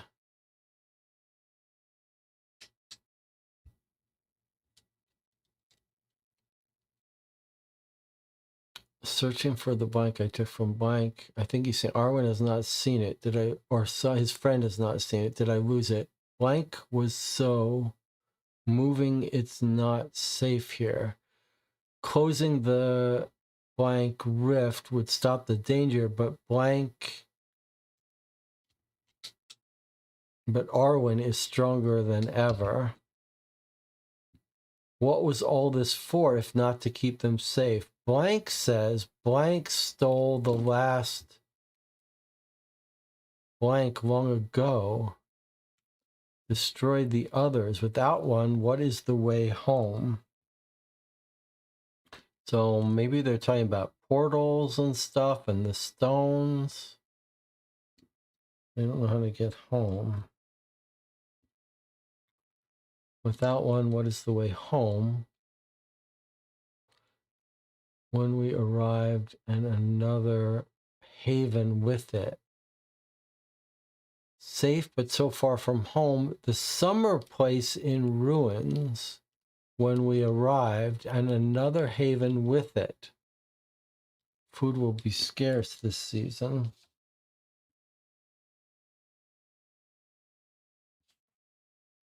All right, let's see what else we got. Blank says there might still be another something. There may be another something, but if finding haven where it's kept, would be impossible, have to at least try. He's talking about there's some other object in this world, in this dark home. Have to at least try. Slow progress, blank stronger here on the plains, away from the mountain's power. Blank everywhere. Another haven burned by cold fire, along with everyone inside. Smoke still rising when I arrived, better dead than hollow. Flesh of these two-headed deer will poison me, but what else to eat in this wasteland? I was so sure of myself once, now I don't know if I'll ever leave dark home. Worst of all, that I'll never see Erin again. I carry her heart with me always. Blank knows what I'm searching for and will not let me have it. Maybe Arwen knows. And then what's all this craziness? Blank and blank sent me off with supplies I know they cannot afford to part with. Hope I will see them again.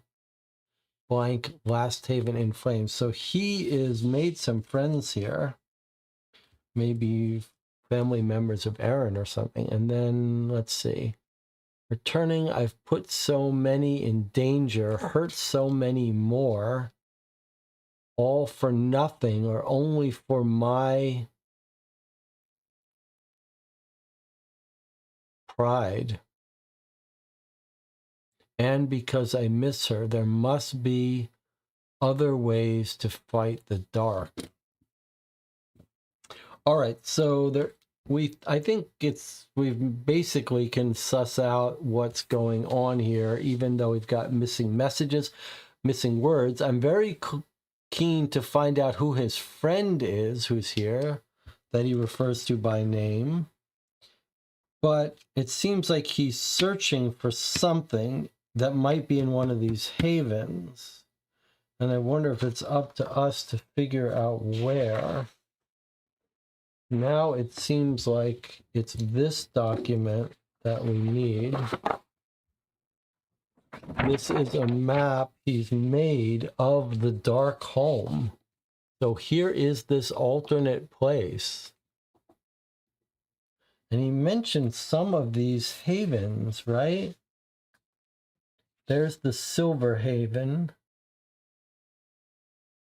Blood Haven, Star Haven, Autumn Haven, Gold Haven,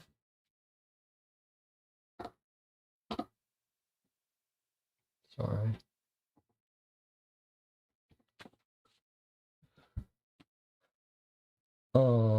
Friend Haven, Stone Haven, Spring Haven,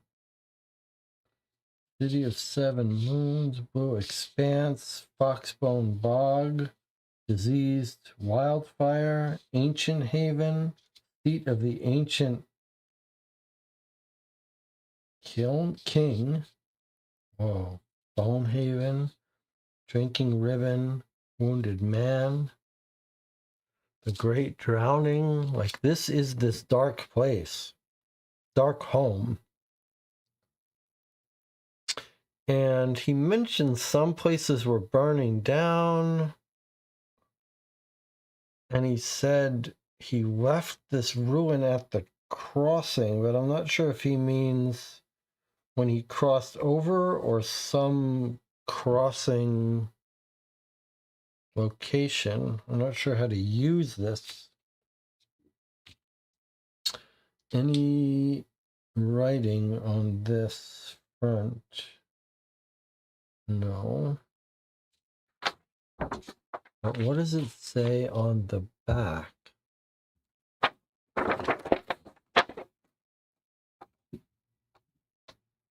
Was worried the sun's light would blind me once I got above ground, but the sky is covered by dark clouds, only flashes of lightning and the glow of cold fire on the horizon to light my way home. To light my way. Hope my torches will last me however long this journey will take heading north. I'm being watched either by many creatures or by one creature with many eyes. Can't make camp tonight. As soon as my hand finally touched the door of the haven, a great bolt of lightning struck the building. Tried to cover as much ground as possible as it burned, but could not find a blank. Pushing further north. Made camp on the shores of the Dark Eye. The bugs here are the size of my fist, but the things in the forest are worse. Blank warned me never to look into the eye, but my water ran out yesterday when I went to fill my flask. Well, I realized underneath the top few branches of dark water, the lake's bed is littered with bone. It's a mass grave. Pushing further north. I wonder if we can figure out where he's gone. He gets above camp. He's heading north. Pushing further north. Made camp on the shores. And then mentions the lake bed is littered with bone. Then he says, Friend Haven has been gutted and burned. Embers of cold fire are blowing into my camp. The grass shrivels where they land, pushing past Stonehaven into the city. Erin or blank told me her ancestors lived there once. City of lingering lights, swarming with hollow ones. Scavenged what supplies I could on the outskirts. Found an abandoned boat on the coast, less damaged than the others around it, sailing west. Most of Starhaven has fallen from the cliff it was built on. The remainder was reduced to ash, leaving the boat behind. It won't be able to carry me any further. So he's giving his journey on this map. We can find all these places. He says, can't go any further west. A wall of cold fire reaches the clouds as far as the eye can see. I was warned that Bloodhaven and Silverhaven would be lost causes, and now I see why. Heading south. Been too tired to write. The journey further south has been harsh and fruitless. The tainted meat of hollow creatures is the only thing to eat. Can no longer tell my time awake from my nightmares. I'm barely more alive than the hollow ones. All I know is that I must continue south to the final havens. If his friend hadn't given me this map, I'd have died many times over by now. The trip back up the drinking ribbon has been relatively calm. Something, maybe Arwen knows that I've failed. It's watching me run back underground with my tail between my legs. It's mocking me. So he's talking about his journey here. He mentions Friendhaven, Stonehaven, Starhaven, and then he mentions getting to the drinking ribbon. I'm not sure if we're meant to figure out where his last trip was. I think we're trying to find this, is the idea. But I don't know what to do with all of this information. No codes here. I mean, it's very cool, but I don't know what to do with it.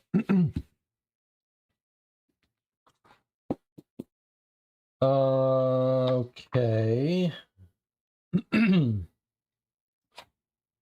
I suppose we could go to the hints and reveals and find out what words we're missing here and what this code is. We know this is a Caesar cipher with the shift based on the number that's under the ampersand or the percent mark.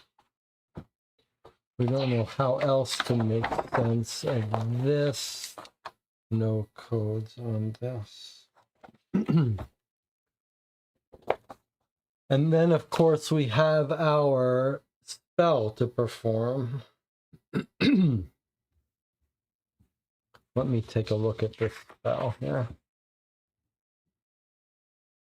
Maybe we'll do our decoding before this spell. We've already sent our reply to Erin. I don't think there's anything left for us other than the decoding of the map.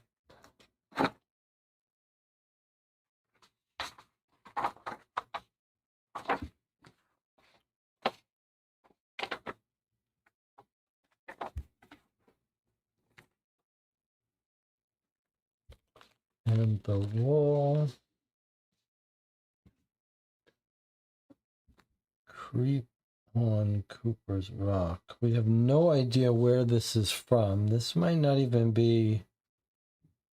I don't think it goes in the dark. I don't think this has to do with anything. I think this is just like a little prop that you get to keep.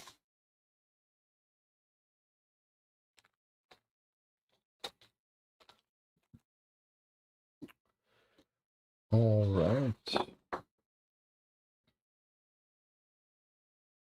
Since we're not going to do any of the other decoding, let's force ourselves to decode this. So we want a Caesar cipher online.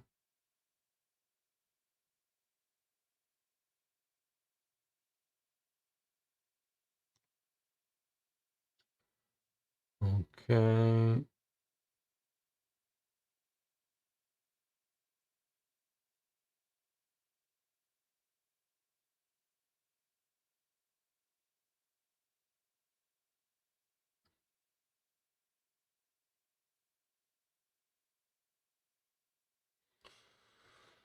And then if we wanted to figure out the shift number analytically, we would be searching for a Wheelwriter 3 typewriter. Here it is. We want to find the keyboard close up. Can we get an image of the keyboard? Not on this website. How about typewriter database?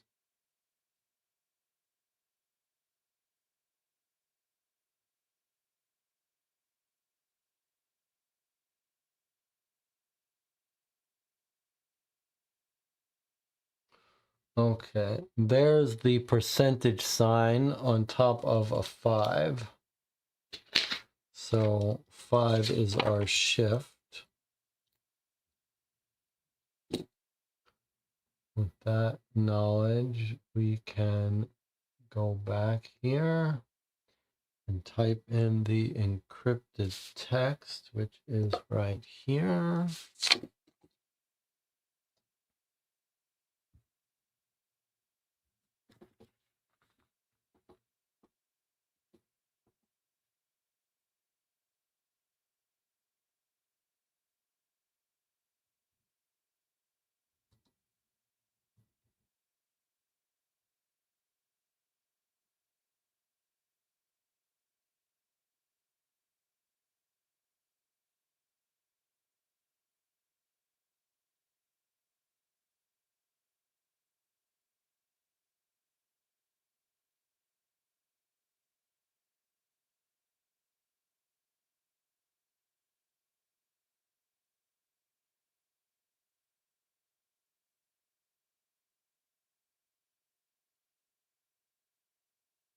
I can't tell if these are semicolons or J's.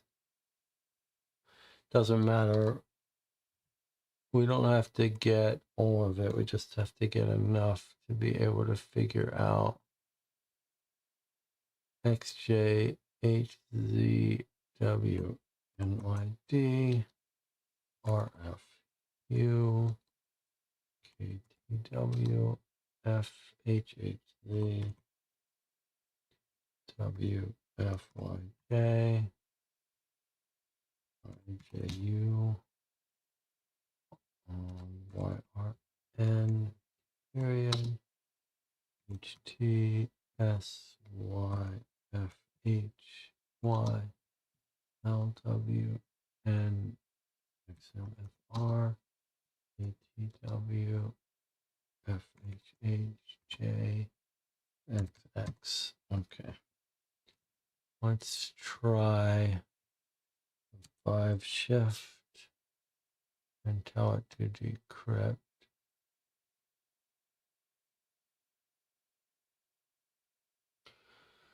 Okay. Primary zones unmarked. Please reference security something for accurate something. Contact Grisham for access. Please reference security for accurate. So what did I type wrong here? Contact Grisham for access. Priority zones unmarked. So he's talking about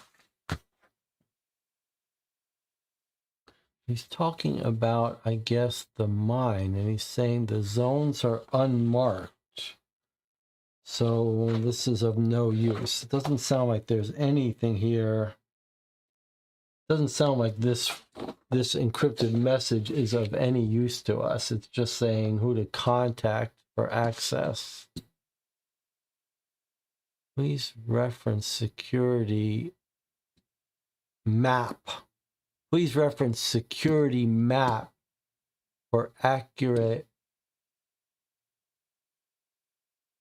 I'd like to get that part of the translation right. Primary zones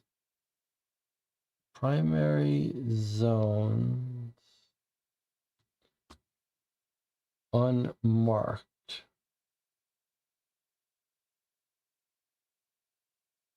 trying to see where my typos are. Primary zones unmarked. Please reference security. I wrote RFU.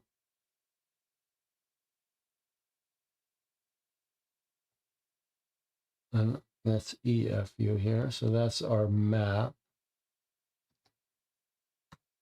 RFU map for FHHZWFY. Maybe that is a semicolon. For accurate what? Map for accurate IJUY. Maybe that's just an M instead of an RN. What if it's an M? Accurate depth. Contact Grisham for access. Okay. So it's just saying that they're not marked here, and we have to contact this guy who will know where the depth of the secret zones are. So we really can't do anything with that, can we?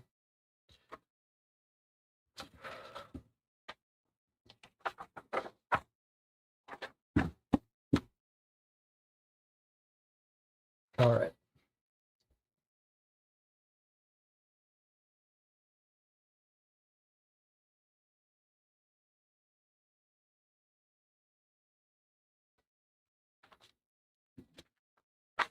So the website can give us other translations.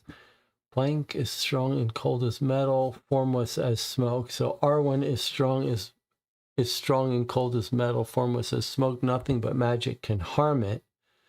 If you have a source of flame in hand, you may slow the push of Arwen into your world using ancient technique, one of the first they teach scouts in the Darkholme. Whisper the phrase, "May the poisonous evil be torn asunder." And then you, all right, so let's get ready to do the toxic chemical spell to keep Arwen at bay. Let's make sure we have everything we need. Okay, so we've got the source of flame. We've got the fire extinguisher should we need it. Place the woven into a glass vessel. Okay, so I cannot use this. I need a glass vessel. All right, so here's what I'm going to do.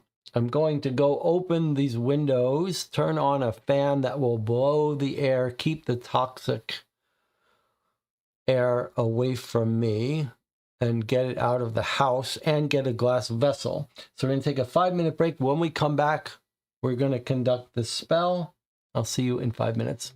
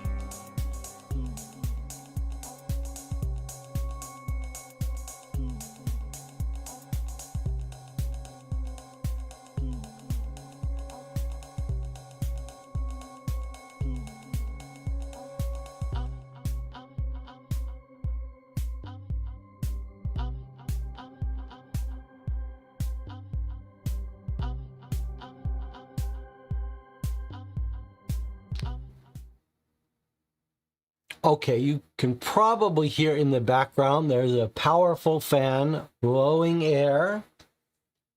We are going to conduct the spell, this ritual to put Arwen at bay.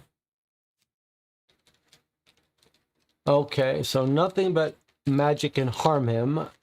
I give you the woven steel to stand for the worldly aspect of the evil. To cast the spell, first tear the woven steel into 7 pieces. Okay, so this is steel it is, wow, it is actually pretty strong. We're not going to cut the whole thing up. We're just going to cut some pieces. There's 1, 2... It does say tear. 3, 4, 5, 6, 7. Okay, I've torn 7 pieces. I don't know if the tearing is important, but I have torn 7 pieces. So we have torn the 7 pieces. Okay, now, as we do it, we whisper the phrase, "May the poisonous evil be torn asunder." May the poisonous evil be torn asunder while we're tearing it apart. Okay, and then we put it back together here. We need enough to be able to see what happens, I guess.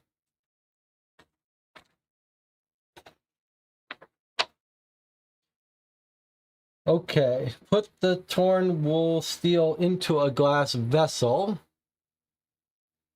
What a time! What a time to make your first visit.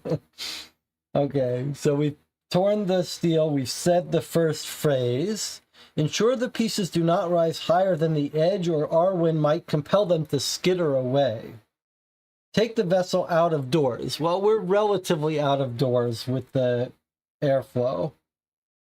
Now we set the woven steel alight. Now, I do, for those of you concerned about my safety, I do have a high quality mask here. Now, when I start chanting these second phrase, you're not going to hear it because I'll be chanting through here. I guess I just wear this till it wears out. Okay, I'm just going to put this on while I set this alight.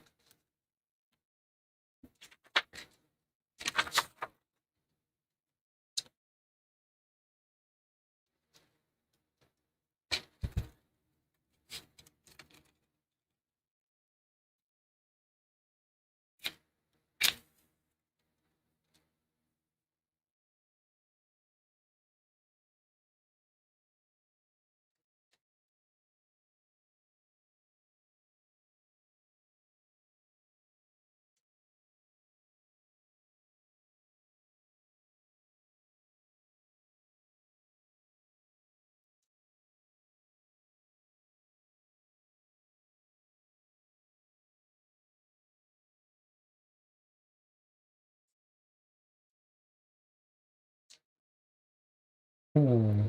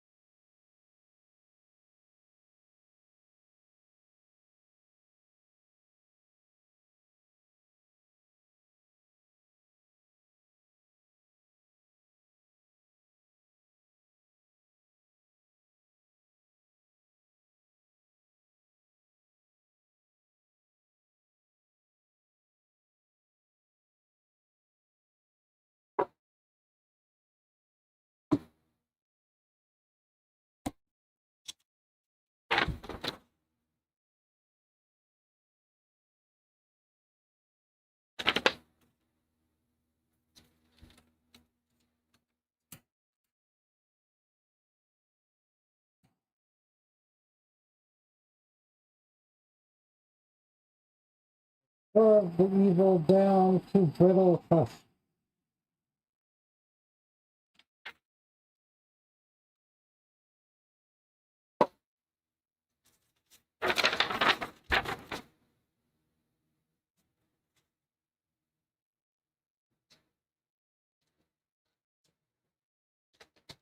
Okay, so what we've done is just burn the steel wool to a brittle husk. And while I was doing that, the words I chanted were, I carved the evil down to a brittle husk. We've burned everything that can be burned here. Don't touch it until it's all done. We've done that. And now, once the husk has cooled,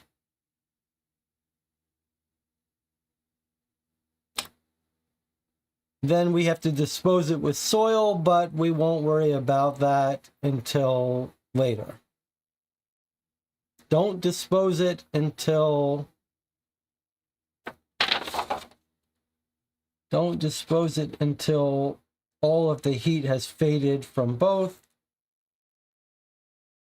Once it's cooled, we dispose it with soil. If we don't put soil on top, we risk our disrespect. Okay, so there we have. We've symbolically burned up Arwen, this creature. We tore it asunder, and then we burned him to a husk. There's not that much toxic air in here. I feel fine, but we do need to take a quick break while I close all the windows so I don't freeze to death. So, but we just need 3 minutes. So I'll see you in 3 minutes.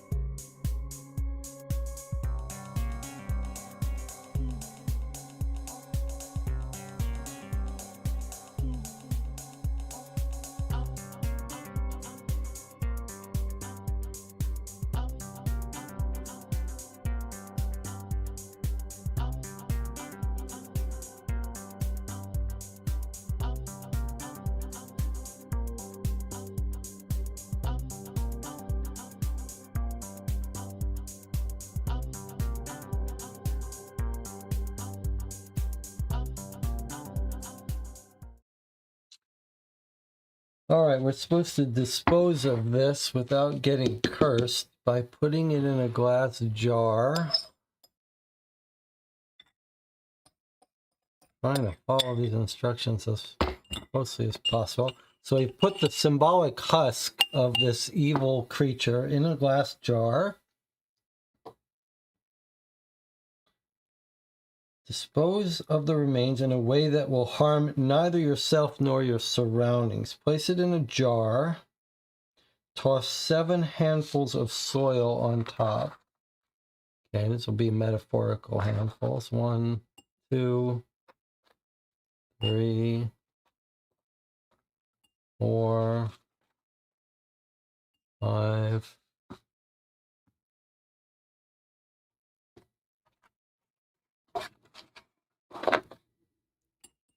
6, 7. Okay. And then we sealed it up. And now we can dispose it, and it will not harm us or anyone else. Okay, so, I mean, you might think this is a little bit over the top, but we've now been messing with this creature, this evil spirit, for a couple weeks now.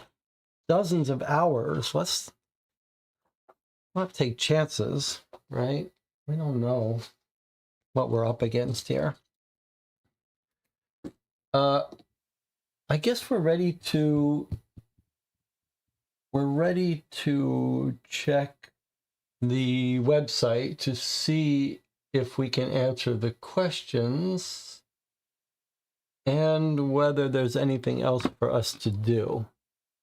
So this was assignment 4.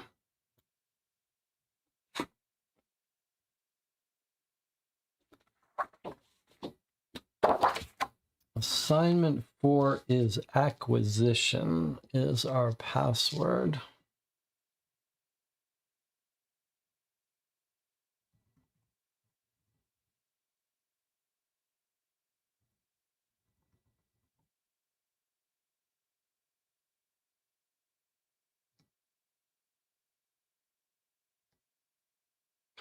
Okay.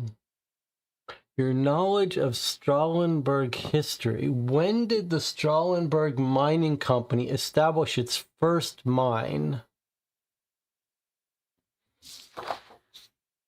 Well, our answer comes from Sidney Cooper's book, maybe.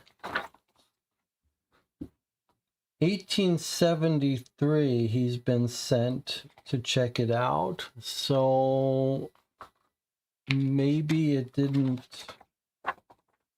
Let's see, 1873, he's checking it out.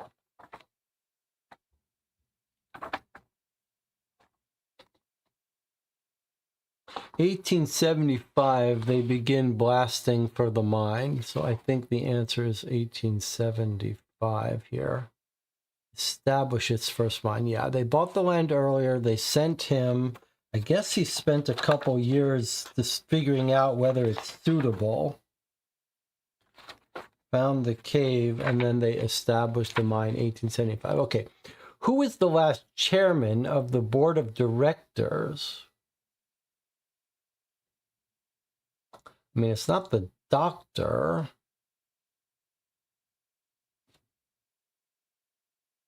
Who's the last chairman? I mean, I'm sure it said this in one of our documents. I'm not sure. Let's keep going here. What year did Jonathan Young join the mining company as a physician? I think he also writes about that somewhere here.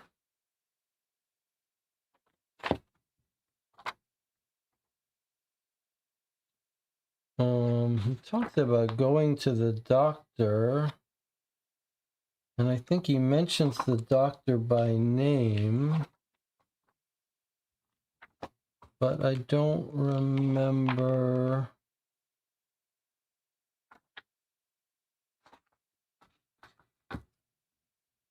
I think he's talking about John Young back here in 1887. That doesn't make sense, though, does it? I guess he's not visiting our same doctor.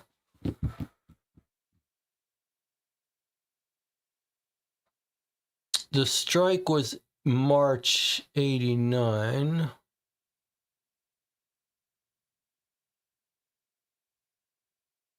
We have the minutes when it actually started. That was in March. I believe it was March. Either March or February. I'm pretty sure the minutes showed it was March. Maybe they also show when the doctor started. So they actually agreed to strike here March 5th, but maybe they didn't actually, maybe they agreed to actually start the strike the following week or so, but I guess it's got to be March. What were the names of the naturalists? Why is it barely on the screen? What were the names of the naturalists who Strahlenberg privately commissioned to explore the area? I mean, we know it was Sidney Cooper and William Flynn. Okay, so how do we know when the doctor joined? I'm sure we read that somewhere. And how do we know the chairman of the board?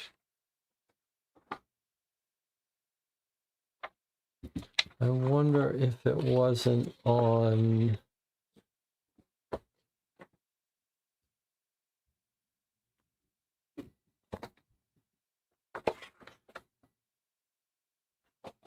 I feel like we got the minutes. We got some information about Strahlenberg mining minutes at some point.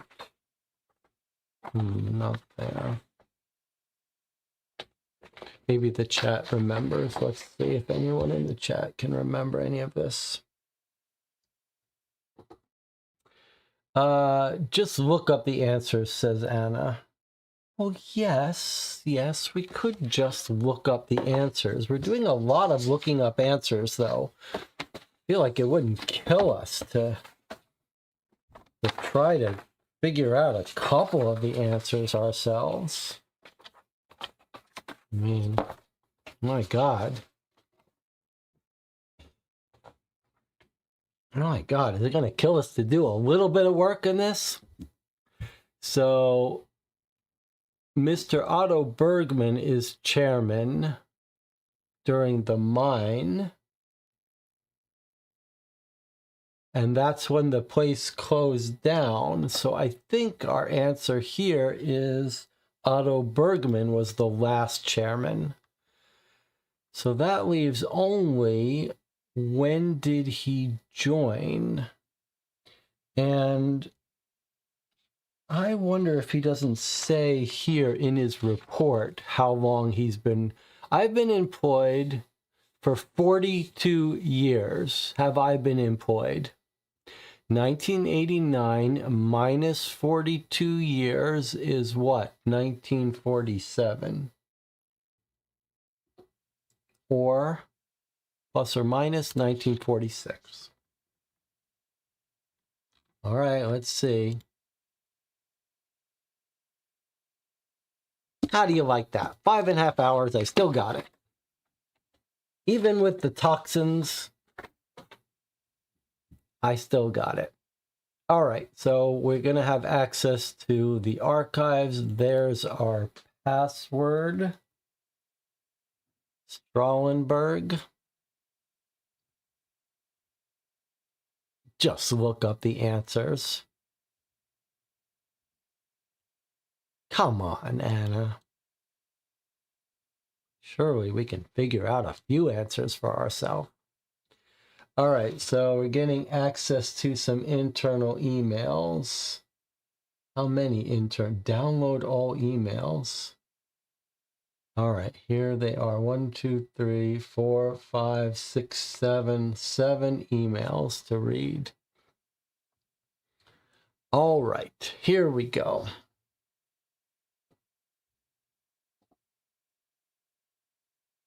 Now, I can't actually read them when they're on this screen. I can read them if I move it up. How about this? Can we read these together, or it's too small? It's sort of like a catch-22. I can either have it on the screen where I can see it, but then it's too small, or I can have it so you can see it. Maybe the best compromise is to do it this way.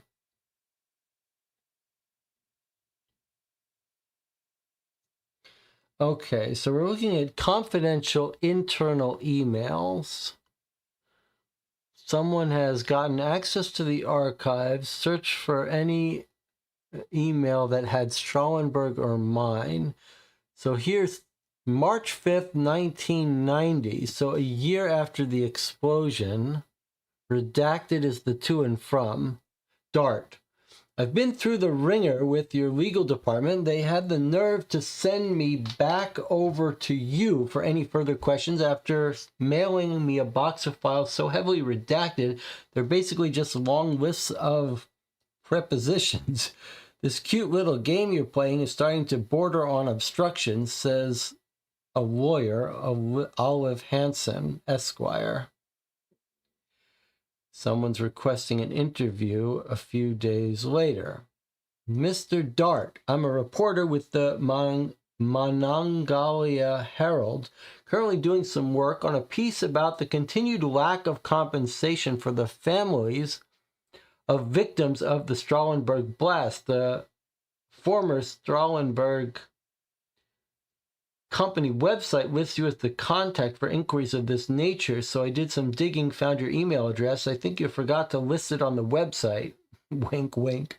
Would you be able to answer a few questions via email or to meet somewhere in person? I was also wondering if it would be possible for me to take a look around the site as the former mine. I just want to get a feel for the layout of the mine and the extent of the damage that took place. And that's from the newspaper reporter. Energy rightly applied and directed will accomplish anything. Interesting quote from Colin Monahan.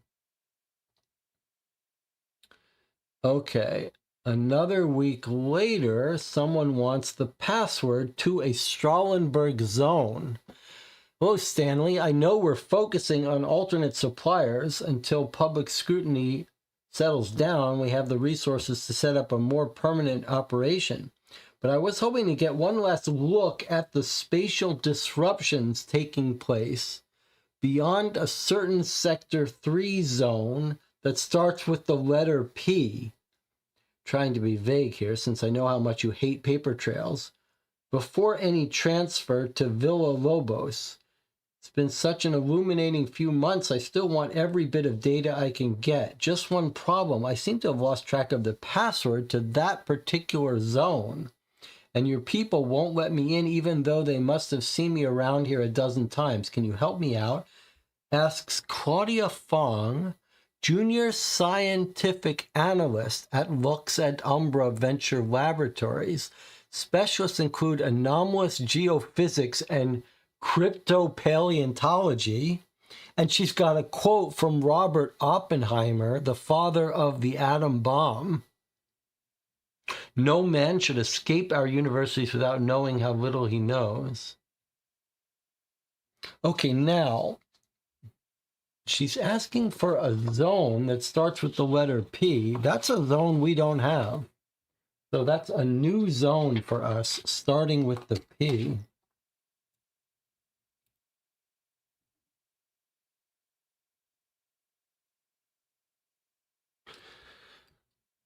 Let's see what the reply is. Claudia, the OS associates are simply performing their jobs by not letting you through. You're fully aware that I'm not supposed to communicate that information directly over this medium, and neither should you. A paper trail in any form undermines the entire password system, and yes, that includes even a single letter. Additionally, there are 3 zones in the deepest reaches of the mine that happen to begin with the letter P. And I'm not sure which one you're talking about. I suppose you can't possibly be referring to Pergamon, since that zone is currently undergoing level 3 lockdown procedures, while the biohazardous remains produced by your most recent experiment are dealt with. But that still leaves 2 options. So there's one called Pergamon. Not sure that's relevant since we don't have the password to it, but let's see if a follow-up email mentions it. Oh, he's continuing. Since I don't want to trek all the way down through Hades to get you through myself, I'll let you know just this once that it's either Commodore Amiga 500 or Commodore Amiga 500 left paren, and then he's got the code, or Commodore Amiga 500, and then he's got another code. You'll have to figure out the rest for yourself. So let's take a screenshot of this because we're going to need to decode this. I guess we can write these 2 down. Let's write them down. Can I scroll it so I can read it? Oh, yeah, so I scroll it up. I can read it. Okay, so it's either CJACJADB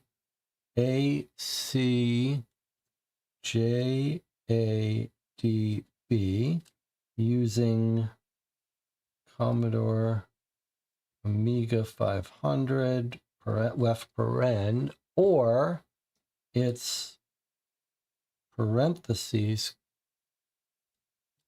YMFS FYTX. YMFS FYTX. So he's given the 2 other passphrases or names. Okay. Commodore Amiga 500, a %sign or a left paren. That's how we can Caesar cipher, shift, decode these 2 encrypted messages that he's written. And then he's quoting Frank Lloyd Wright. I'm all in favor of keeping dangerous weapons out of the hands of fools. Let's start with typewriters.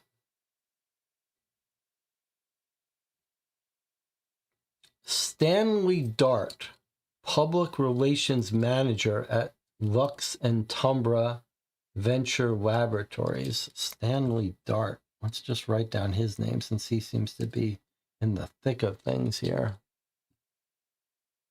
Stanley Dart. So Claudia asks for it and Stanley replies.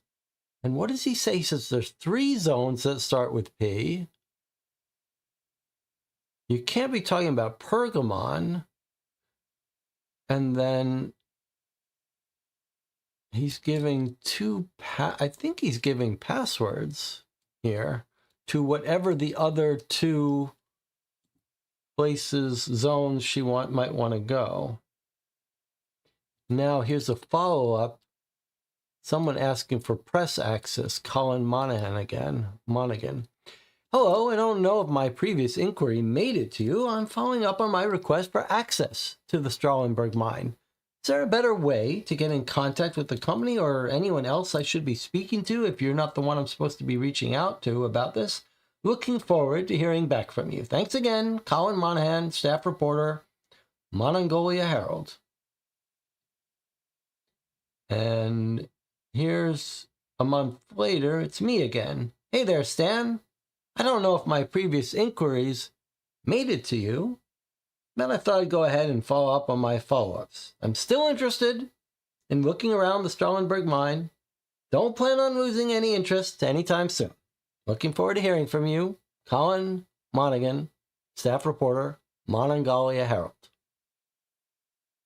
Automated alert, 4:17 a.m., Strahlenberg.com.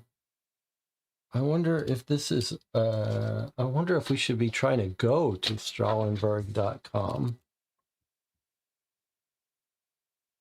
Is that website going to work? Surely not. So someone's email was Strahlenberg.com. but maybe it's worth us trying. Activity detected in Strahlenberg mine, zone Callies. Is that yet another zone, or do we have a Callies? Athens, Cairo, Chios, Abydos. We don't have a zone Callies. A lot of different zones. Probably we won't need to know about all of these, but let's see. Security breach. Operational security associates have apprehended a trespasser at Strahlenberg location. Trespasser has identified himself as a reporter by the name of Colin Monaghan. He claims he entered the premises alone. His personal effects have been confiscated and assessed. They consist of, he's got a leather messenger bag. He's got a 35 millimeter SLR, single lens reflex camera, 3 energy drinks, 2 of which were empty, 1 was full, a half full pack of chewing gum, a fast food receipt, 2 notepads. He's got notes about Lux at Umbro Venture Labs, the mining, David Griffith, as well as various unconnected matters. He's got some 6 writing implements, a week-old ticket stub for a 7:25 a.m. showing of the film Tremors. Maybe that's a 7:25 p.m. He's currently being held in an off-site location pending orders. And here's a reply. Please relate the following to the individual in question. This is from Stanley Dart. While I cannot disclose any information regarding the mine to him, as he has not yet acquired clearance through the proper channels, I can offer him something that might perhaps be of even greater journalistic interest, a hands-on tour of one of our largest facilities. The scientists at Veneno can provide Mr. Monaghan all of the answers he's seeking and then some. Arrange transport and see to it that whatever vehicle he arrived in is taken care of in his absence. Huh. Now here's someone asking about, I think they just disappeared him. I think he's like, hey, how about you go to Venenmo and you're going to get all the answers. And I think they just kept him. That was 422. I think they just disappeared him. Because 4 days later, someone's asking about Monaghan. Hey, Mr. Dart, a few days ago, a colleague of mine by the name of Colin Monaghan stated his intention to examine the perimeter of Strahlenberg site to me. He's not come into work since leaving to do just that, and he's not responding to any of my calls or emails. I was wondering if you had seen or heard from him at all in the past week, says Diana Oliveira, senior editor at the Monongalia Herald, who's quoting Oscar Wilde in her email signature, "The truth is rarely pure and never simple." And here's the reply from Stanley Dart. That same day, Mrs. Oliveira, I'm so sorry to hear the concerning news regarding your colleague. I've not spoken to any reporters on the premises. However, searching through my inbox, I now see that I have indeed received several emails from a Mr. Monaghan. I'm a very busy man. I must have overlooked them initially. I will alert you if he makes any further contact with me, but the last correspondence I received from Mr. Monaghan was over 2 weeks ago. Perhaps he has simply fallen ill and failed to notify you. Best of luck, Stanley Dart, Public Relations Manager. Lux at Umbra Venture Laboratories. Answers and assistance providing tactical coordination clients, aka friends, can depend on. Conclusion of your Strahlenberg post. This is 4 months later. Mr. Dart, you have performed adequately since your initial assignment. The lack of further security incidents since the disruption in April of this year has indicated your time and energy would be better utilized elsewhere. The Strahlenberg site, including your off-site office facility, will lay dormant with the exception of automated security and quarterly site assessments until further notice. Your office in Cooper's Rock will be purged of all documentation by OS Associates by noon of August 6th. You have been reassigned to a public relation management position at the active Blancourt site. Transportation will arrive for you shortly. We eagerly anticipate your cooperation. Timothy Castellano, Head of Human Resources, Lux et Umbra Venture Laboratories. Aiming for optimal institutional performance through the promotion of interpersonal synergy. Do not hire a man who does your work for money, but him who does it for the love of it. Henry David Thoreau. And then there's an automated alert. Activity detected in Strahlenberg offsite office location. I wonder if that means they did something to him. To Stanley Dart. Anna says she knew something was wrong with this guy when Stanley said take care of his car. Okay, so pretty fun, pretty cool.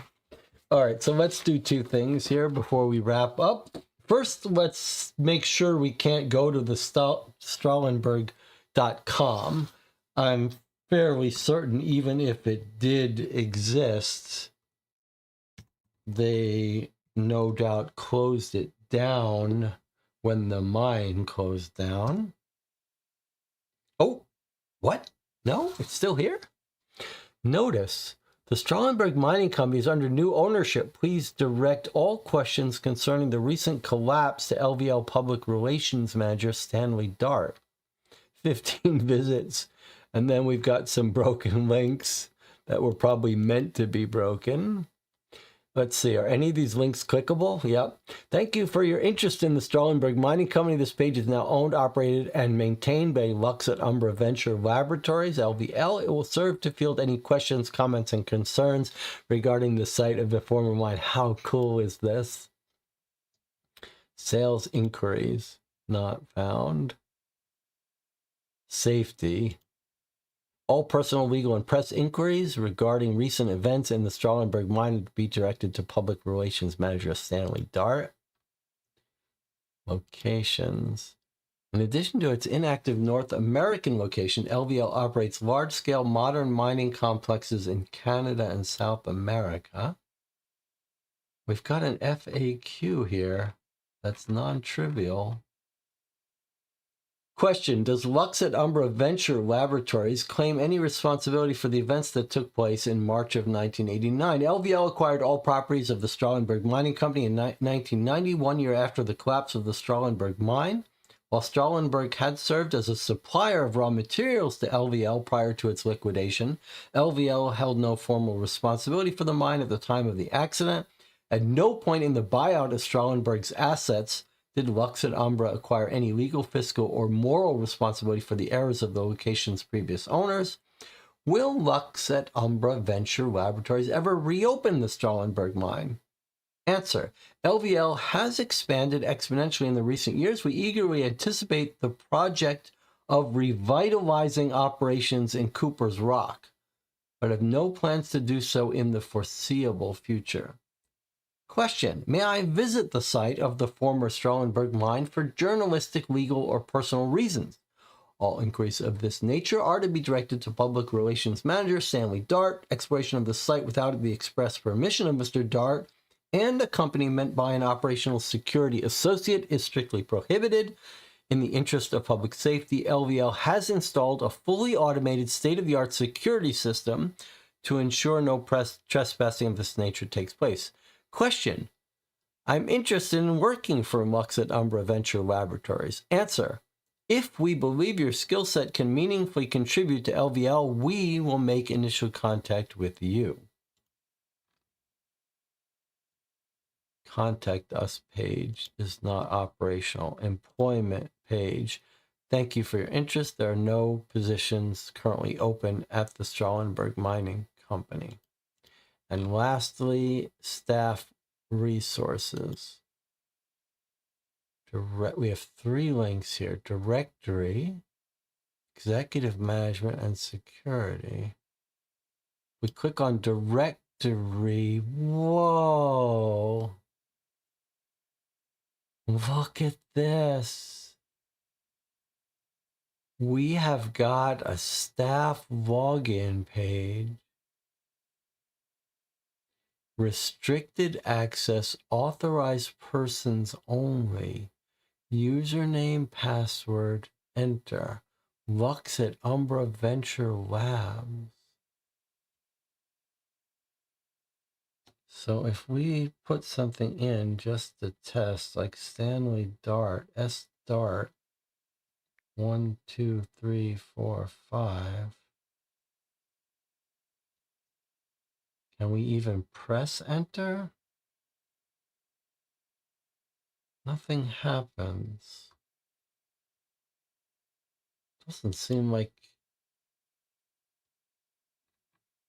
I'm not sure you can actually log in here. I don't think pushing the button does anything. What if we click executive management? So directory brought us to that. Okay, executive management. All of these are password protected. But it's not just that it's password protected. It doesn't look like the enter is a real button. So I'm not sure there is anything to do here. What if I turn off desktop site? Just trying to see. Doesn't seem like it matters what I put in here. It's not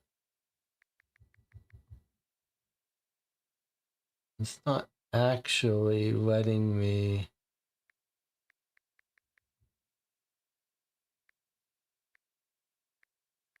It's not actually letting you hit enter and try to put in a password. So I think it's just for effect. Security, same thing. Oh, but look, these are different. It is interesting that these are different pages. This is the Mind Security Access page. And this one is Restrict Intranet Directory. All right, well, we certainly don't have to do this now, but I mean, we do have we know a little bit about Stanley Dart. We don't know what his password, but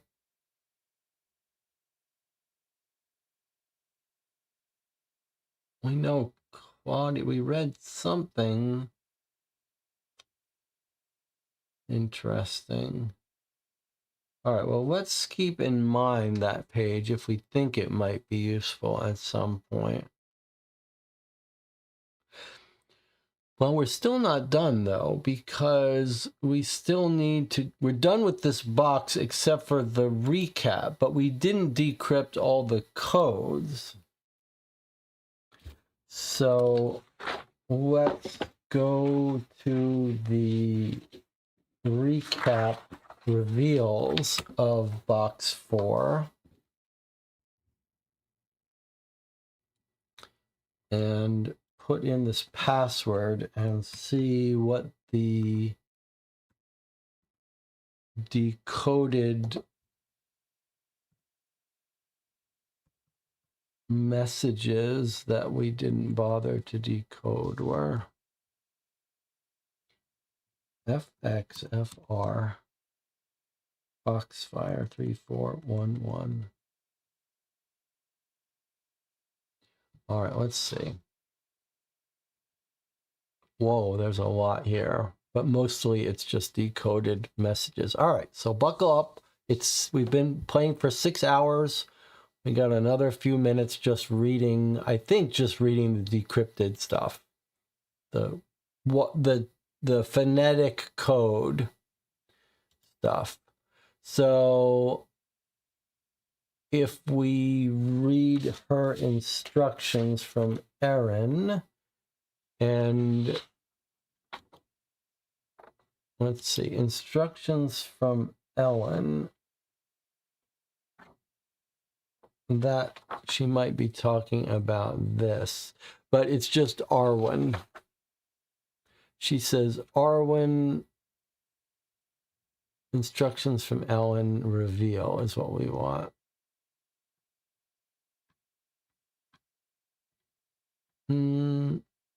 The words in the otherworld language are pronounced can be written out as Arwen, Aran, maybe, wake, Trey, me, Osternaska. What document is she talking about? I wonder if she's doing this one. As you do, whisper the phrase, may... No?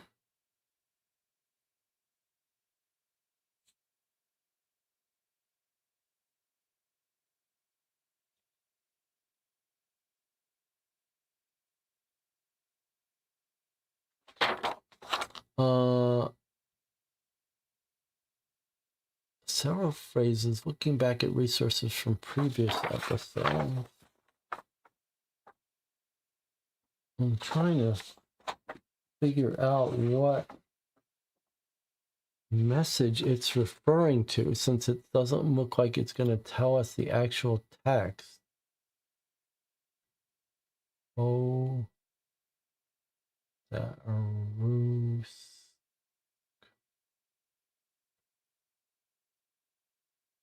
All right, let's come back to that.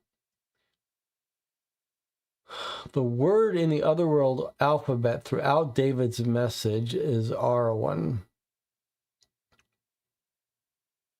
Now here's the possession test. Several phrases written in the otherworld language. Look back and decipher it. We should change the color of the page and email to June. It's just different ways of saying Arwen. But what is this Braitistan?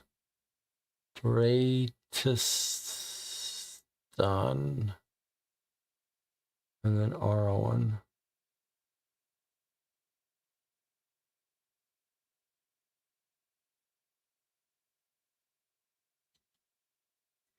When exposed to heat, the paper should get lighter. Tell June that the paper lightened, turned white, grew pale. We did tell her it turned white. She didn't understand that, but whatever. If it doesn't yield visible results, try warming your hands, place the paper, Okay, now otherworld map. The map of the otherworld contains a number of phrases in the otherworld language. Looking back, you should be able to figure out. Okay, so let's see. The phrases on the front of the otherworld map are written in the otherworld language. Their English pronunciation is written below, but keep in mind many words in the otherworld language do not have a direct English translation. So here we go. We can read all of these on there, so we don't have to be able to translate these. His notes on the back translate as follows. Braitistan. What is this constant reference to Braitistan? Oh, that must be his friend.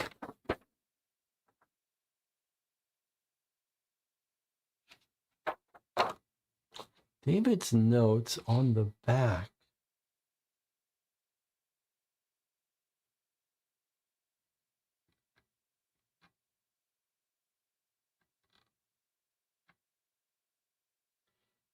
So Arwen could not find a Brightstone. Oh, it's Brightstone. Brightstone is Brightstone.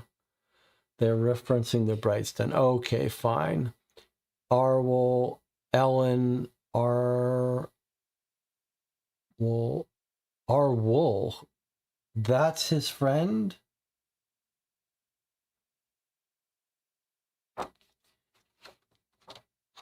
Yes, look. So this might be important for us because he's got a friend called Arwol. Arwen is the evil thing. Arwen knows I failed. It's watching me. But if Arwol hadn't given me this map, Arwill, AHRWIHL,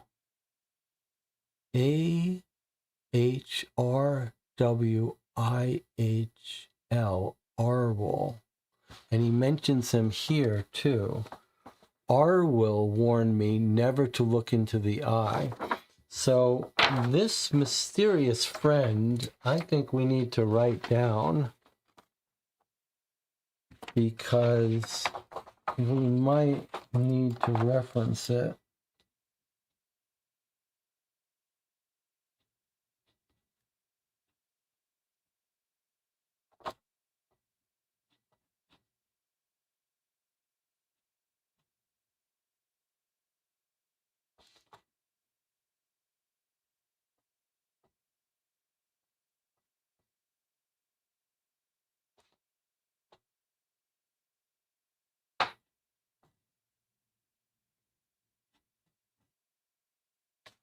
This is AHRWIH.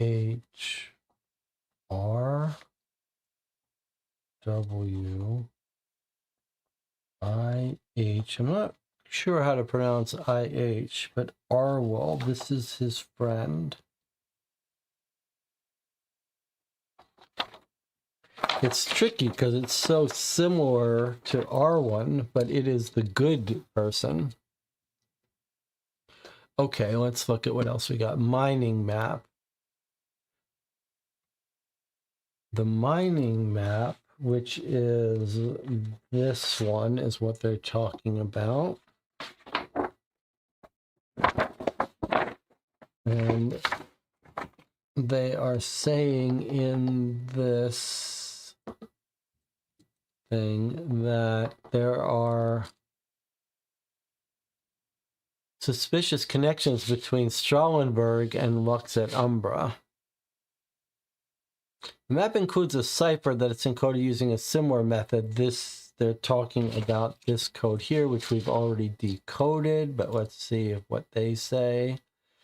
It appears Strahlenberg Mining was part of a larger international network of mines and research that might be Lux et Umbra might be familiar to previous boxes. And then telling us how to decode the message. Shift by 5. Priority zones unmarked. Please reference security map for accurate depth. Contact Grisham for access. And then the spell.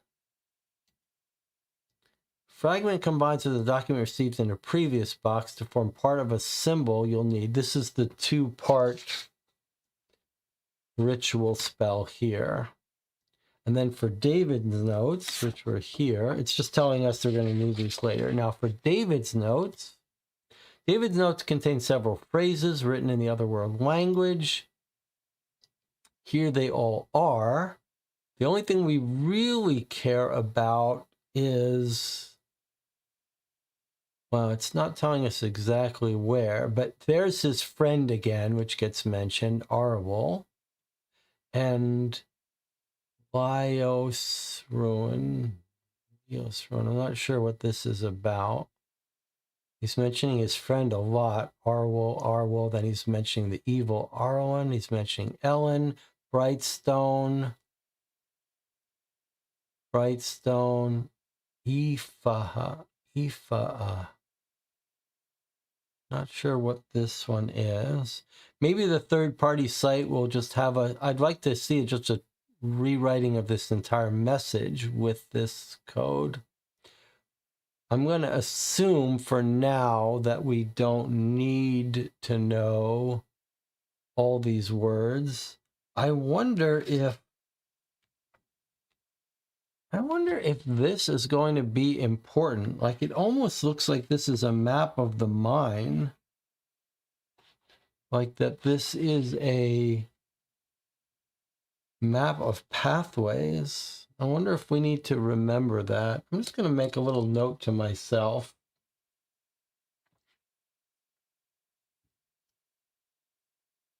Box, although this was in the other dark home, but box 4 DG note. Just going to put question mark. Is this a map of some sort? But I don't think it is, because he's not in the mine when he's writing that. He's in this dark home. Ulsk. And then we've done the quiz. Now, what's this? Is this going to be the Strahlenberg mine site? Email records shed light onto what Strahlenberg was up to. Offer a hint where more information could be found. Strahlenberg Mining Company has a website. Some of the details in this document may be used in future.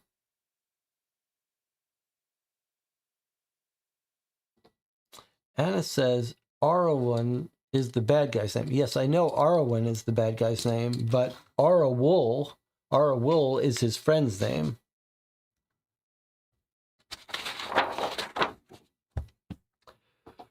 Well, 6 hours and 14 minutes. We have finished boxes 3 and 4.